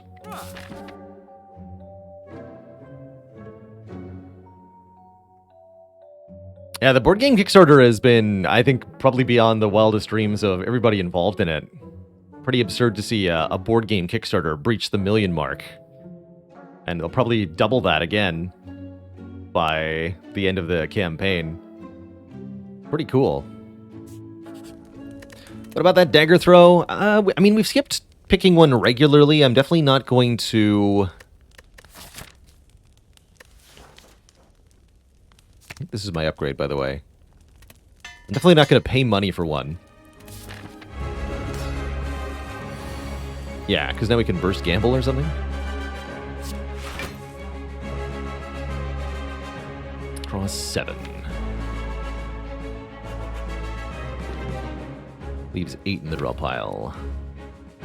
Quite a few ways to make that work. Okay, let's gamble here. Perfect. All right. Terror flying me, or just bouncing flask and 12 poison on you? Those minions are going to get instantly killed. That's great. Might take a hit from the collector, but that's fine. Looks to me like we need the collector to be taking more damage, but this is also more damage, right? This is 12 damage this turn, bunch of damage next turn. Not drawing the terror again feels important, though. Alright. Actually, with Glass Knife? Doesn't look like I'm going to need the energy, does it? No, I won't. Okay, Glass Knife then.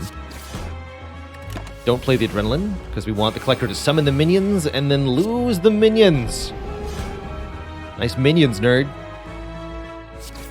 Get out of here. I'm gonna need that well-laid plan, so take some damage.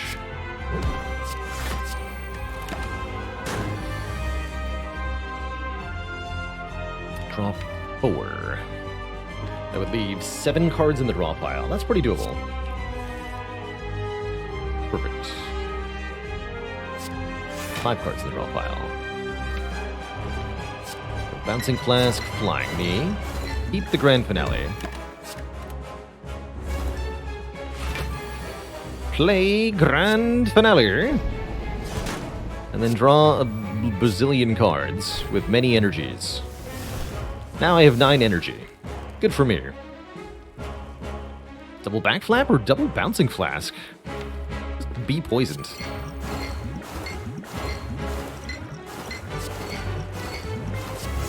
Or Collector never stood a chance.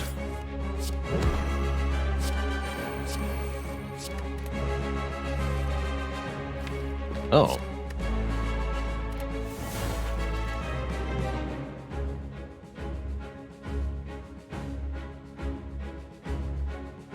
First Survivor. Play Calculated Gamble. Grand finale. GG. Gotta love it.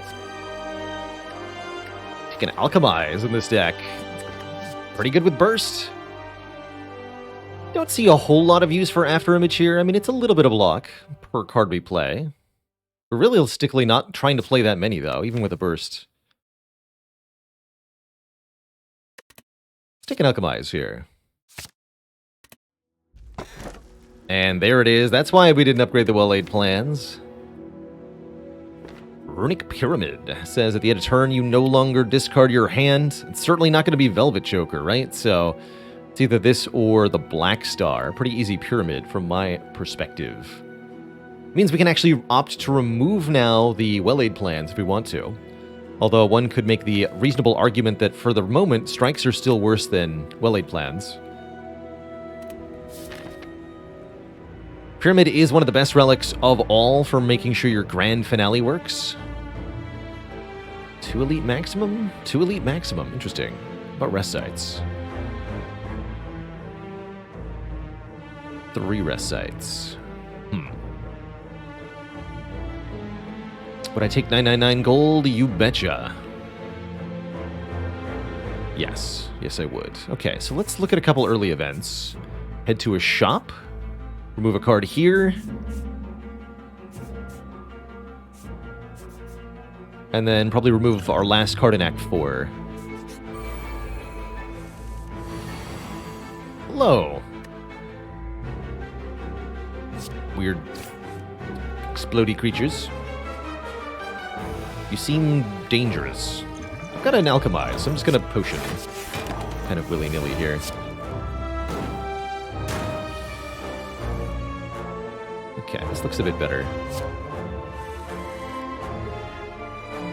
Yeah. A bit better.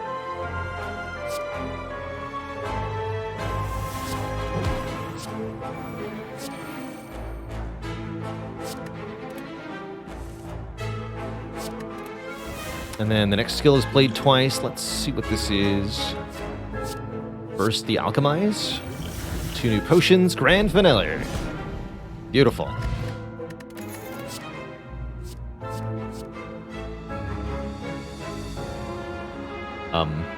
What do I do? I would like all of them, please. Piercing Whale is kind of the best block card we can see, and it's upgraded here. Reflex is kind of the best card draw card we can see. And another prepared is pretty useful.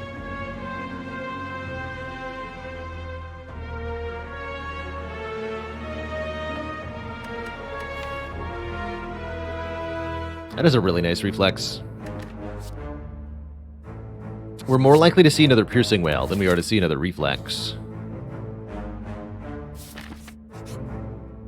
Ooh, we lose a card. Strike, lose, strike to the Falling event. Get out of here. 3 removals. You love to see it.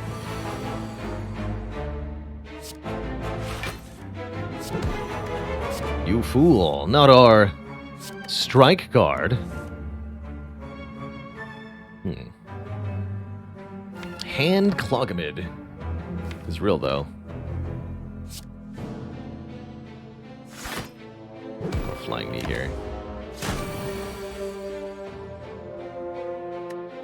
Calculated gamble into grand finale? That's amazing. But I gotta play the Alchemize. That's almost worth keeping till the end, but not quite.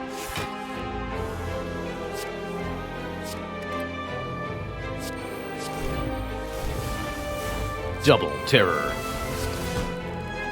The power.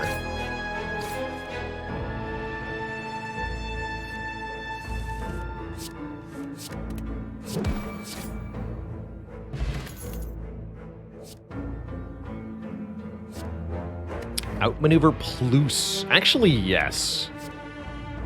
Actually, very yes. We just said we had hand clog problems. How about this? Tons of energy with which to draw tons of cards. Could even be the legendary exponential outmaneuver.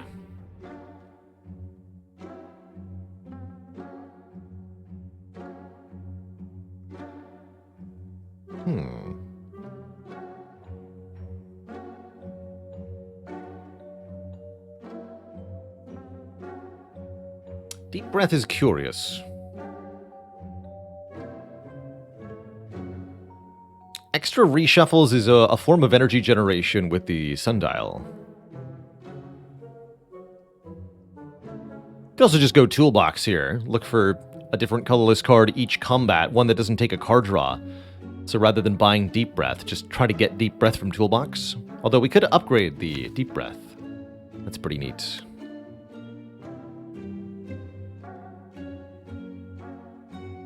As far as card removal goes, we could either remove our Well-Laid plans now, or if we think that we're happy to spend energy to get rid of Well-Laid plans permanently, we can get rid of a Defend card instead. It might be better to remove Defend than to remove Well-Laid plans. I like the Quick Slashes currently. It's unfortunately the specimen. Transfers poison to a nearby enemy, not very useful. I want to reshuffle half of the deck. I want to reshuffle, like, just Reflex. Or just Burst. Oh man, Burst Deep Breath? That doesn't work the way I want it to, right? I don't think so. I think that's only one Sundial activation. Because you Deep Breath doesn't activate Sundial if there's nothing in your discard pile. So I don't think Burst Deep Breath actually works. Okay, in that case, give me a toolbox.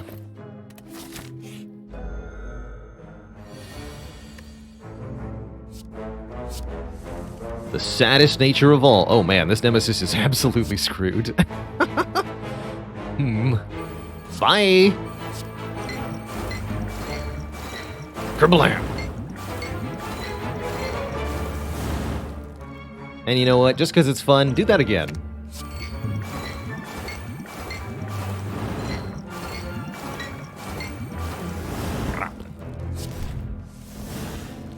Get got, nerd.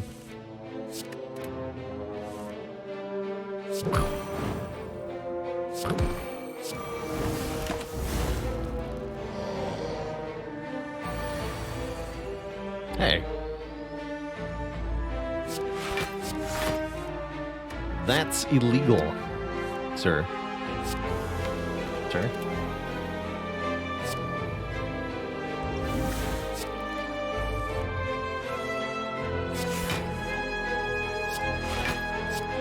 Ow.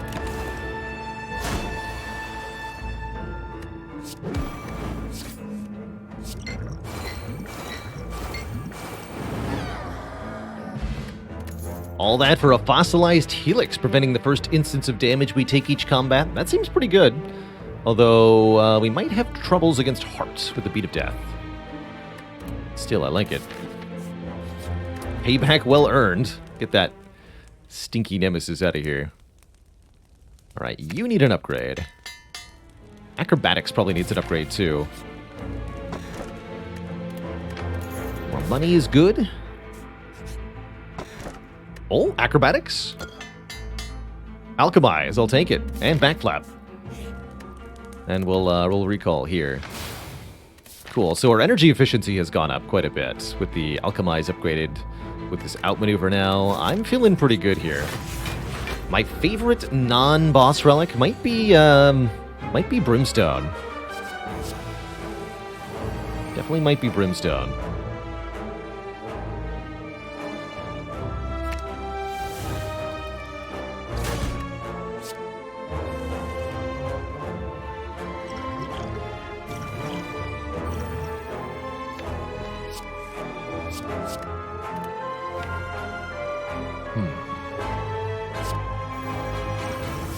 Hey, there's one of the benefits of holding on to an Alchemize. If you played enough times, you're almost inevitably going to create a Ghost in a Jar at some point, which can be an absolute run saver.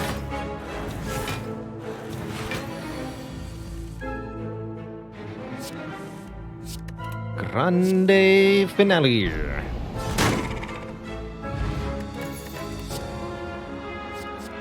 More energy in the form of a Tactician. How much energy does this deck need? Let's find out.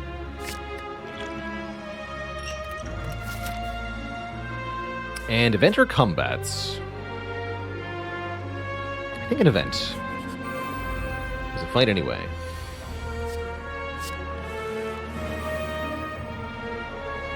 Fair enough.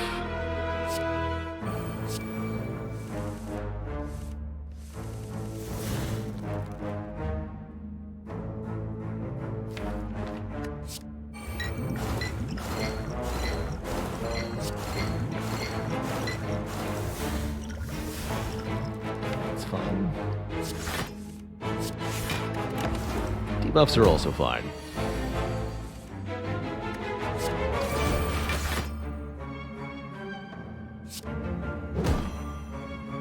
Probably just buffer that. Don't need to overcomplicate it. Could continue to reroll here. Not a whole lot of need to. Sure, heck it.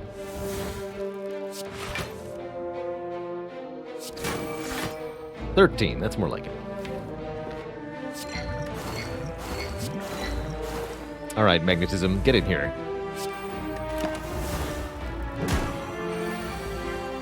Hand of Greed, I knew it. We're gonna be rich, Twitch chat.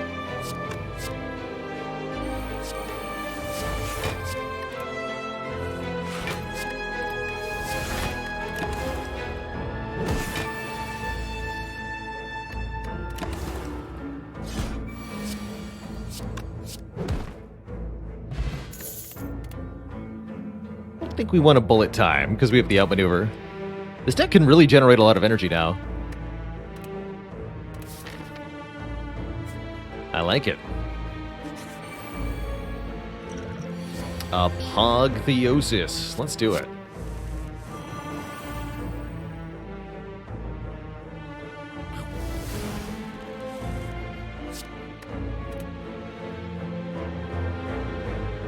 I'll probably employ... Don't play that.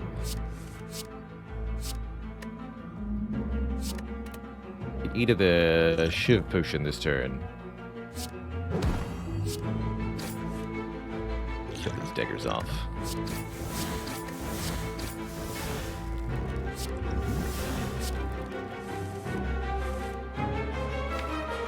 Okay, easy finale next turn.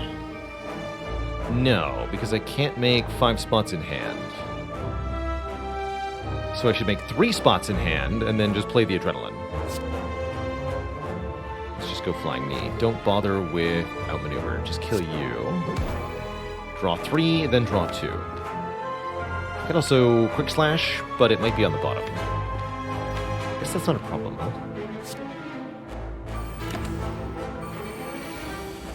Quick Slash, perfect. So we go Terror, Quick Slash, Grand Finale. Then we can Burst, Adrenaline. And double backflip if we want to as well. We've got 9 energies, so it seems like we probably should.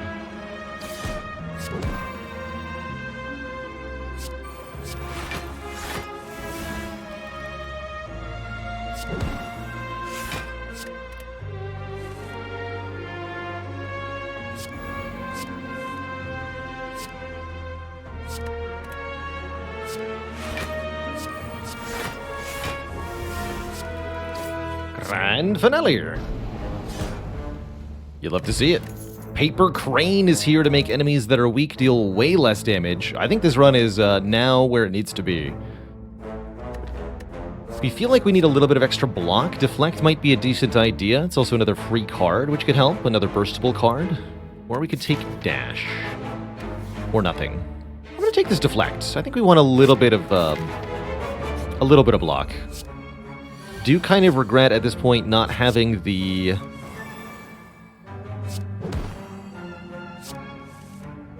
whatchamacallit?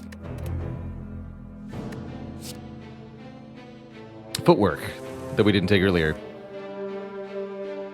But that's okay.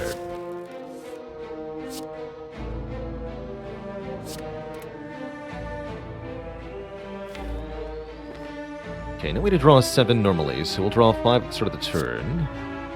And then 2.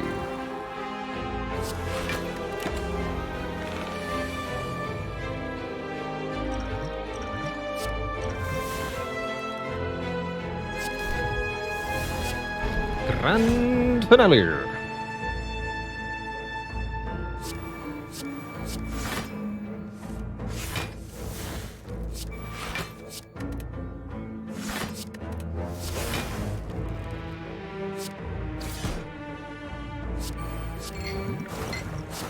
Exponential outmaneuver, go.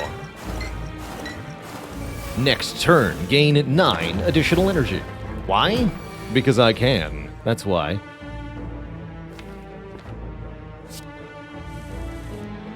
Grand Finale. Currently, the only weak source of the deck is the Neutralize. We're going to take this Sucker Punch Plus, because with Paper Crane, weakness is absolutely very powerful. So having a second card that can do that is very, very good. Can't believe we haven't upgraded Finale, Acro, Reflex, Tactician still. Can only choose to upgrade 2 of them. Probably the Reflex and the Finale are my choices. Let's do Finale first.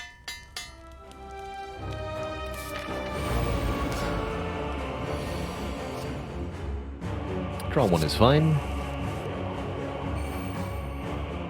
Especially if bursted.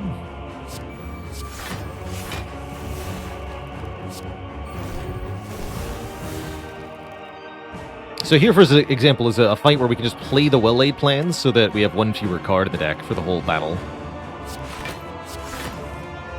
And that is what we'll be doing here, for sure. Get rid of that.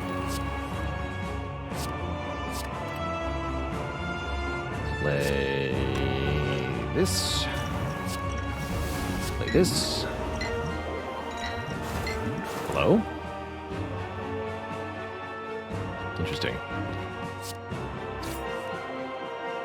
Play this.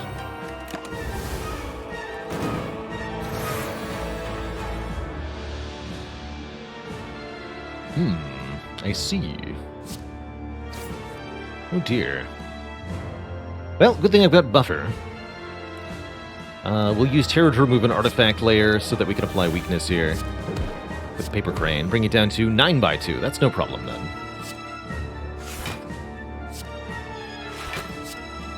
Keep the deflect, use our buffer. Finale next turn. Grand Finale!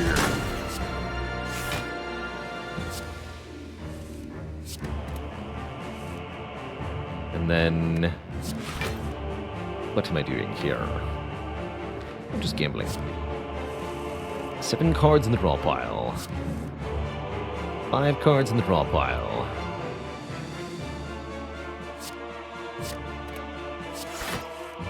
Three. Backflip.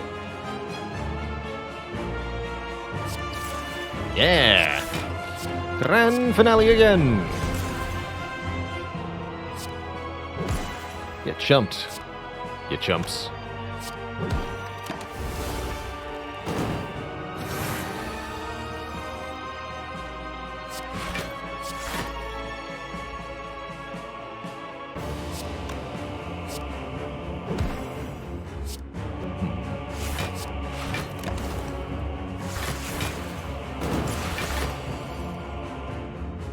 Okay, but where's the discard stuff at, hey? Help! I'm hand-clogged.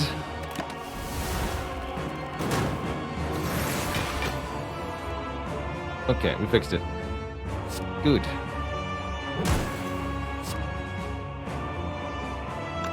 Just gonna get 2 energy back, huh? Try bursting the acrobatics, but I don't think that's actually helpful here.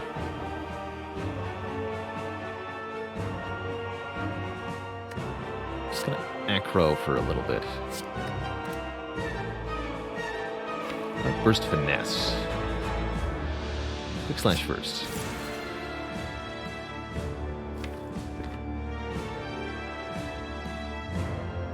Take a bunch of damage finale next turn, or push my luck?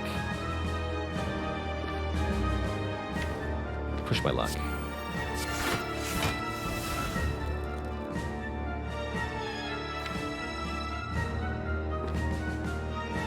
Paired will overdraw, right?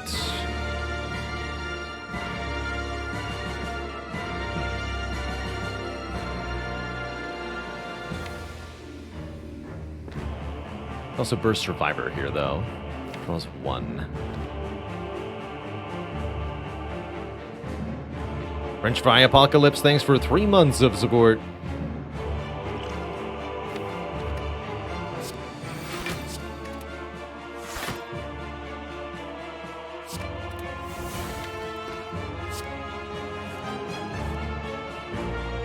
Let's do that. And outmaneuver.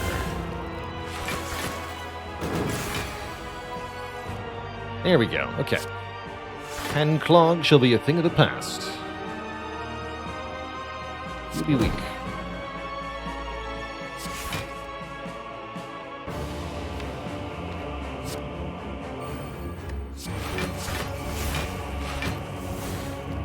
Six cards. 5 cards.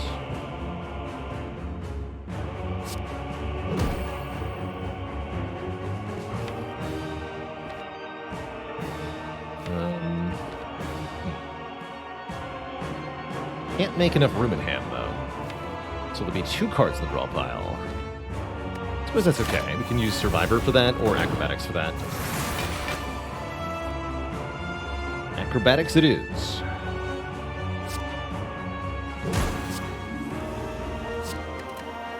Grand finale.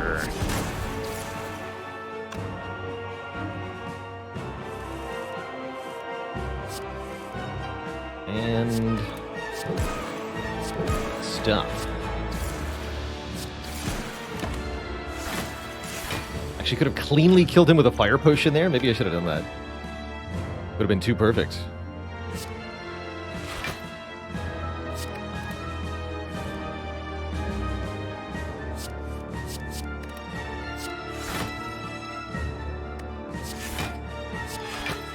Alright, no prob. We want to set up the sundial anyway, right?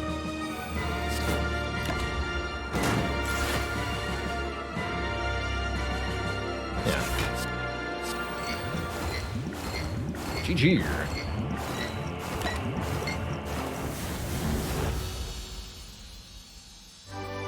Okay, and Nerdbird is next up. Do we take a Madness here, or one-time use Panic Button? Panic Button with buffer is kind of nice, actually. We can Panic Button one turn and then buffer on the next.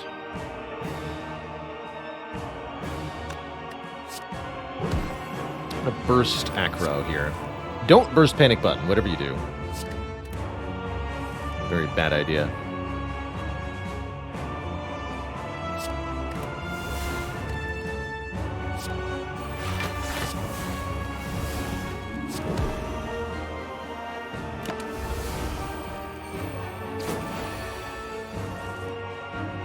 Maybe someone will play this, take this and play it once a turn. It's my origin story. That's how we got here. The rest is history, as they say.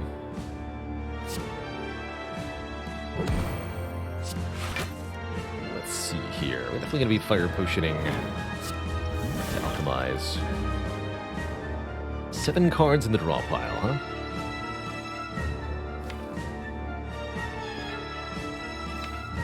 Might be able to do that. Might not. Kind of hard to tell. 25 total damage, so I have to play the Adrenaline if I want a full block anyway. Okay. Let's risk it for the biscuit. Biscuit officially risked, and not much in the way of reward. We'll have to gamble and for no benefit. Very well.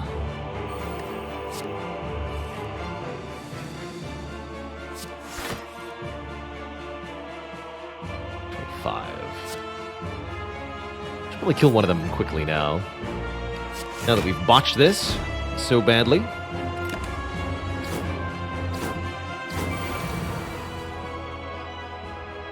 Well, I suppose it's not as bad as all that, hey?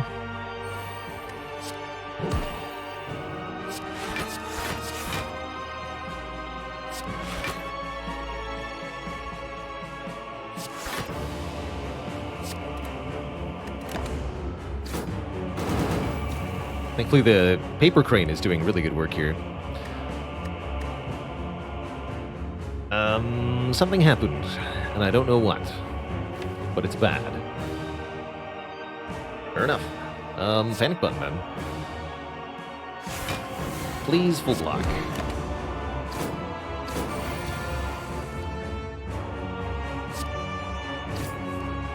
Caw. Alright, this we just buffer, no problem, no problem.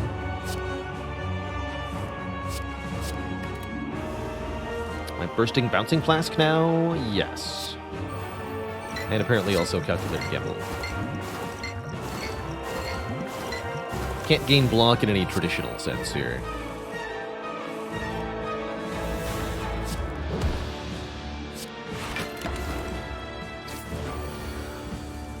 Alright. Keep bouncing. Them's the rules.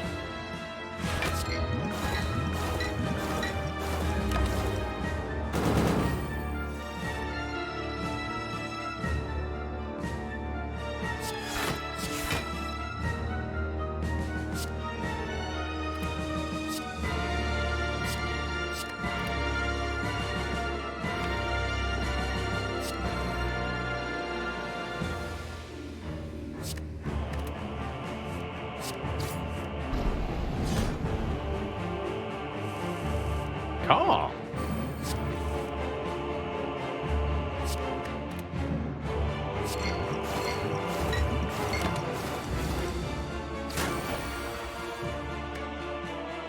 To the grave with you, foul bird.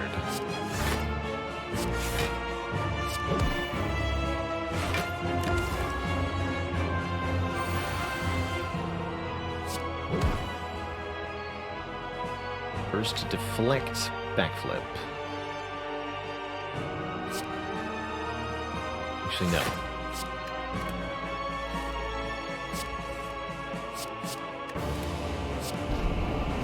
Now burst, backflip, deflect. Or burst out maneuver, even? Sure, why not? Now we can play the well-laid plans. The Awakened One no longer gains strength during this phase. So we can banish it to the abyss. Where it belongs.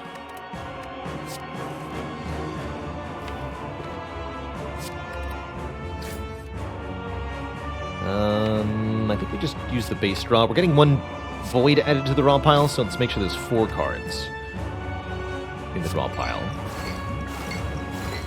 I guess we're going to kind of overdraw anyway here. Well, this will be awkward.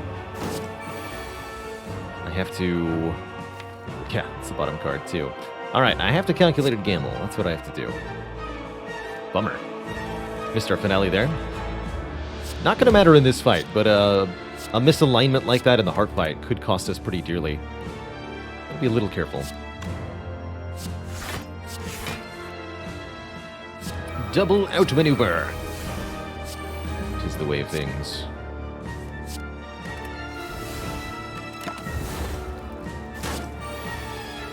Yes. Drain the draw pile, quick slash, back flap. Easy.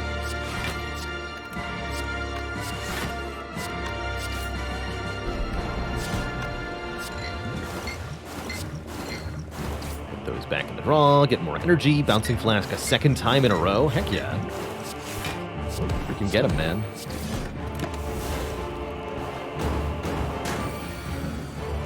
Can I explain the origin of the backflap meme? I just mispronounced backflip on stream one day as backflap. And I thought it was really funny. So it kept happening.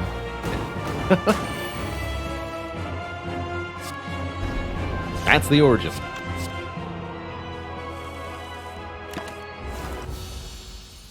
Alright, nerd. Who's next? The heart, that's who. Two thump, a deep pulsing dread. Can be felt throughout the room. Is this a grand finale deck?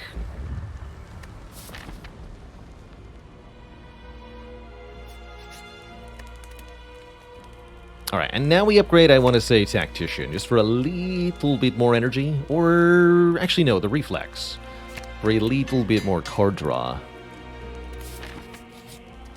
Both are pretty good.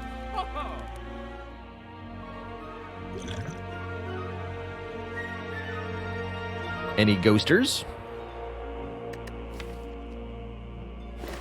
Any spooky ghosts in Twitch chat? Actually, Gambler's Brew is pretty good, but I'm going to go double Ghost in a Jar here. 2 guaranteed intangible. How about a real copy of Panic Button, too? Yeah, get in here. Gain 30 block, but we cannot then gain any actual block from cards for the following turn. Sadistic nature in this fight? Sure, we could use a bit of bonus damage here. Definitely a fight where we're going to burst adrenaline pretty quickly.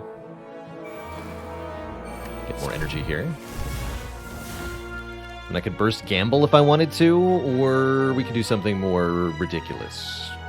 Main goal in this fight is, well, finale as hard as possible, as quickly as possible. So double prepared.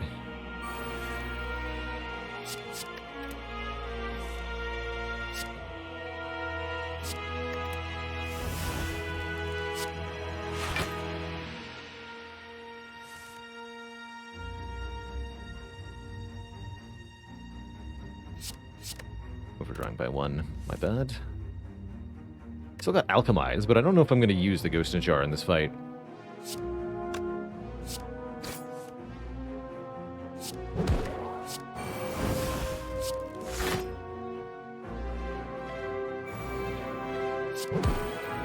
That's where we stop here.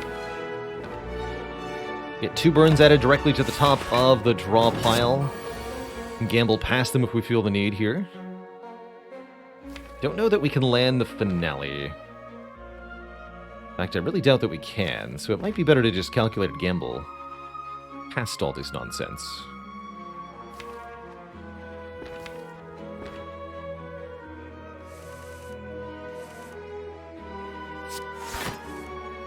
Burst is back.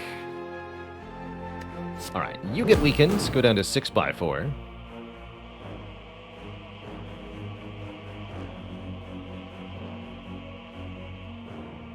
Yeah, alright, 6x4 instead of 7x4.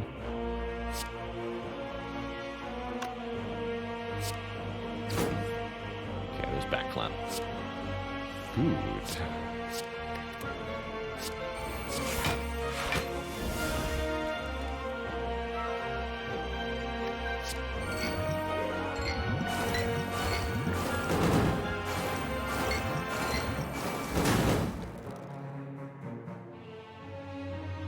Unfortunately, we do take some damage here, but nothing outside the realm of what the Pentagraph can heal.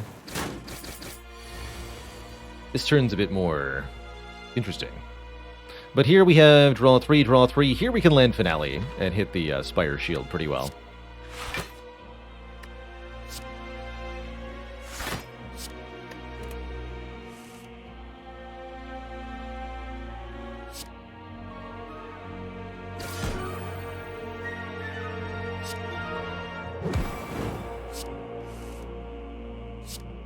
Grand finale.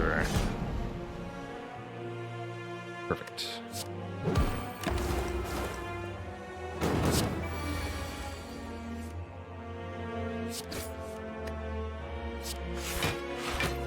Let's keep 1, 2, 3, 4, 5. We're just not even playing Alchemize. From the looks of it, it's not gonna happen.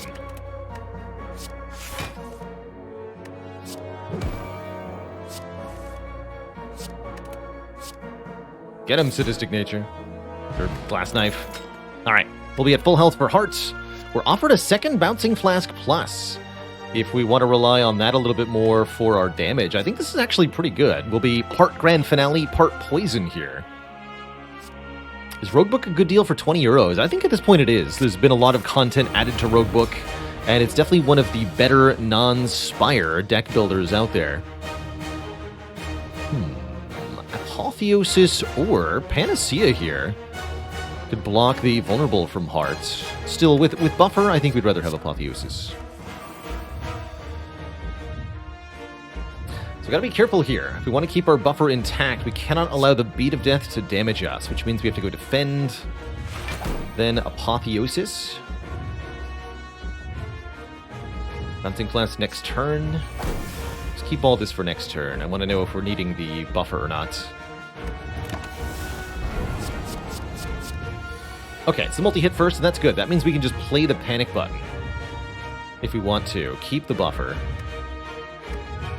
Sucker Punch will also dramatically reduce the heart's damage with Paper Crane, down all the way to 1/15 here.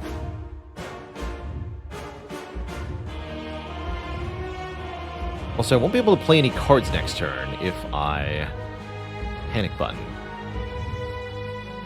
Don't burst the panic button. Pro tip. Don't do it. You will be sad.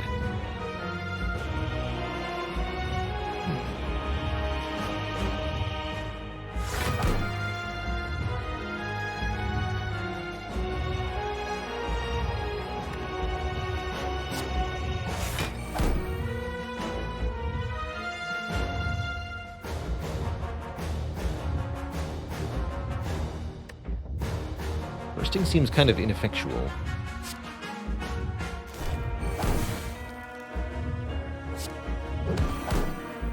So I burst defend. That's still not enough block, actually.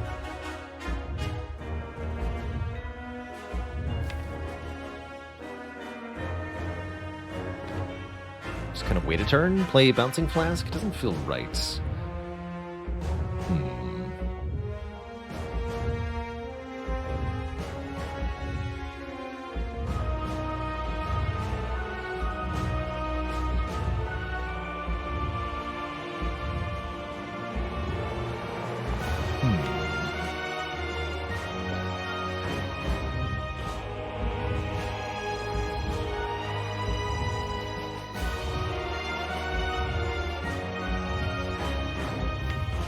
Could just use the Ghost in a Jar next turn.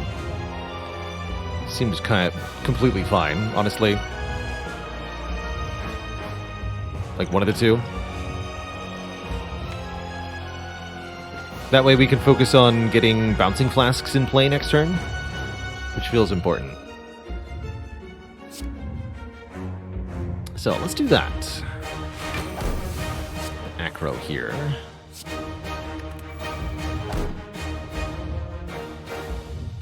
Slimed.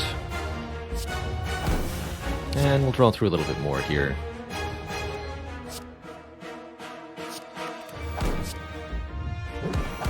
Okay. Would that I could block the Beat of Death, but alas. That said, we can get some other stuff to happen here.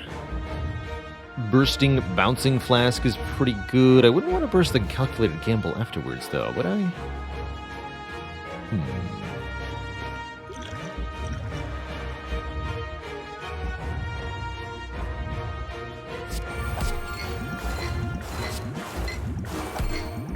Guess I'll do it anyway. Draw a ton of cards here. Gonna go right past the finale, really. Draw it again. Burst is gone. Do I want to try to burst the Alchemize? I don't think so. I think we'll just play it. Get a weak potion.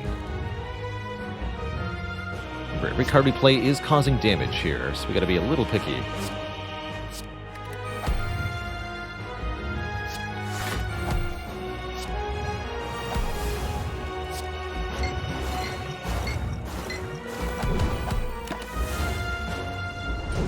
Alright, that looks pretty good. Now we're in more or less normal shape again.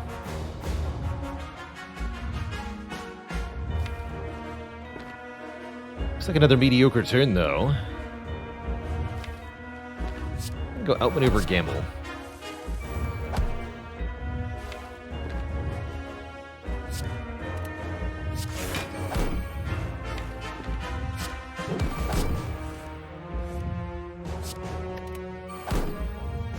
And Bouncing Flask. So we've actually gotten all the way up to 47 poison against Heart here. Kind of a big deal.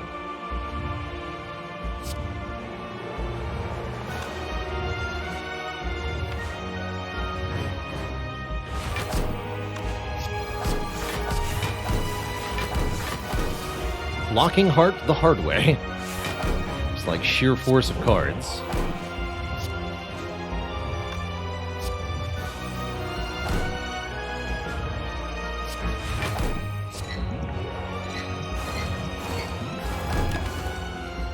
Get him, that's a classic.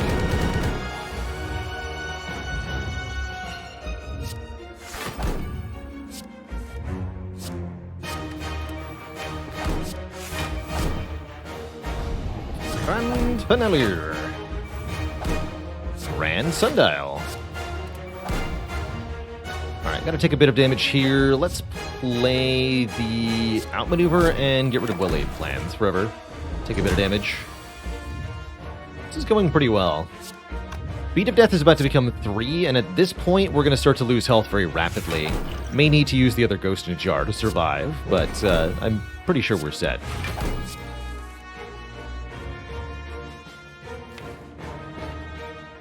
And actually, I'm going to count Gamble into Burst Double Bouncing Flask here. Seems like a heckin' good turn.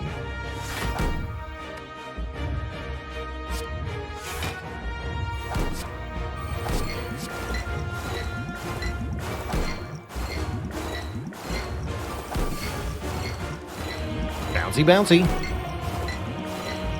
Look at that. 100 poison with no catalysts. That's pretty cool.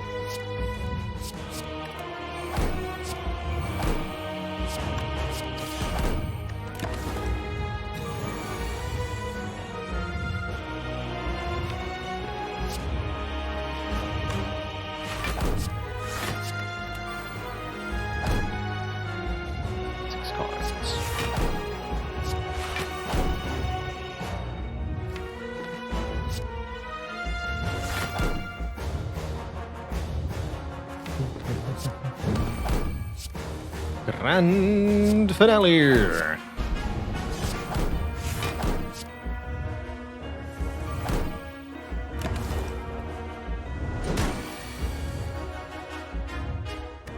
Be free, my ghost friend. Be freer.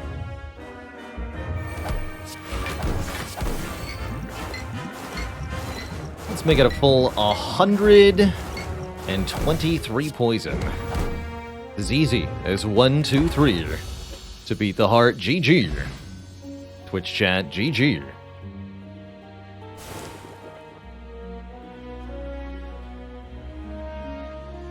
Very happy with that outmaneuver. Very happy with that deck overall. That was pretty fun. GG. Good stuff, man. Be free, my spooky ghost friend. Weak potion, you're coming with me. Bye. Yeah, it took us a while to get the silent run today, but silent win today, but very, very happy.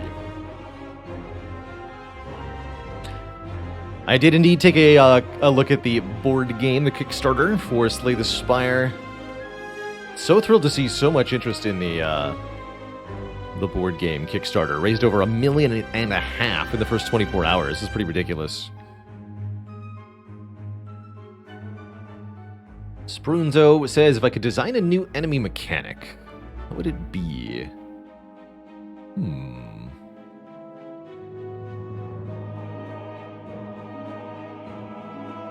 I'd add an enemy that interacts with exhausting effects.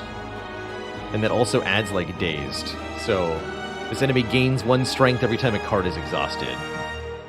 Or something. And then it also gives you... alternates between doing 1 single attack and adding dazed. So it's like... not too bad if you're just exhausting a few cards here or there. If you're doing Shiv stuff, it gets really scary. If you're doing Ironclad stuff, it can get really scary. And if the fight goes too long, it can get very scary too.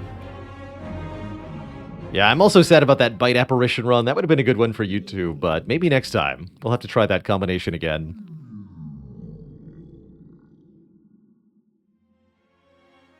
Crazy amount of setup and cleanup. Not surprising, Deathcraw. If you've seen or played the original deck building board game, Dominion, that's a pretty simple one as far as deck builders go, and there's still like a ton of setup and cleanup for Dominion. I imagine Slay the Spire, the board game, especially with all the pieces that they are advertising, it definitely looks like there's going to be a lot of setup time, a lot of pieces to keep track of. Let's hope the box is well organized. There's a a lot of board game boxes that can kind of help with that, like a plastic insert that has a place for everything, so it doesn't all get mixed together.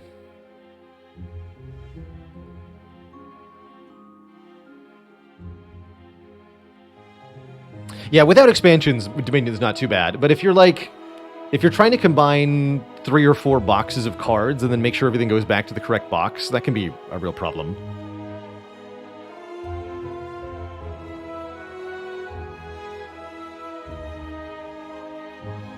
Deathrow says, there's no poison or DOT mechanic to the player. I think the devs wanted to make sure that you always had the ability to negate the damage somehow, or block.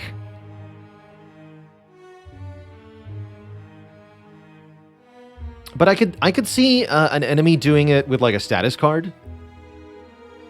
There's another direction you could go with a new enemy in Slay the Spire. Add a new status card to the deck. It's kind of like a Slimed. Costs 1 energy, exhausts if played. If this card is in your hand at the end of the turn, lose 2 or 3 health. So you either play it for 1 energy, or you lose health that goes right through your block. That can be tricky too.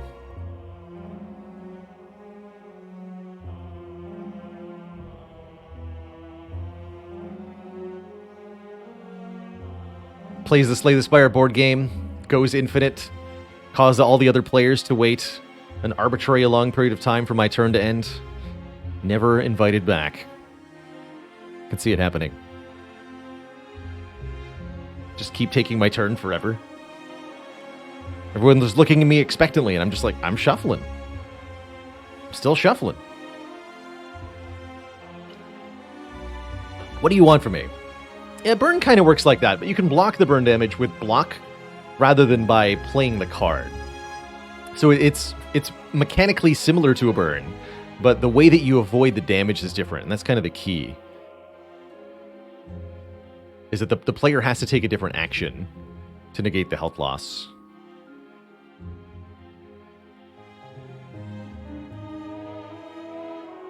You can phrase the card radically differently if you want the way that the player has to avoid damage to be different. You could have the enemy say, if the player ends their turn with 0 energy, they take damage. Or if their player ends their turn with an empty hand, they take damage.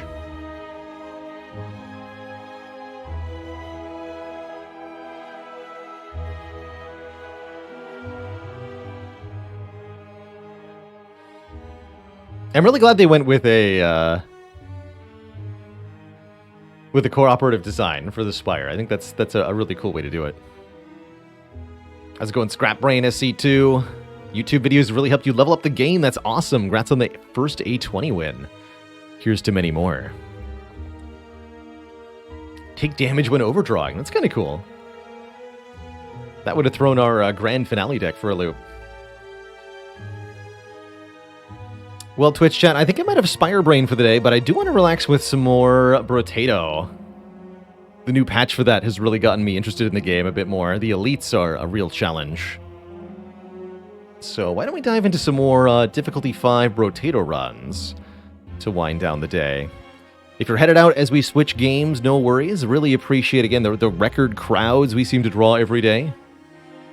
Really does feel like a blessing to be able to do this streaming full-time on Twitch as my actual job. Don't forget, by the way, check out the merch store. At least cool Baylor Lord. Shout out to the merch.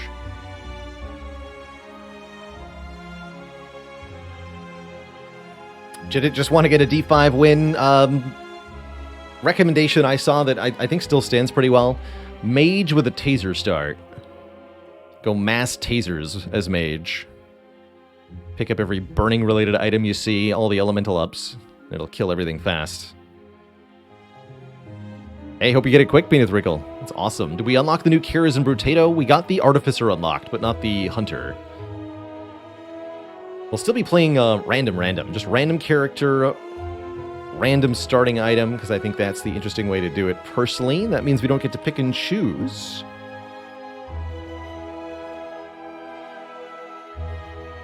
But there's more challenge that way.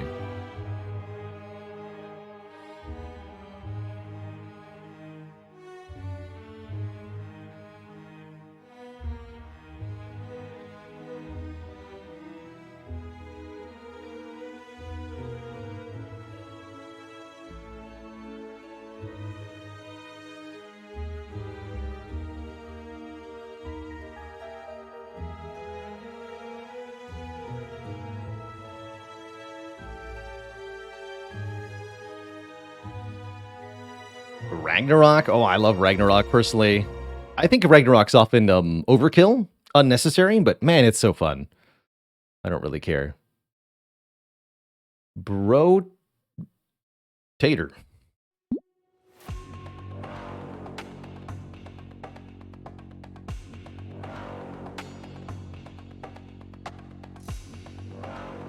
Tiggerbot says, Danger 5 feels way harder now. I've been finding the elite waves are really spooky. Really, really spooky.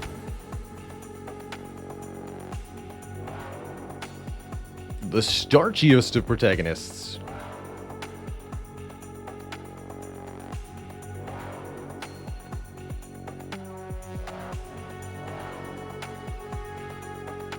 All right, so I'm going to take a quick break before we jump into Brotato well and proper here. Refill the water, stretch the legs, all that jazz. When I return, it's spud shooting time. Be right back, folks. Oop.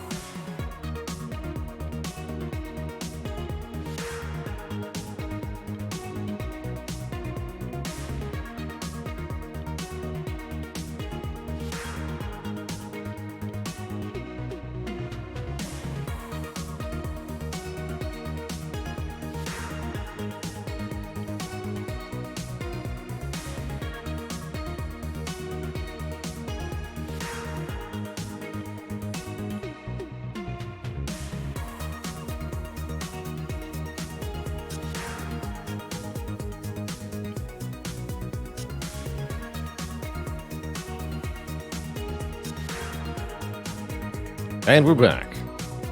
Welcome, welcome, one and all, to some cozy Brotato action. You haven't seen this lovely horde shooter bullet heaven meets roguelite, then you're missing out, because it is a joy to play. The premise, you, one of 30 different weird potatoes, versus hordes and hordes of enemies in a small arena. Each wave will get money that we get to then use on items to kind of develop a build. And the goal is stay alive as long as possible. So, we rolled Doctor, who has triple attack speed with medical weapons. HP regen is doubled and starts with a little bit of harvesting, but gets less armor and less regular attack speed. And we're rolling random weapons, so medical gun start it is. Alright, good luck to us. The huge bonus to attack speed with medical weapons is really, really good for the Doctor. Medical weapons have a high lifesteal percent, so you'll heal when you hit enemies with them, generally speaking. They don't do a whole lot of damage, but with the huge attack speed, yes they do. Let's get some more harvesting. The harvesting stat gives us experience and money at the end of each wave. It's an important one. So we really only want to use medical weapons. We'll take an early coffee. And an early coupon. Sure. There's another medical weapon, another medical gun. 2 guns for the price of 1. So new to this patch of Brotato are Horde and Elite waves. We'll see our first Horde on wave 12, looks like.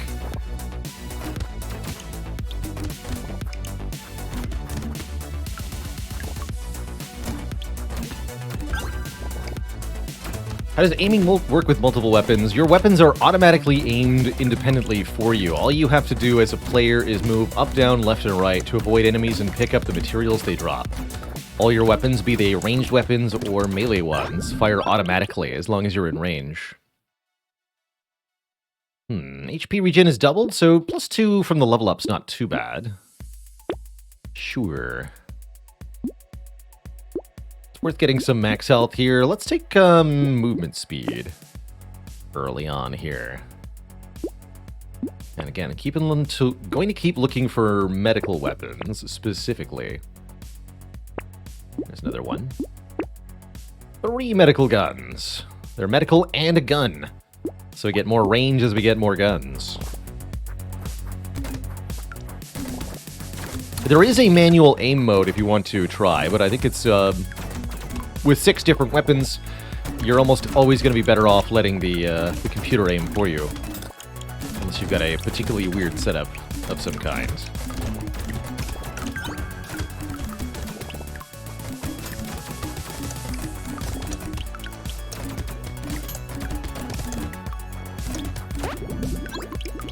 Blippity blappity. Take our first luck up. Luck's an important stat, improving the quality of items that we see in the shop and the quality of perks from the level up. Actually, I'd like to get more harvesting. Or, apparently, I'll just see a purple tier upgrade. This character gets reduced armor, but still, the first 3 points, or 1.5 points, I suppose, are going to make a big difference here. Still want a little bit of it. Here's a chance for some luck. Propeller hat. And I like the Scar, which gives us more experience gain.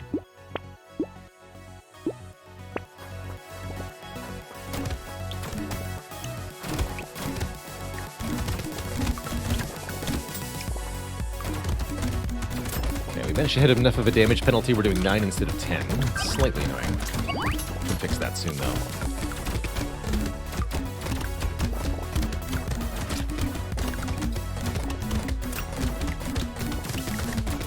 We need more damage.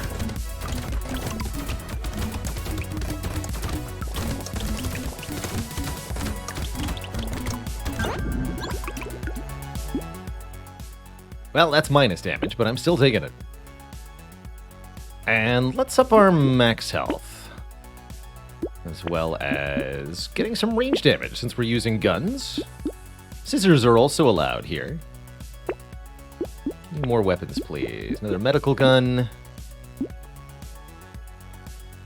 Want an injection? No. One more reroll here. We'll lock in another scar.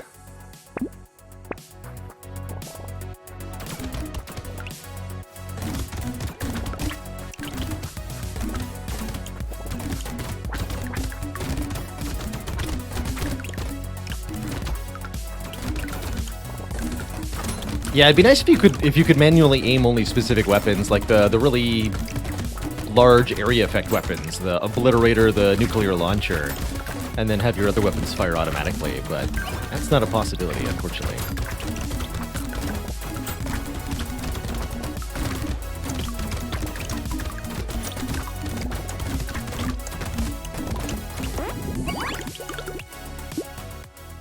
Crit chance and dodge, but we lose some range. Sure. And let's get that harvesting over 20. Cool.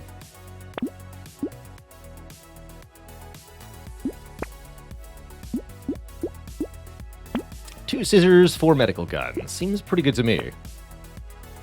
I've got a bunch of weapons I don't want. Gummy Berserker's not bad, actually. Attack speed and range. The penalty is armor, but this character receives less armor modifications, and that does include up and down directions both.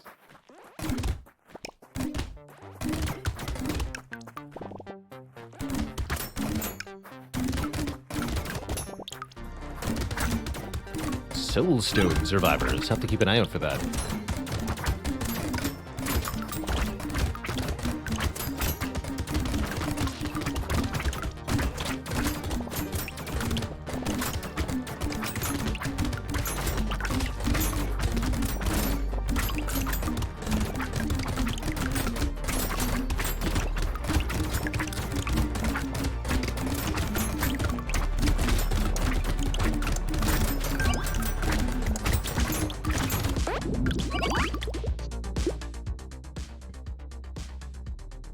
Max HP, 2 melee damage. We've got plenty of attack speed, so I'll take that. And let's get some more max health. Character's really good at healing, but not so good at avoiding the damage in the first place. And let's invest a little bit more in our harvesting stat. Get up to 33 here. Oh, and a piggy bank? Okay. That's a really early piggy bank. Let's just go then. Piggy bank will give us plus 20% of our materials at the start of waves. So we get compound interest, which is a very, very good thing.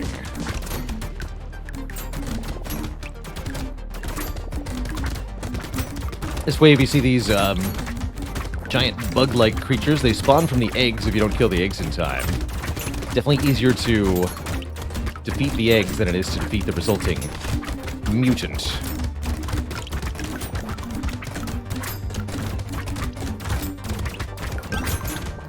Now there's 2 of them. Now there's 1 of them.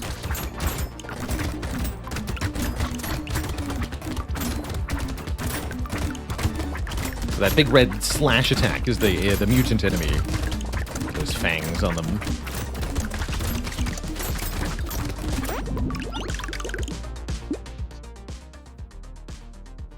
Alright, level 10 already, which means we get a purple perk.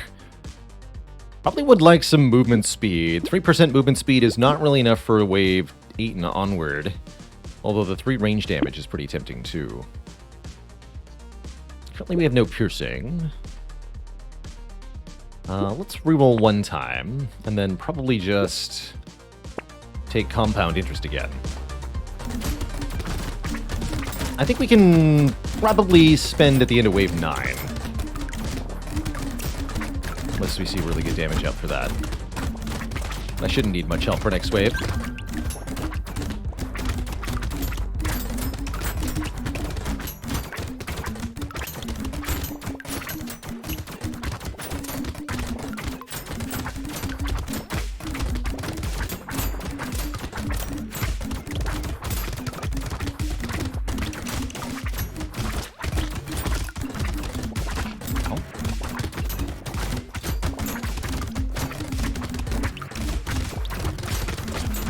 Dear.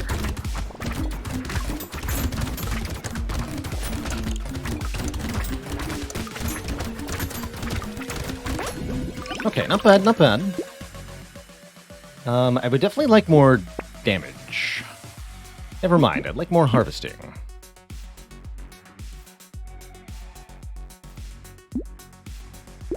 Alright, and one last boost with the piggy bank here. Go to 676.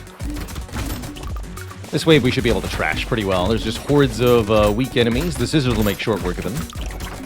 We can get rich, Twitch chat. Absolutely rich.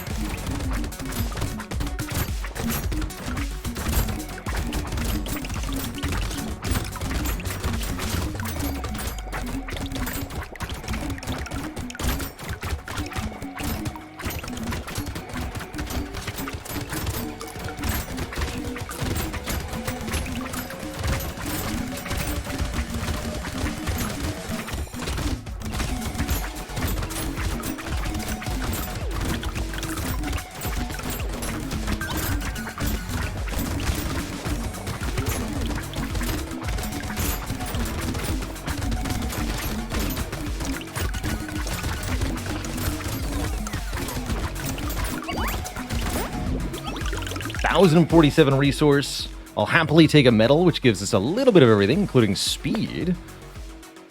And I actually like some more range here. More range and more harvesting. Okay, we should probably stop taking harvesting now. Let's see here. Not a whole lot that's useful. We should probably start spending some of our money, though.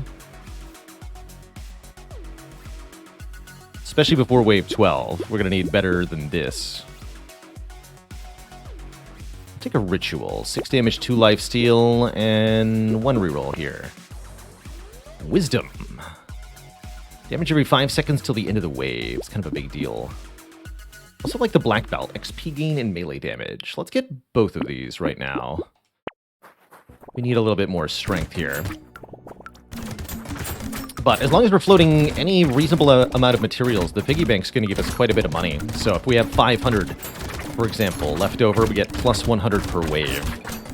This piggy bank has already paid for itself 10 times over. More than that, even. The question is, can we stay alive even longer? I don't know.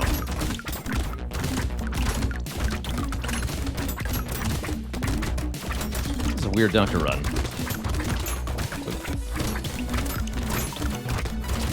I think we'd like some more move speed.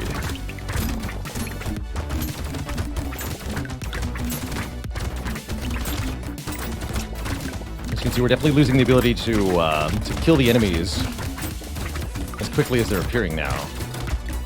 So it's starting to get a bit spooky. Thankfully, our healing is so good. This is not ideal performance, let's say. Peaceful Bee gives us some dodge and some more harvesting. A little bit less damage. Honestly, I'll fall for it. What I'm not going to do is waste my level up on luck here. We're looking for more speed and either more max health or better yet, more damage here. Let's take 15 more attack speed. That'll heal us more too. Power generator, more damage for every speed we have. Excellent. Wandering bot will slow down nearby enemies. Also excellent. Those are both great.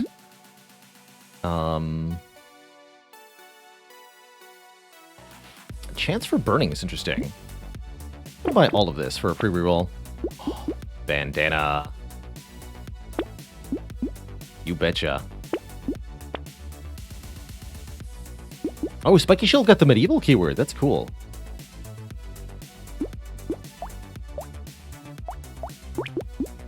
Okay, spent a lot of our money. But I feel like we're a lot stronger now, which is quite important.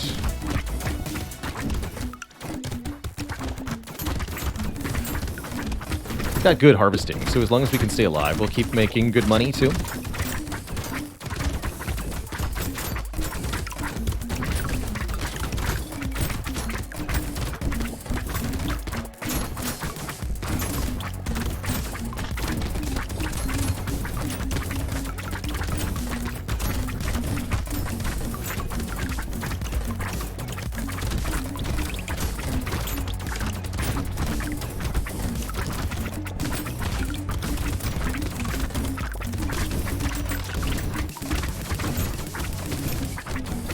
Armor would be nice too. Or dodge, actually. Dodge is probably better on the doctor than armor is.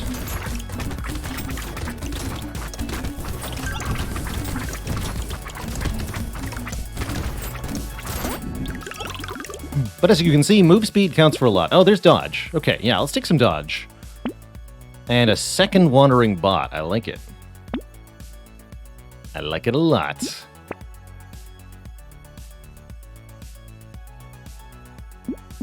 Three melee damage? Nah. Alright, wave 12 is the Horde. That's next wave. Are we going to be okay here? Double wandering bot? I have to hope so. Here goes. What does the Horde have in store for us?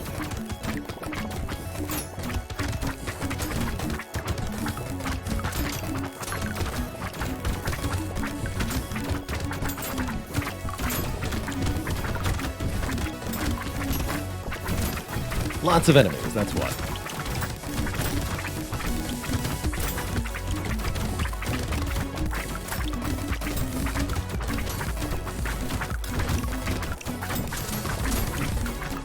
Woo. Got my juke shoes on today. I'm able to see the upcoming wave info. It's in the bottom right. I'm playing on the beta patch version of Brotato, so if you see elements in my game that are not present in yours, that's probably the key difference. Is I'm playing on the beta branch, which you can access through the config settings in Steam. Publicly available, anybody can join. Okay, that actually shockingly went pretty well. We get a Panda? Panda. 12 max health, 25 luck. We get a bit of a damage down, but what's a damage down between friends? I mean, really. Give me the purple sizz. 4% more lifesteal seems actually pretty good, and I'll take the trees die in one hit, since we really are kind of bad at that.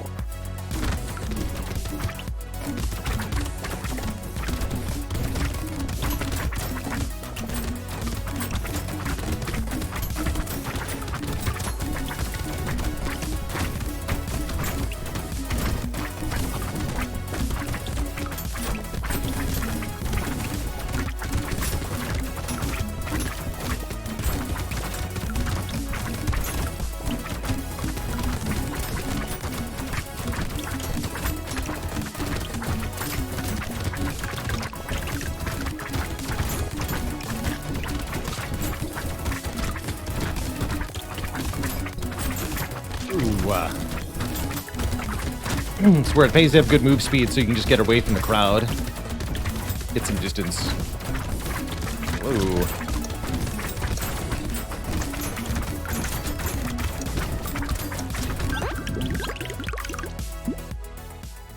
Six melee damage. Seems like a lot of melee damage. Let's do that. Triangle of Power causes us to deal less damage when we take damage till the end of the wave, but comes with a flat 20 damage up. It's pretty decent. Kind of counteracted, even if we do lose damage with it, Wisdom kind of counteracts it. I'll take it. I'll take a Triangle of Power. Let's get some of these basic things. Get all of that, actually, for another free reroll. Torture! 10 max health, restore 3 health per second, but we cannot heal any other way. Oh, heck no. No deal, sir. That's absolutely not what we want. So, we face an elite on this next wave. The elites have absurd amounts of health, so you really need a high DPS build to kill them. But if you can't kill them, then the next best thing is to survive, and that'll work just fine. So I'm going to try to stay away from this creature with 4 knives. The Mad Chef type enemy. Thankfully, a high move speed allows us to kind of dodge through these dagger attacks, at least for this phase. So long as we keep moving. But once it gets a bit more chaotic, we can't just use move speed anymore.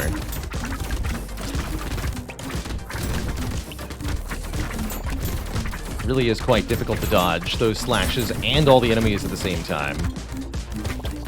Thankfully, our huge healing will help for when we can't do that.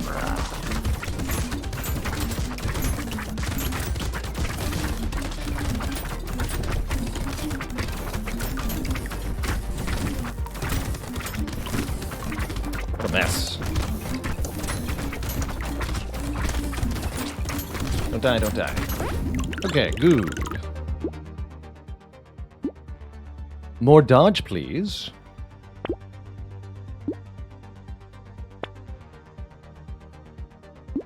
I don't think making the enemies faster is a good idea. We're already getting overwhelmed by them. Spear, actually, even with the attack speed down of the Doctor, Spear could be very good here.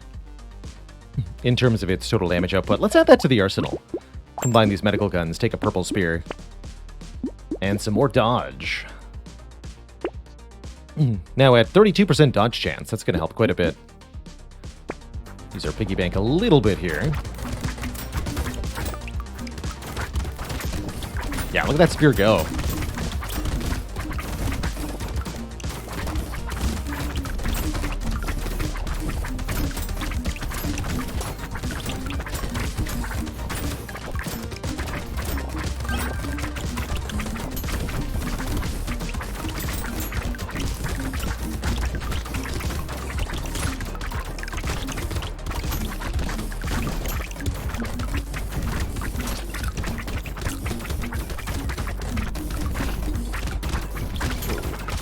Ooh. No, thank you.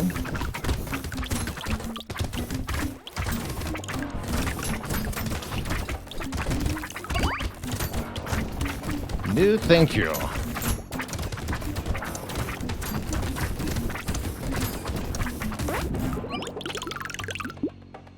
Speed and range with a minus elemental damage penalty. No problem.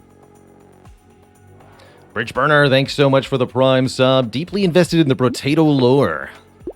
There once was a spud. More powerful than any other. Red scissors. Go to a, let's get 3 scissors. We're mostly in melee damage now. So give me purple scissors and a banner. And more regen. Use that free reroll. Alright. The scissor power. This is going pretty well. Is flamethrower good? I consider it one of the best. Just burns everything on the screen. If your elemental damage is good, it's pretty ridiculous.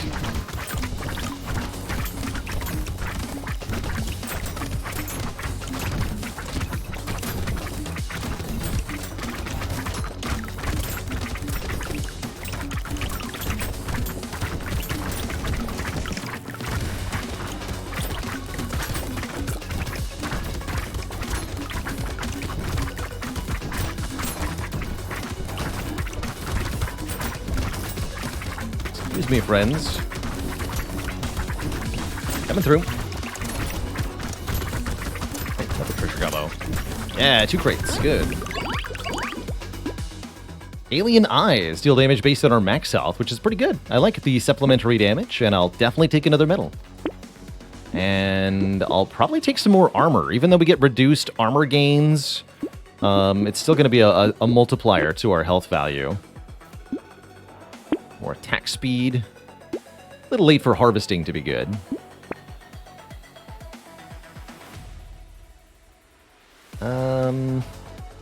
That's okay, though. A little bit more lifesteal means we heal even more often.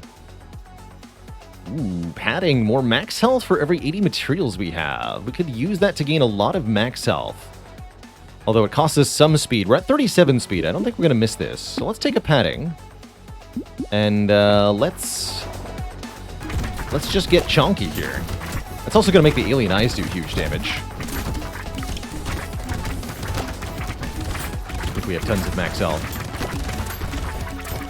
Don't want to go multi-padding, though. We made that mistake before. Can't have too much speed down or you're dead.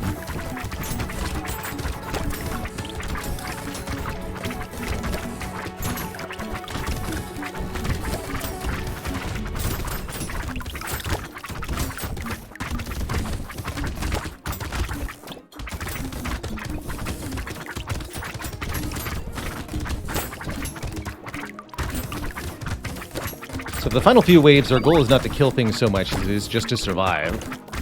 Killing things is just to make money so that we can get items that keep us alive better. Against the final boss, we don't really have a lot of hope of killing it with this build, so the goal is just stay alive for 90 seconds against 2 bosses. Easier said than done, but with our tremendous healing, it's doable. Attack speed while standing still, not today. Not today. One more. Yeah, okay. So we'll just take the max health from having more materials. Currently with 1,197 materials, we have 14 max health from padding, and we're going to gain a bunch more at the start of the wave from the piggy bank. So what elite are we facing here? Oh, it's the egg-laying one. Oh god. Kill the eggs! Oh no. Already this has gone horrifyingly. Thankfully we have a lot of move speed. Otherwise, I don't really know what to do here. They are buffed super guys, and I'm terrified. Run, run, run. Please don't kill me.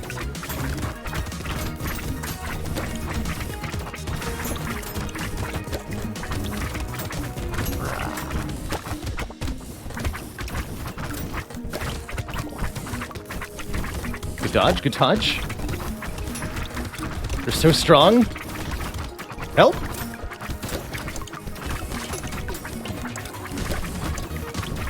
I'm alive! Whew. Terrifying. Carissa says, is there a character that emphasizes standing still? Yes, there's a character, the soldier, can only attack while standing still. There's the second padding. I have 32 speed up? That's 22 more max health, but for -5 speed. I don't think I do that. We talked about why that's not a good idea.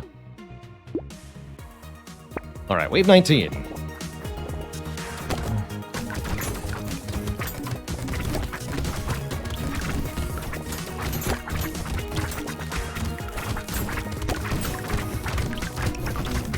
We'd like to earn money this way, but it's absolutely not required. Just staying alive is the goal here. Through. Thank you.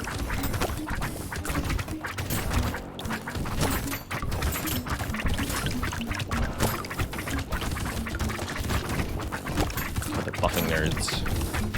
Don't want too many red enemies following me on this wave. Like that. Yeah, I don't want that to happen to me. Hell no.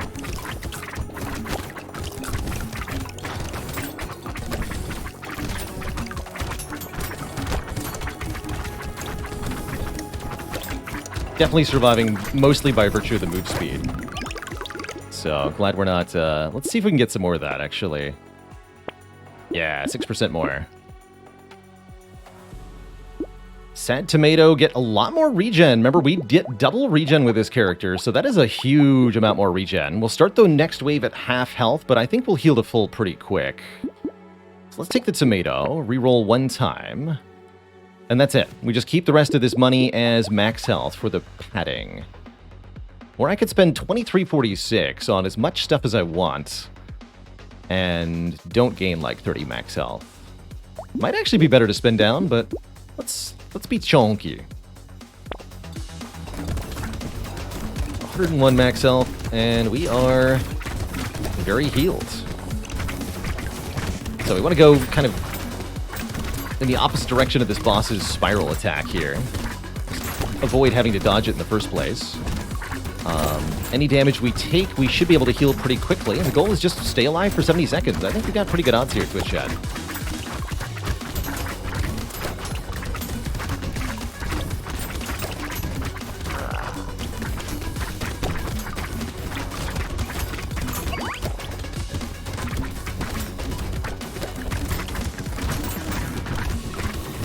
The move speed is so important for this.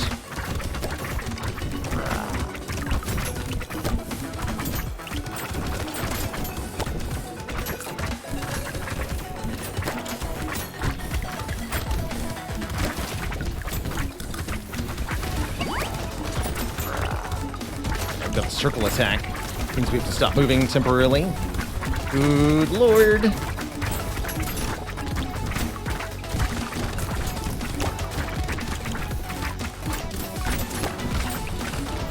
is not how this is supposed to be. No. No. Too much at the end there. GG's. Those final 30 seconds on the Wave 20 are so nasty. GG. Really close. Who's next? Mutant with a double-barrel shotgun. Mutant has more expensive items, but gains triple experience, so the Mutant's all about having fewer items and more level-up perks. I think Guns Mutant is going to be pretty fun, actually.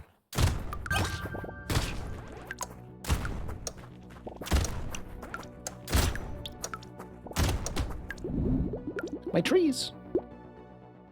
In fact, let's take range damage and attack speed early. Really try to lock it in. Lightning Shiv, huh? Shredder's good. Okay, let's lock that and that. Have an idea. Yeah, if we just had a little bit more move speed, and you know what? I bet the right answer was, don't take the padding, spend all the money. I don't think I'm going to fall for the padding again.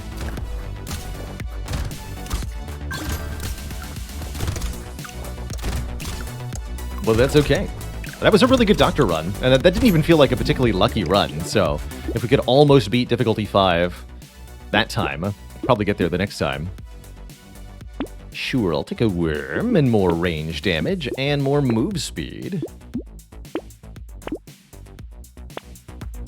This Ghost Scepter will give us max health if we kill enough enemies with it. So we can get some automatic stat scaling that way.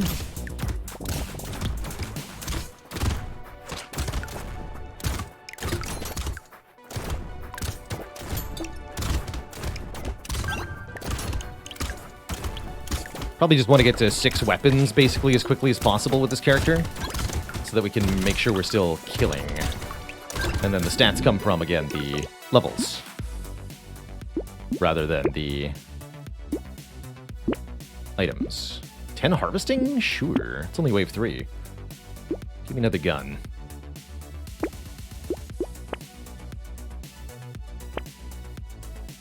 One more. SMG 2, sure. Lock it in.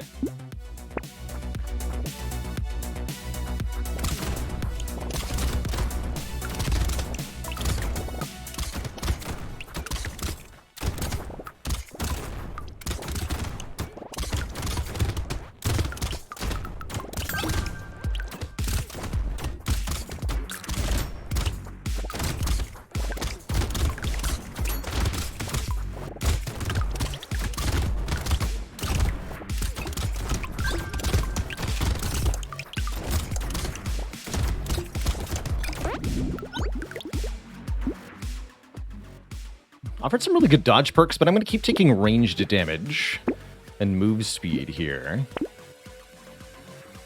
Not taking an axe.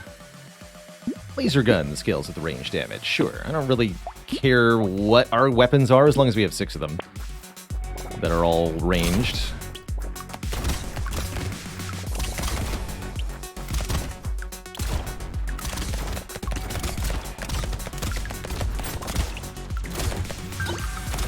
Get him.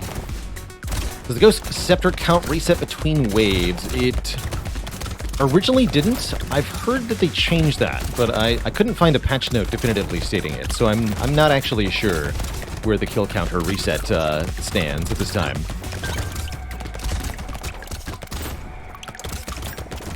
My belief is that they don't count between waves.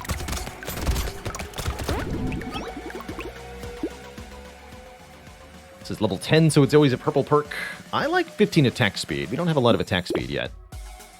And neither do we have a lot of percent damage. Ooh. Oh, they nerfed Hunting Trophy. Now it's 33% chance. I understand why we did that. Well, we're not critting enough for that to be any good. I could combine the Shredders, pick up the pistol. That doesn't feel particularly worth it. Alright, I'll get an SMG, though. Yeah, that way we can make a purple SMG. SMGs are only 1.5 crit. So I don't think Insanity is that good. Don't think I want to build crit here.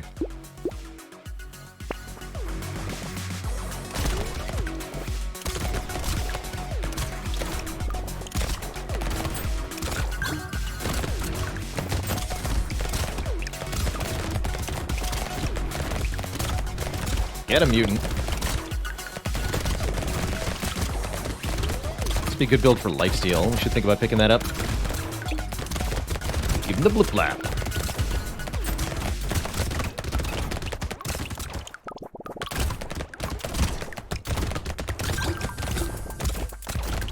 Still often worth it even with the nerf. I mean, I totally believe that. It's nerf with good reason, I'm sure.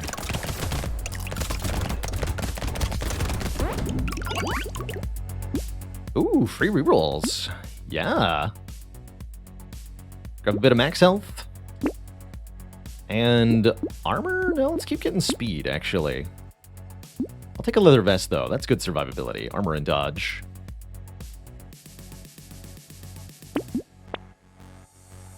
Definitely a certified... I'll buy this.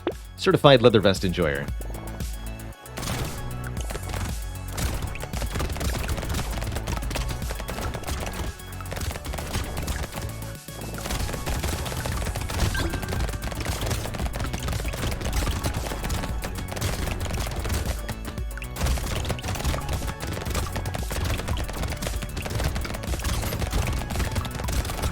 Level 15 is another guaranteed purple perk.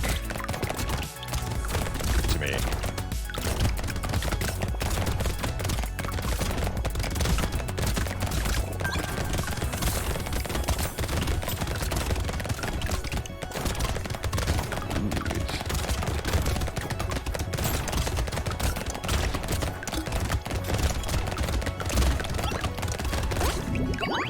Still getting max health off the scepter occasionally.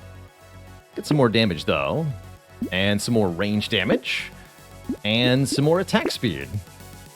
I want to see everything die. That's what I want.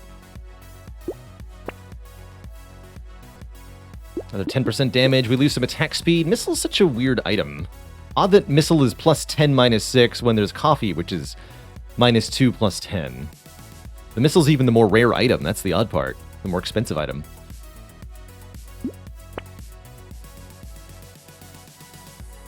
None of this. Ooh, Go Scepter 3! 1 max health for every 16 enemies we kill with that. And I love Ritual also. We'll lock Ritual in and Small Magazine in. Those are both good for this build. 2 Go Scepters will start to gain a lot of max health. That can be quite good.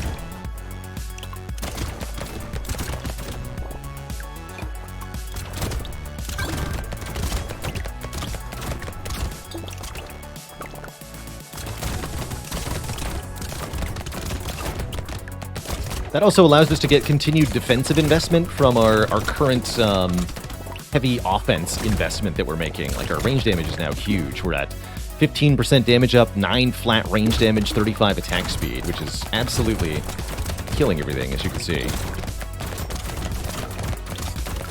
And the more we kill, the more max health we get.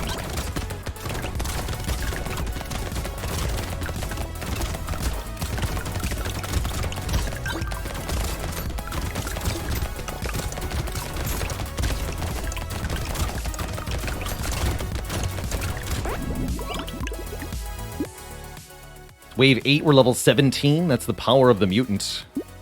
I do think some sustain is good, and with the purple perk being 4 HP regen, I'll take it.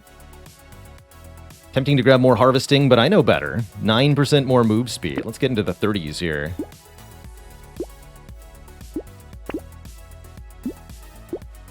Upgrade our shredder to purple tier. Use our free reroll. Explosion size up. Not good enough.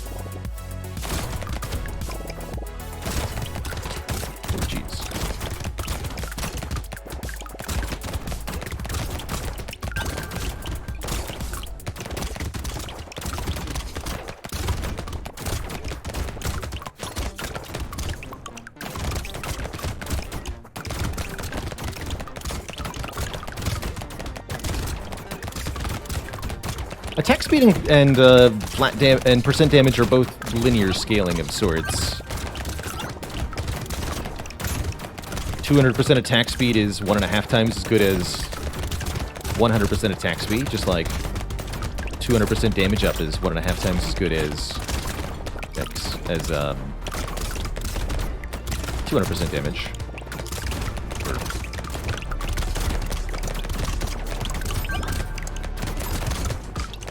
We're not dead. We hit level 20. Start taking dodge. We're already at 12. Let's make it another 9 up. And more HP regen. And 12% damage or 9 more dodge. I want the percent damage, personally. Triceps 3. Let's go. I'll take a Peaceful Bee as well. We can afford to lose a little bit of range damage, and we want both the dodge and the harvesting. Piggy Bank is back. I don't strongly advocate for hoarding with this, but it could be worth the investment pretty easily. Sure. Even with just a little bit left over, I'm sure it'll pay for itself in a few waves. Not like I was going to do anything else that wave, right?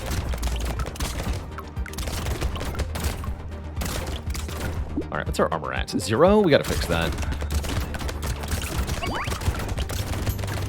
0 armor is not acceptable.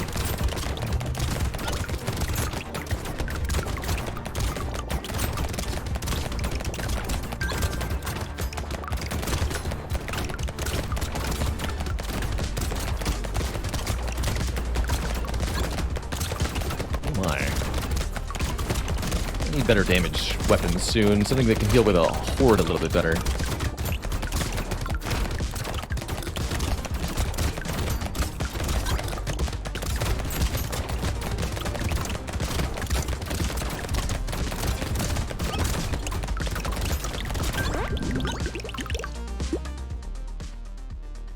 Statue's fun, but not for this run. 9 crit chance or 20 luck? Let's grab this luck up. And there's our first armor, too. Definitely going to take Triangle of Power. Still not feeling like crits are worth it. Lifesteal's worth it, though. Can't combine any of our weapons. Whetstone's definitely worth it. And Snail for enemy speed down's probably worth it. We have an elite appearing this wave. Are we going to be able to do enough damage to kill an elite? I rather doubt it, but we do have pretty good damage, so I guess we'll see. It's the Charger. If we can kill this superpowered elite, we'll gain a red tier item for so doing. But note that any damage we put into the elite might be better spent on killing the enemies of the wave, so that we can have our income. Or gain max health from the Ghost Scepter.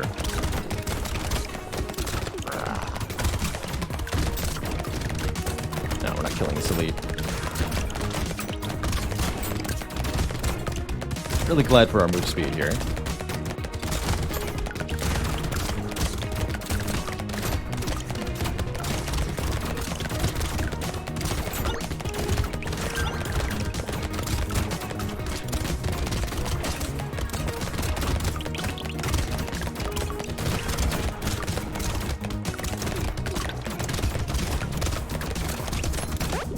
Okay, that's not too bad. Let's get some more chonk. And another SMG3. We can make an SMG4. I like it. SMG4, 23 damage, 10 times per second. A lot of damage.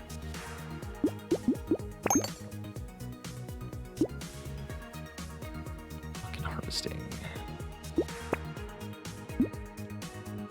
Upgrade this. 157 damage laser gun. Wow. That is a powerful laser gun.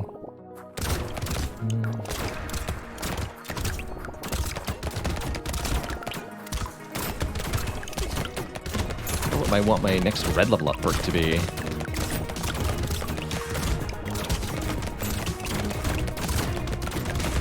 Probably get this wave, level 25. Guaranteed to be a red tier perk. Get 4 more range damage. That's really tempting.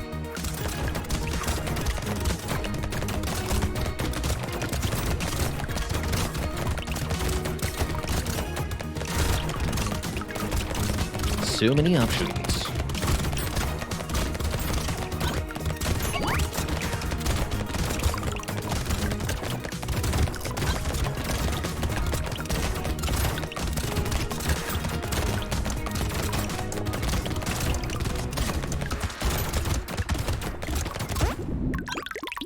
Oh, we didn't quite hit it. Dang. Level 24. Bummer. Not going to take a luck penalty here. Or 8 melee damage. Let's reroll that. 2 more ranged? Sure. There's Power Generator. 1% damage for every speed we have, which is a lot of speed. That's a huge damage up.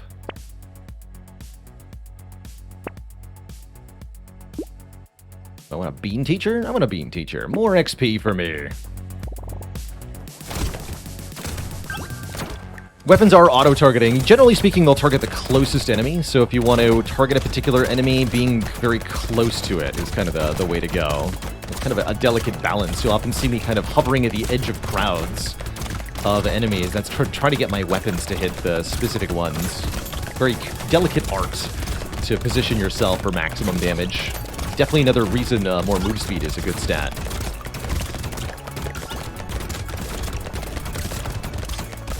Hey, I see you, green guy. I want your item.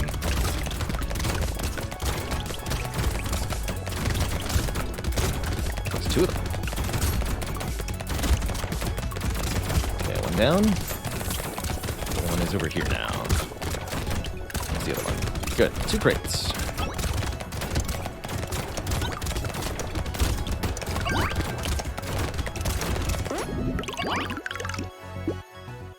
I absolutely do not want blood donation, but I do want alien eyes with a base of 56 damage and going up.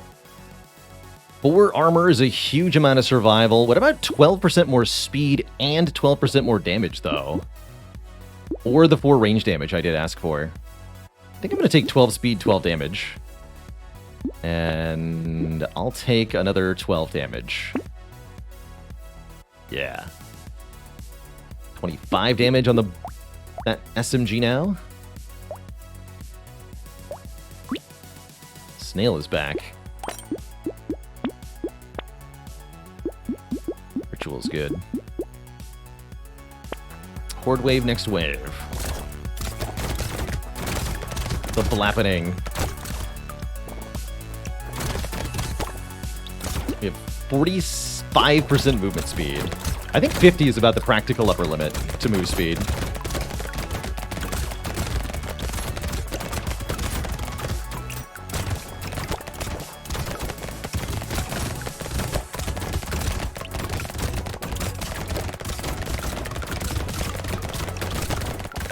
It's hard to say no to more with Power Generator, right?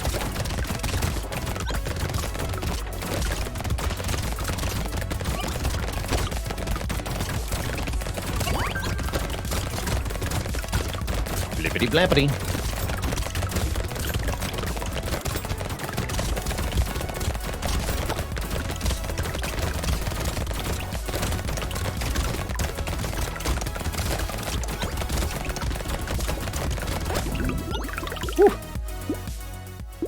Who needs engineering? Armor's good though. I would take 2 armor, but I would also reroll for a higher tier perk. Take some luck. Power Beast. I said we're a certified leather vest enjoyer. Armor and dodge, good stuff. Horde wave time. Gain a lot of max health here, probably.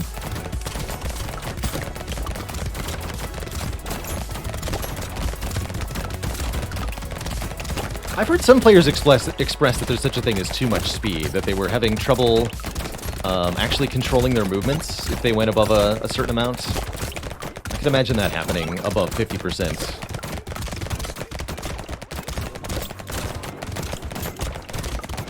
Where's here? They're really outnumbered here. I don't have that good at healing, so I gotta be careful.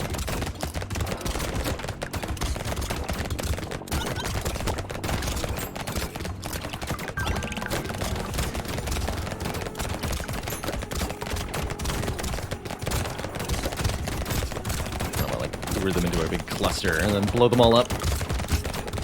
shredded, nerds.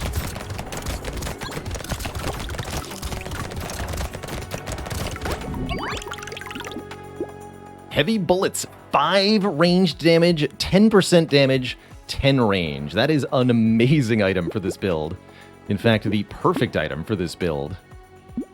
I could take a massive increase in our range, too, to allow us to attack from further away. I really like that, especially with how much DPS we can deal. And yes, indeed, it is the baby with a beard, here to show us a good time. Baby with a beard scales its damage off of range damage. It's going to be 38 damage every time an enemy dies. Pretty absurd. So look for those bouncing bullets just shooting out of everything in a chain reaction of murder. Wow, they just disintegrate now. Love the baby with a beard item.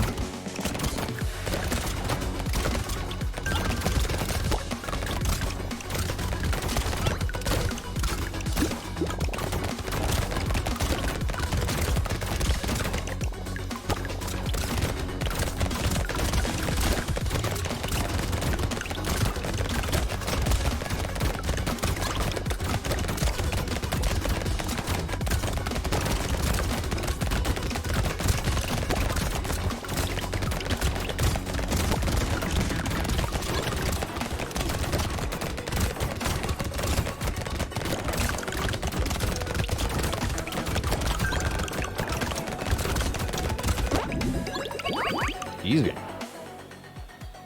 More speed, yes. Less enemies, no. I think we should start taking armor, though. And range damage or percent damage. This is level 30, so we get another guaranteed red perk. I don't think I've ever been to level 30. We're at percent 115 damage. Let's take the flat 4 range damage. And I will absolutely take a poisonous tonic. In addition to a ritual here. Lock in the second alien eyes. It's elite time. How much damage do we do? I think we can kill it.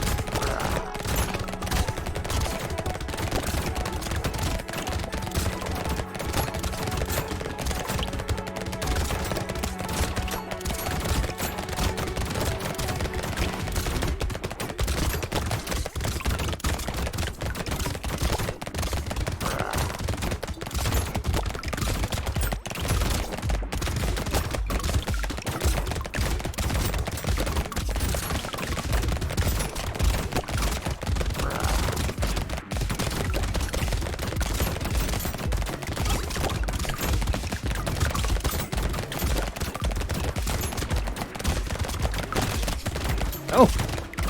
To die.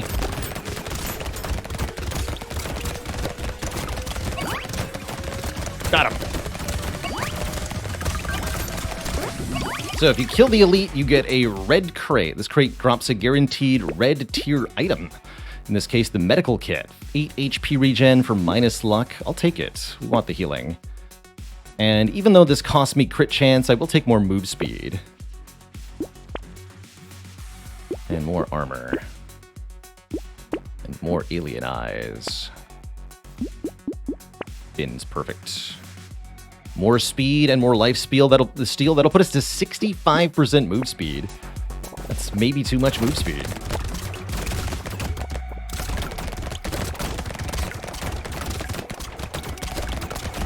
Get him, baby.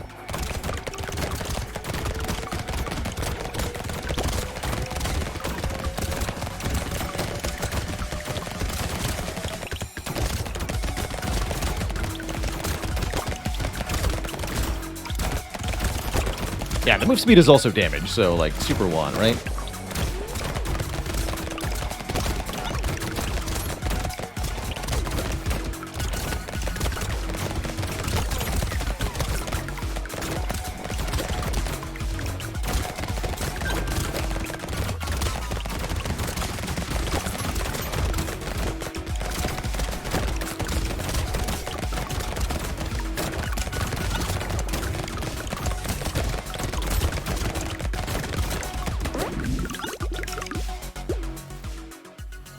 More damage? More damage.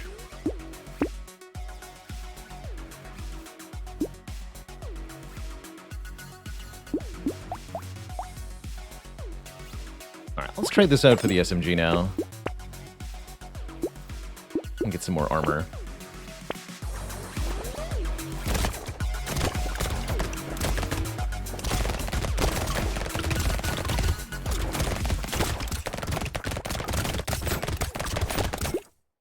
%4 move speed.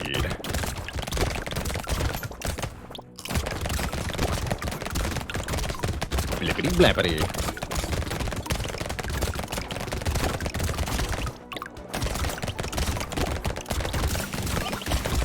Yeah, this is the mutant character. We're getting big XP ups. Gonna be level 33 at the end of this wave. I think it's the highest level I've ever been in Brotato. There it is, level 33. That'll be the last one, I'm sure. Look at this absolute mayhem.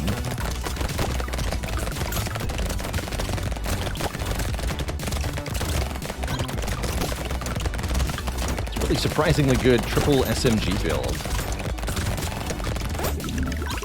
The power of move speed. Take some max health for minus dodge. Now, let's recycle that.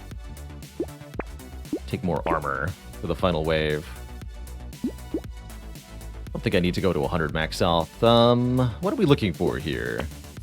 Triangle of Power is great. Damage and armor. This is range, damage, attack, speed. Sure, we'll go Triangle of Power, small magazine, and that should be enough. If this doesn't have the damage to kill the bosses, I don't know what would, actually. This laser gun does 457 damage. The red SMG does 68 damage 10 times per second. Like, if this can't kill the bosses, I don't know what can, you know?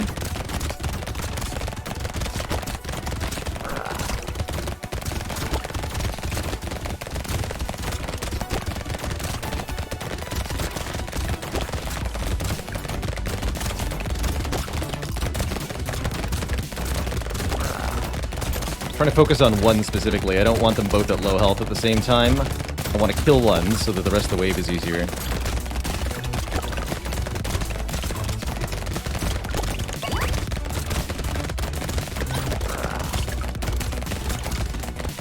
Doesn't look like that's happening though.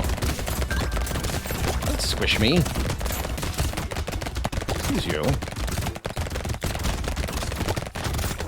Alright, well that one's dead. And you are also dead. GG. Feels very satisfying to kill both of those Danger 5 bosses rather than running away from them like a coward. GG. GG. Now that's how you win a D5 run.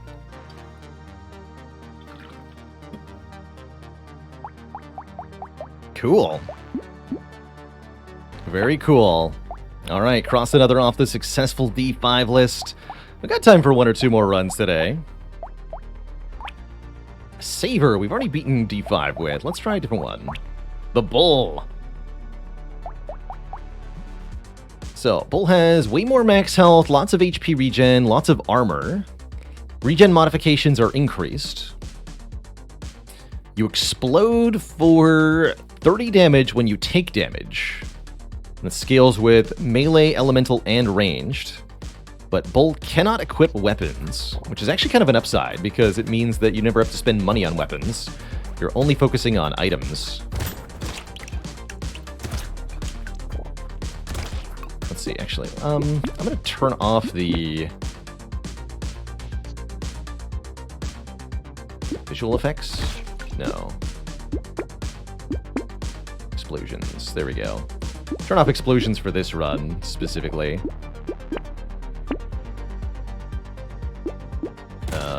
To avoid spamming white flashes in the middle of the screen constantly. Doesn't that make dodge and damage down? Kind of. Yeah, kind of. I'll take harvesting. The explosion can also crit, but the crit damage is only 1.5 multiplier. Double fertilizer. Let's do it.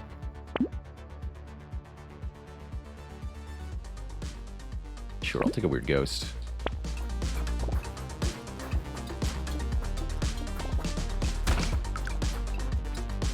The early waves are exceedingly easy for Bull, as you can just take one damage from enemies and smash your face into them repeatedly. But the further you get into the run, the harder it is for Bull to deal damage, because Bull has to take damage every time Bull wants to deal damage. And that is a bit of a conundrum.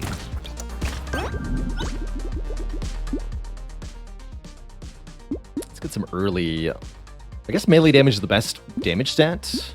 2 melee. And more HP regen. Other weird ghost seems fine. Lifesteal is useless here. A goat skull, though.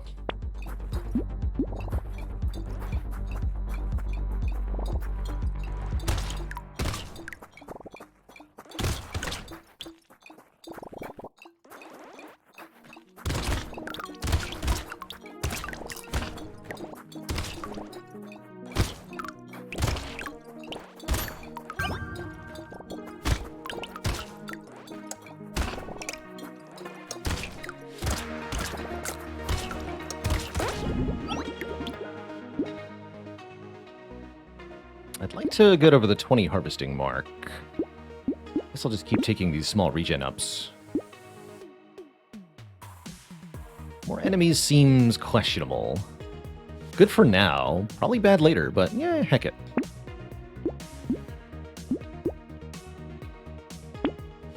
.34 HP regen.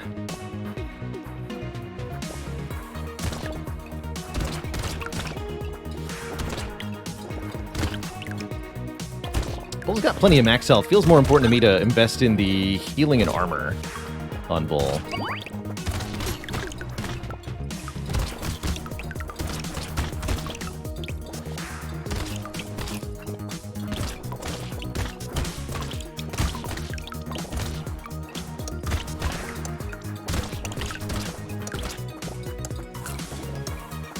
Ah!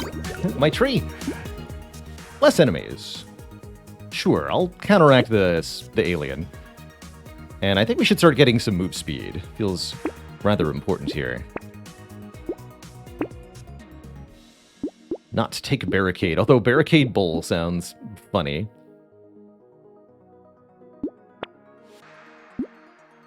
Sure, little frog, pick up range and harvesting. I think dodge is not that good on Bull. Right, you don't do damage if you don't take damage. But I think there's a valid argument that you in fact do still want it.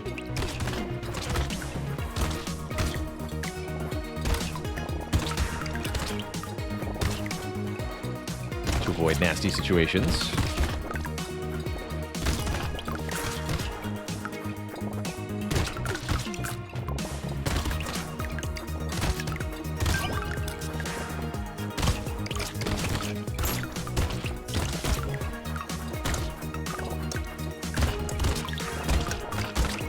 I already see we can no longer just smash our face into enemies willy-nilly here. We're not healing quick enough. Attack speed does nothing on this character. Take a little bit more harvesting. And I'll take a bowler hat. Sure. That actually sounds pretty cool. Don't want negative luck.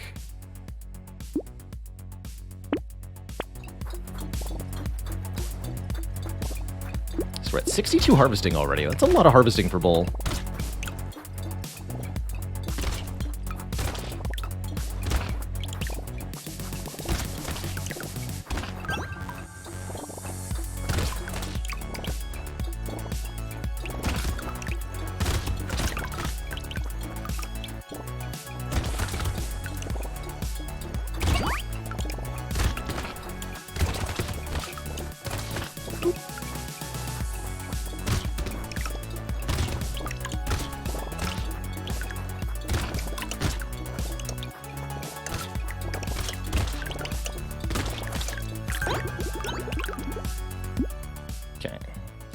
Probably the last, 9 move speed. Alien Eyes are great, because it's passive damage that's not going to depend on getting hit here, which I really like. Lock the Scar in, too. Range has no use on this character, either.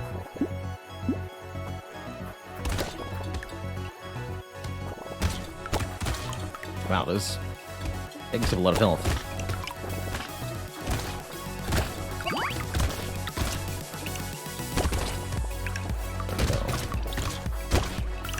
Oh god. It comes. Oh, those eggs do like full enemy damage to you if they touch you too. We're taking 6 for hitting them. Spooky, man.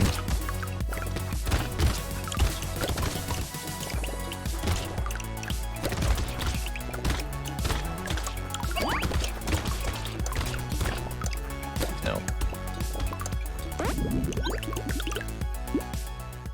See, like, minus armor plus dodge seems pretty bad here. Surely. Take some more flat damage up. Cheaper items, yes. Scar, yes.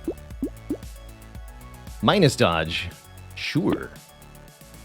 And I like a cute monkey, actually. Chance to heal when picking up material is something that we could benefit from, certainly. Take the muscly dude as well. Squirt gang. How's it going, Schleb? Do turrets work with Bull? Yes. Yes. Bull can use engineering items, but since you can't equip weapons, your ability to get those is pretty limited. You can't do, like, wrench or screwdriver or anything. It has to be the small items. Medical turret's really nice on the Bull.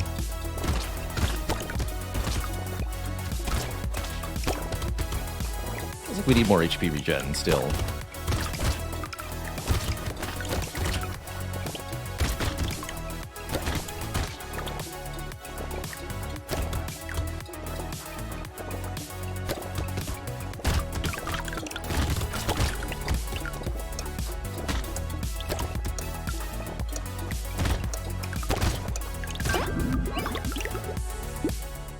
Armor. More armor we have, the more times we can take damage. The more damage we deal, the fewer times we have to take damage. But I think I'm going to take more regen here. More max health, and a bit of luck. Yeah. A few more waves before the first elite. Explosion now does a nice amount of damage. Good. Wave 9's always pretty fun. This is clearly no exception.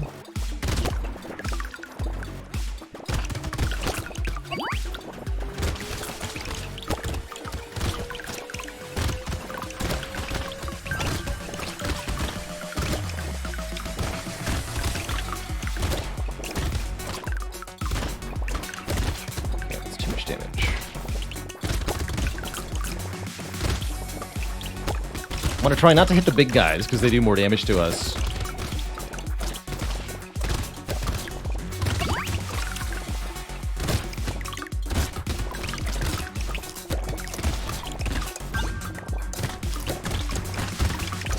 Crunchy. Excellent wave. More luck is good. I don't think we can benefit from lifesteal. Maybe we can.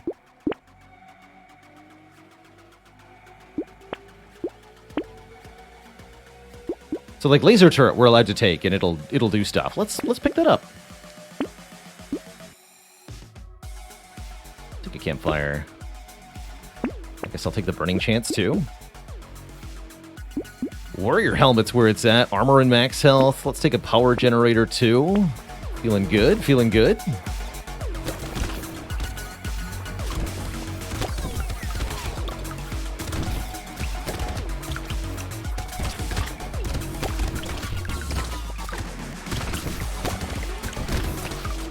Yes, I realize the irony of Warrior Helmet plus Power Generator, but they recently buffed the Warrior Helmet. It used to be minus 10 speed, now it's only minus 5, so it's a lot better as an item. And I wanted it.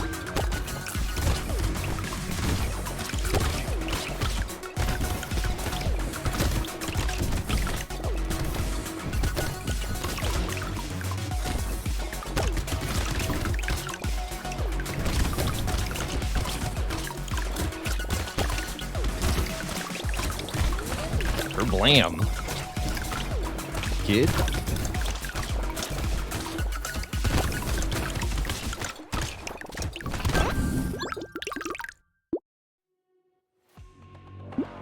Six flat-added damage is quite a lot. Don't think I want crit chance.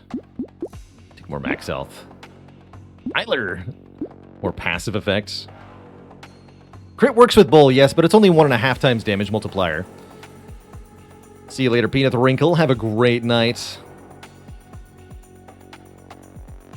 Toodaloo. Bandana. No projectiles to pierce. Beanie's great, though. No downside. Explosion damage also works. That's our main form of damage, so we'll take the dynamite, too. There's the medical turret I talked about.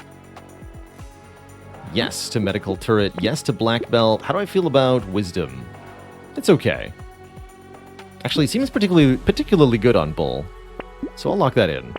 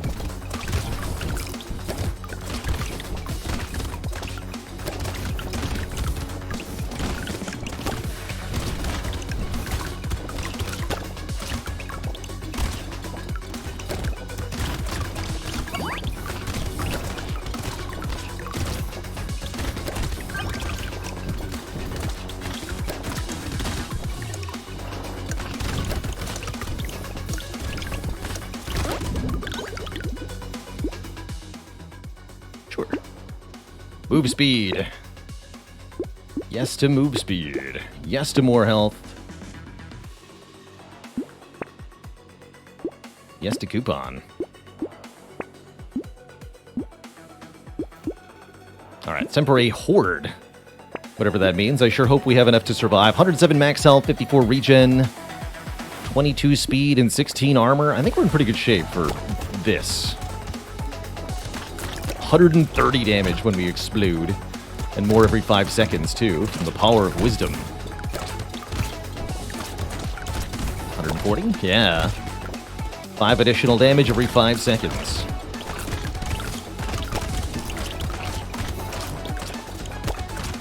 Pretty chunky.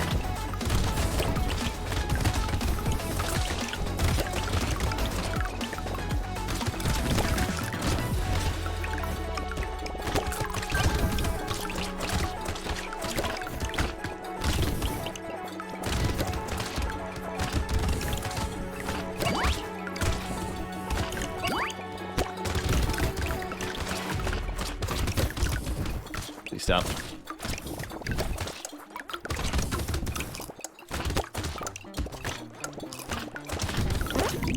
Whew.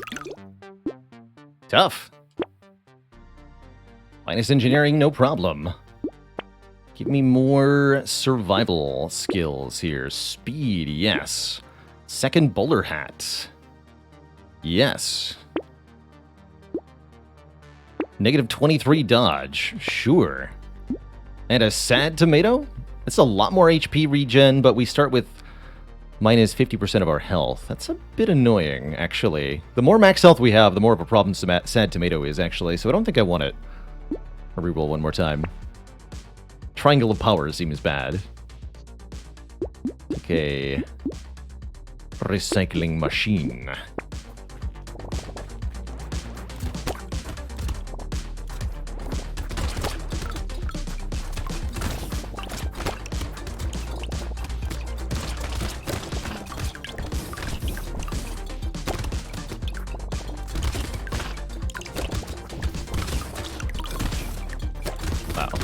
Hurt a lot to come into contact with.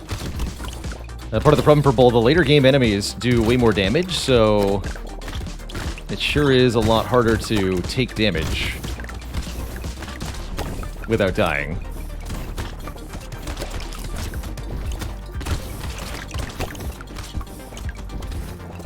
But Bull has the survivability skills to just kind of hang out if he needs to. Which I guess is where we're at here.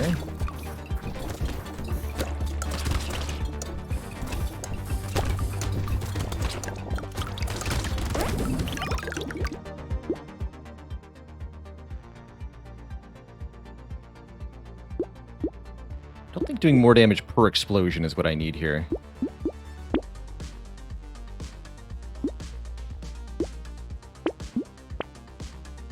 Tomatoes back.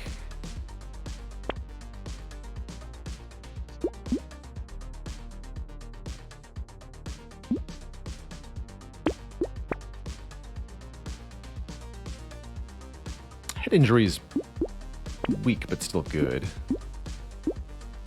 Alright, one more wave until the elite. I think the elite's going to be out of our reach for Bull. Unless we can find blood donation soon, but haven't seen it yet. It's one of the best items Bull can find, the item that does damage to you every second. Because then you explode every second. Haven't seen it yet, though. I keep distrusting the tomato, because I think it's going to take too long to get back to full health at the start, but it's probably worth it, considering how much life we lose in a given wave.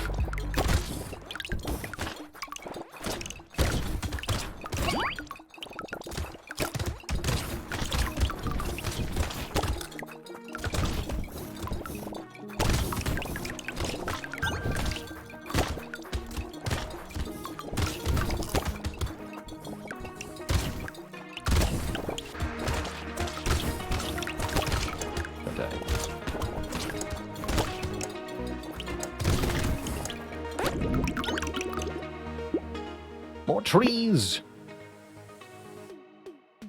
Both range and attack speed are useless. Recycle that. And yes to armor.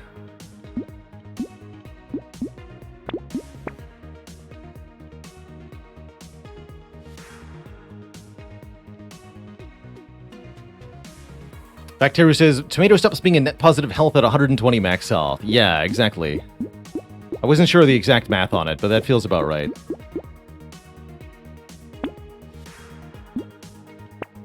Schmoop! Heal me.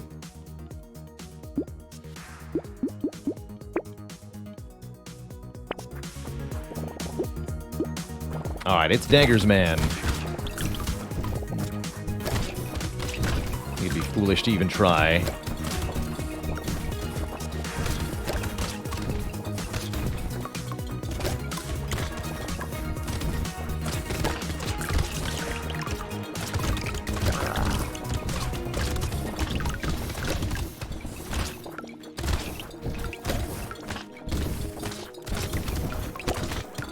Oh, crap.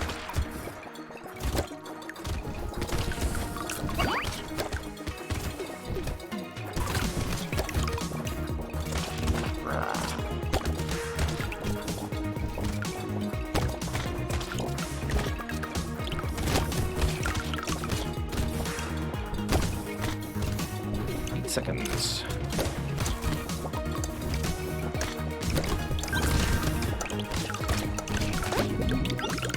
Okay, still making some money. Thankfully, we've got over 100 in harvesting, by the way. 123 harvesting, negative 27 dodge.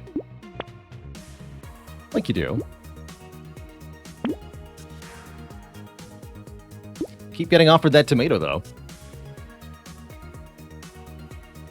HP regen is no longer percent of your max health. So with 63 HP regen, we regenerate 1 HP every 0.18 seconds. 5.71 regen per second.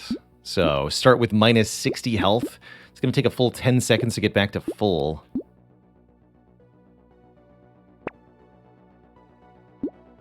Alien magic, though, yes. How do I feel about Lucky Charm? 30 luck. Still want to find blood donation. Lucky Charm can help with that.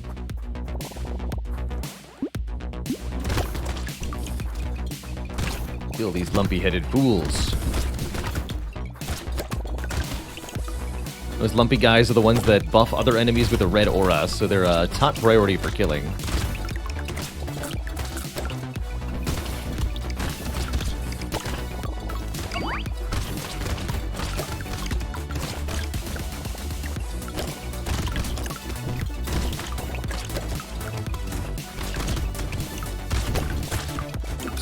Oh dear. Time to go on the run now.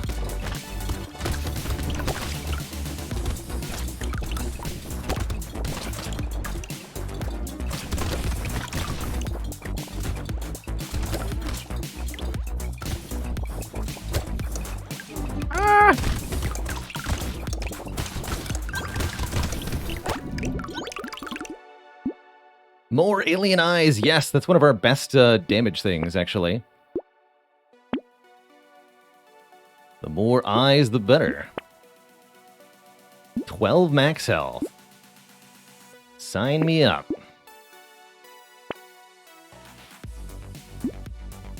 But where's blood donation, though? So alien eyes currently deal how much damage? 110 each. Pretty ridiculous, actually.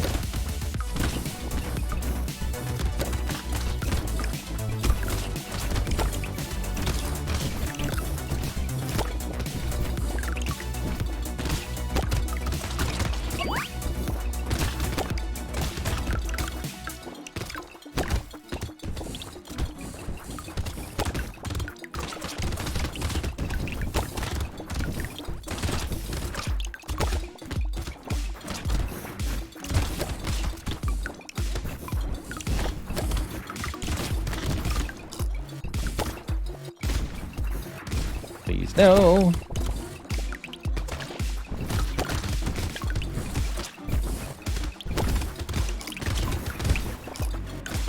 Help.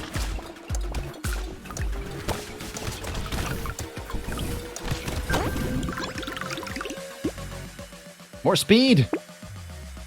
I need more speed. Ah. Wheat's not speed, but it's pretty good damage. Not speed, though. Heavy bullets. No. No. Retro's hoodie. 2 attack speed for every 1% dodge you have. Could take another warrior helmet. Actually, I think the candle's pretty good. Minus 10% enemies will genuinely help with the last couple waves. Let's do that.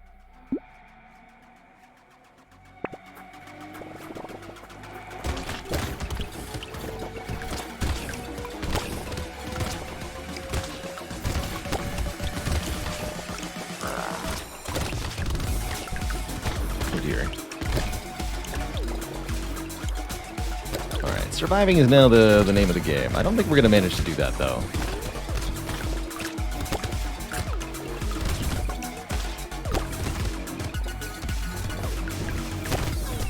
Maybe.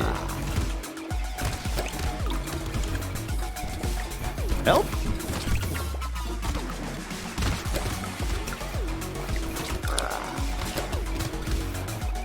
Remember, all we need to do to actually win is just survive. I think the only thing we need to do that is a bit more move speed.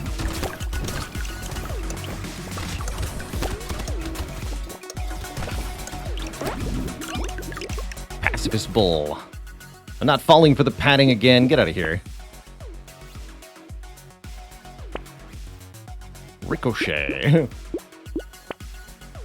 There's some speed. We lose max health and armor, but this is 15% speed.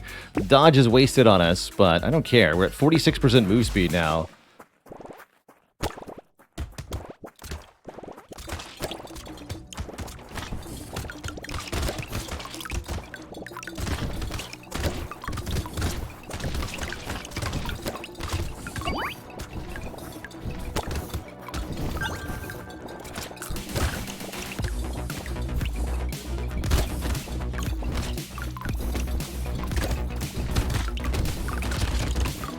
Yeah, now I can kind of engage the enemies more on my terms. Which is definitely a bit more favorable here.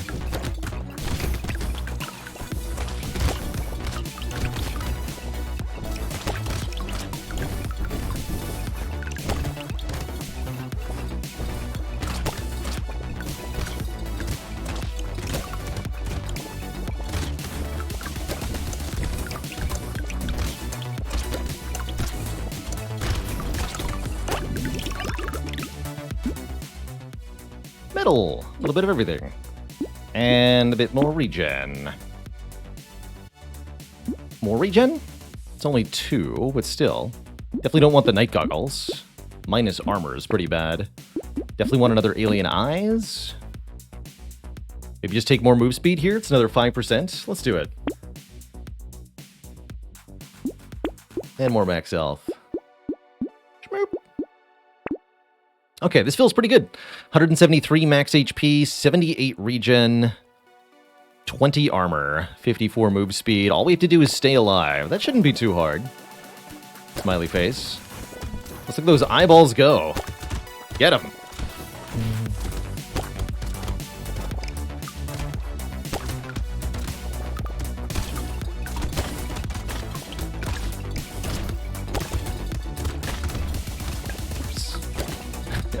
I outran the bullets.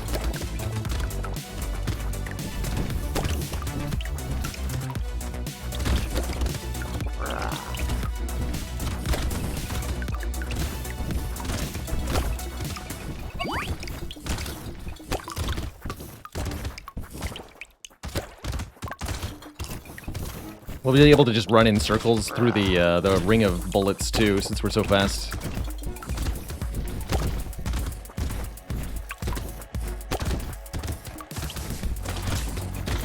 And I'm like lapping the bullets. Whoops. There, yeah. There we go. So we just outrun those. As long as we keep moving at full speed, we never have to worry.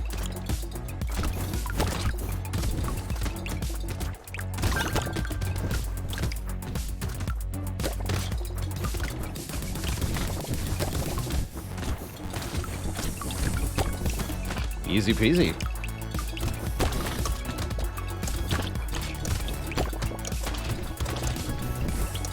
GG. They call him the Flash. The tanky boy who runs around in circles until victory occurs. GG. A Bull difficulty 5 win. Not bad, not bad. Let's do one more. I got time for one more.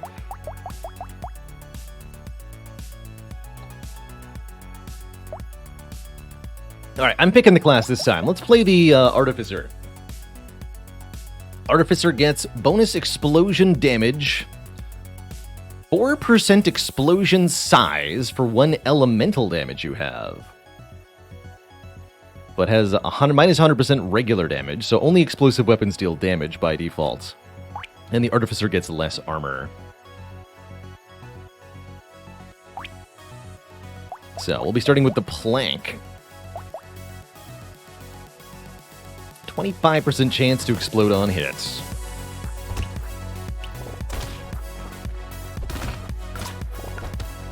That's right, any class can beat the final wave just by surviving. You don't have to get too fancy. No.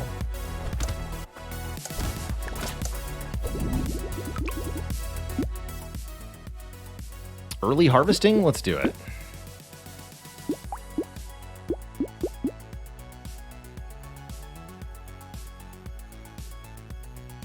Take a taser? Take a taser here. The support item.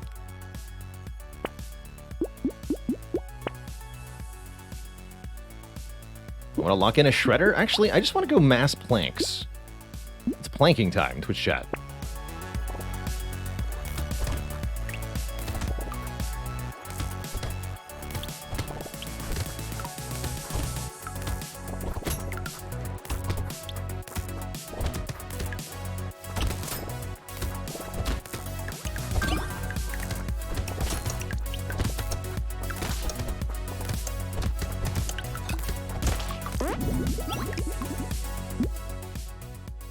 And let's invest in our elemental damage. Early dynamite's amazing for this character. I should also like the blue hand. 54, right? Okay, keep that plank locked in.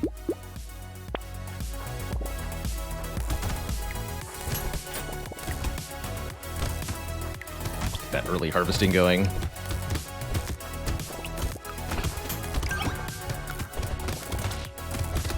Die. Cool.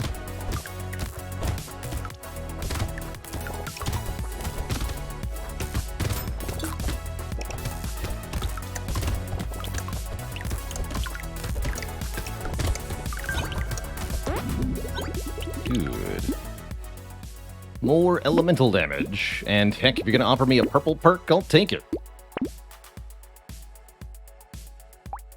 Scales with everything, so Peaceful Bee kind of hurts these, but I do like getting over 20 harvesting. Bit of a sucker for this stuff. I'm not going to take another hand. We prefer an explosive weapon. Elite Robot Panda, thanks for the Prime sub. Welcome to the QZ Sib Club. Oh.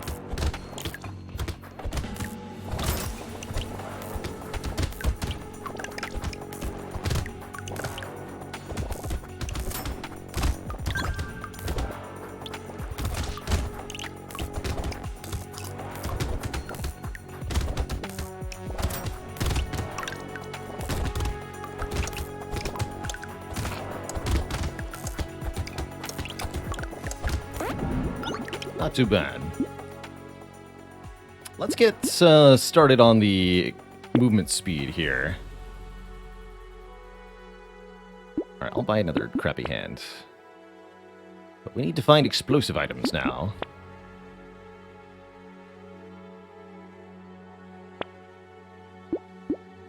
Perfecto. What's a higher tier plank look like? Higher base damage, slightly higher explosion chance, and a bit better scaling. Sure.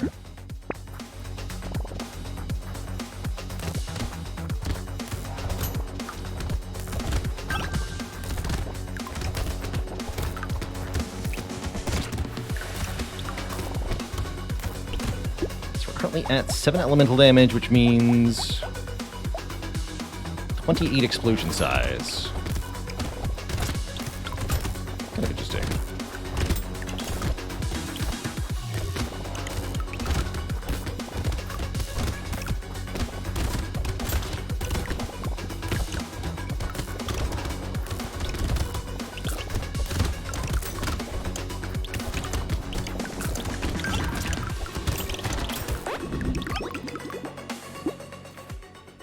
Reroll that. One more time. Ugh. I'll take range, actually. And a 10 harvesting? Sure. I'll fall for that. Crit chance and more elemental damage. Now, we need better weapons. Although dynamite will do.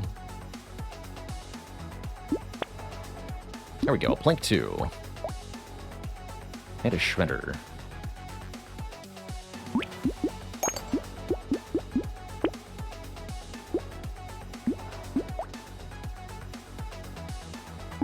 Combine these. Actually, we'll lose quite a bit of harvesting if I do that.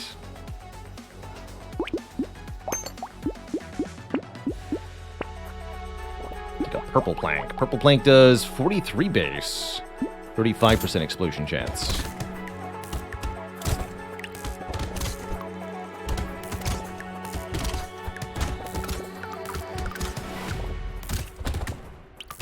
Yeah, nuclear launcher on this character, I bet is absurd. I'm really hoping we see one. This is like the nuclear launcher character. Of course, that requires me to not die here and now, which is, well, maybe not a given.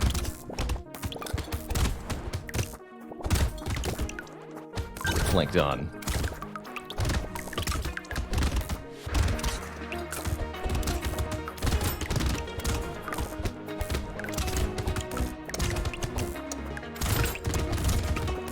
Double crates, heck yeah.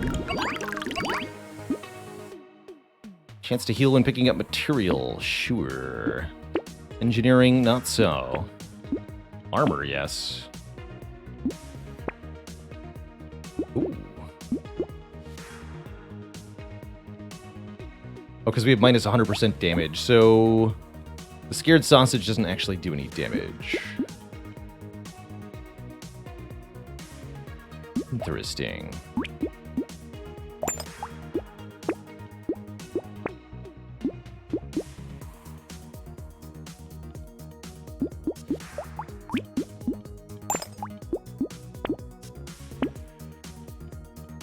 More HP regen.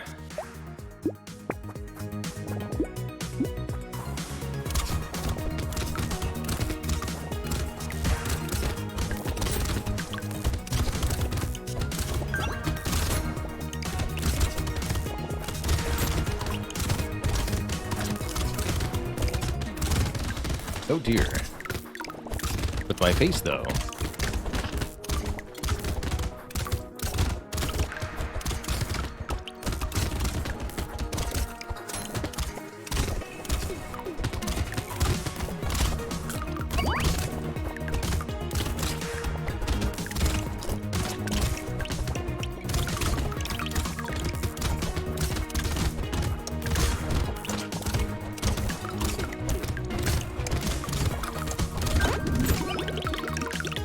Got a little bit out of hand.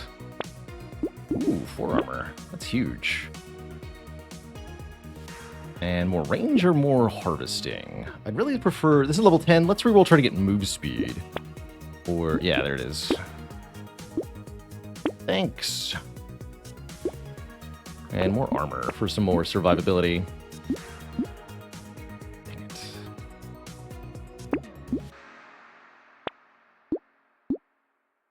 The minus melee damage, I guess.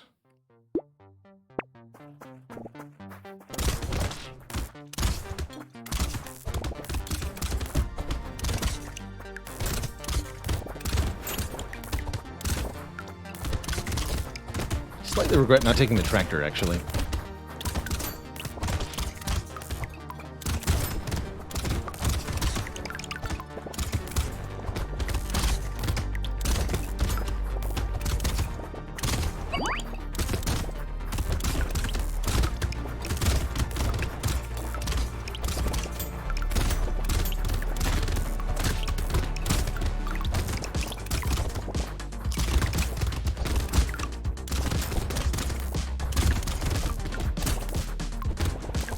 Would have been a lot scarier without armor.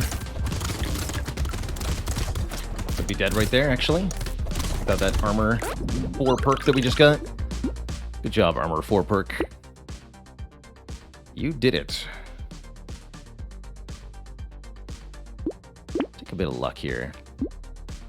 Do we invest in dodge? Not for that much money, we don't.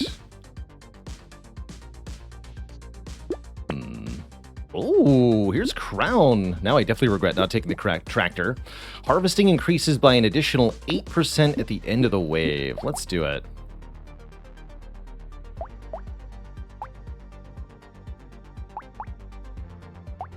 Alright, I'll recycle this, pick up the plank. So the planks are so much better. It seems. So now we get a 13% harvesting up per wave with Crown. It's going to be a lot of harvesting by the end game. We should be just fine in this wave, because explosions absolutely destroy this horde. Get him. Does the minus % damage affect the explosion damage? Yes. Yes, but this character has 175% explosion damage up to counteract their minus 100% regular damage, so essentially 75% damage up for explosions. Minus 100% damage for everything else.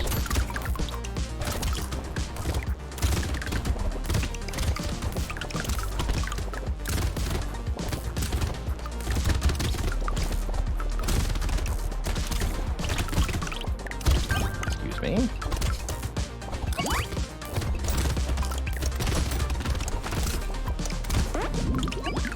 Very good wave.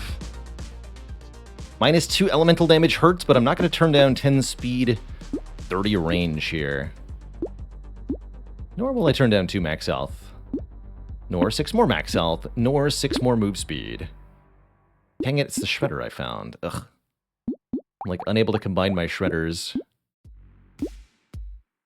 Ugh. Stop! There we go, rocket launcher. All right, get out of here, regular plank. Get out of here, taser. Rocket launcher certainly is an explosive weapon. Cool.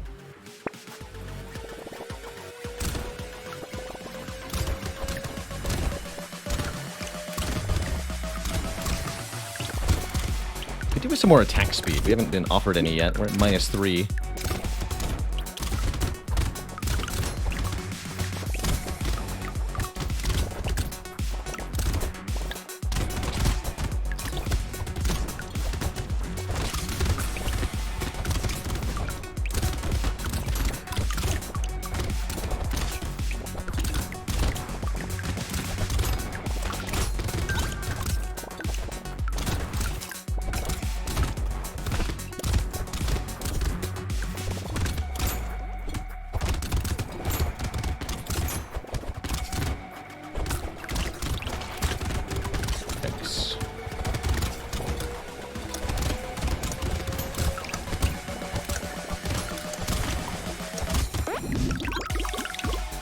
mediocre.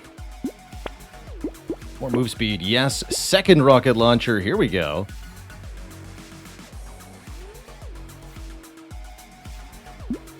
Time to get rid of this hand? Yeah.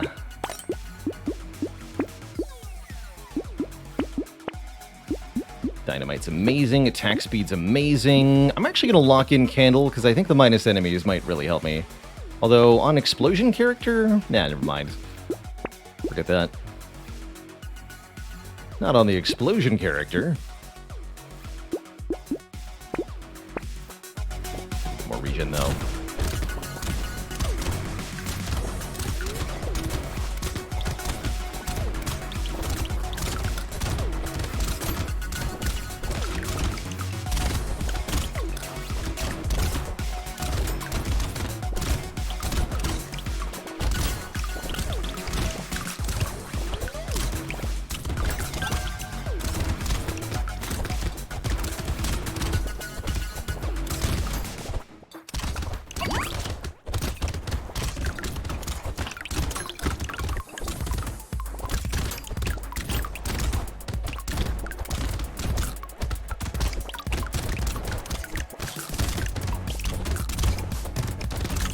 Move speed, though.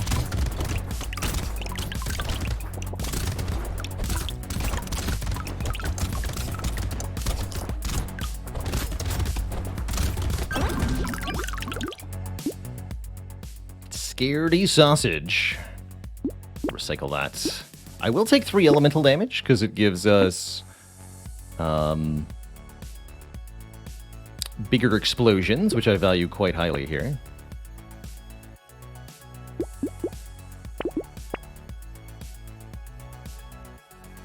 Another beanie. 44 speed. Keep rolling here. Bowler hat. I like the luck and harvesting. And wisdom gives us progressive damage over the course of a wave. Sure. Not gonna buy a piggy bank. It's apparently elite time. Oh dear, we don't have a whole lot of health, but I do have a whole lot of move speed, so I'll trust in that to keep me safe here.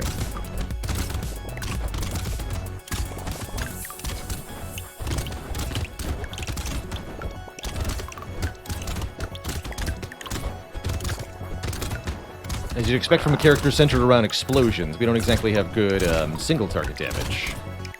So that's not really my focus here. Try to kill the elite.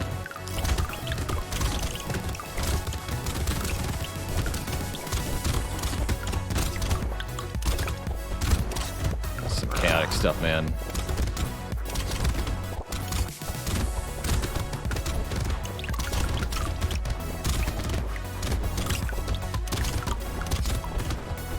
Starting to think move speed might just be the best stat. Oh god. He says, dying instantly. GG Twitch chat. Well, a sudden end to the run is how it goes on difficulty 5. GG. And yeah, the wisdom works on explosion damage linearly, indeed. GG. All right, folks. Well, that's going to have to be it for me tonight. Been a wonderful, wonderful stream, everybody. Tomorrow, we're playing some Slay the Spire to start, and then during the second half of stream, I'm going to be playing a new game as part of a sponsored segment. A game called Moonbreaker. Moonbreaker is a new early access title created by the developers of Subnautica and Subnautica Below Zero. What was their name? Unknown Worlds Entertainment. They've created a competitive turn-based strategy minis game of sorts, which I'm pretty excited to check out on stream tomorrow. So look forward to that as our show. Starting, of course, at noon Eastern Time. Don't forget to tune in, folks. But that is going to be it for me. I hope you all have a wonderful, wonderful evening. See you later, Jen Kobiak, Luke22, Leofa, Midway Monster, Pika Keong, Twitch Tarek, Mark Makar, Virtual256, Sakuti, Track49, That's Your Blood, and everybody else. Have a wonderful, wonderful evening. Stay cozy, my friends. Till next time, be kind to one another. and have a good one. Toodaloo.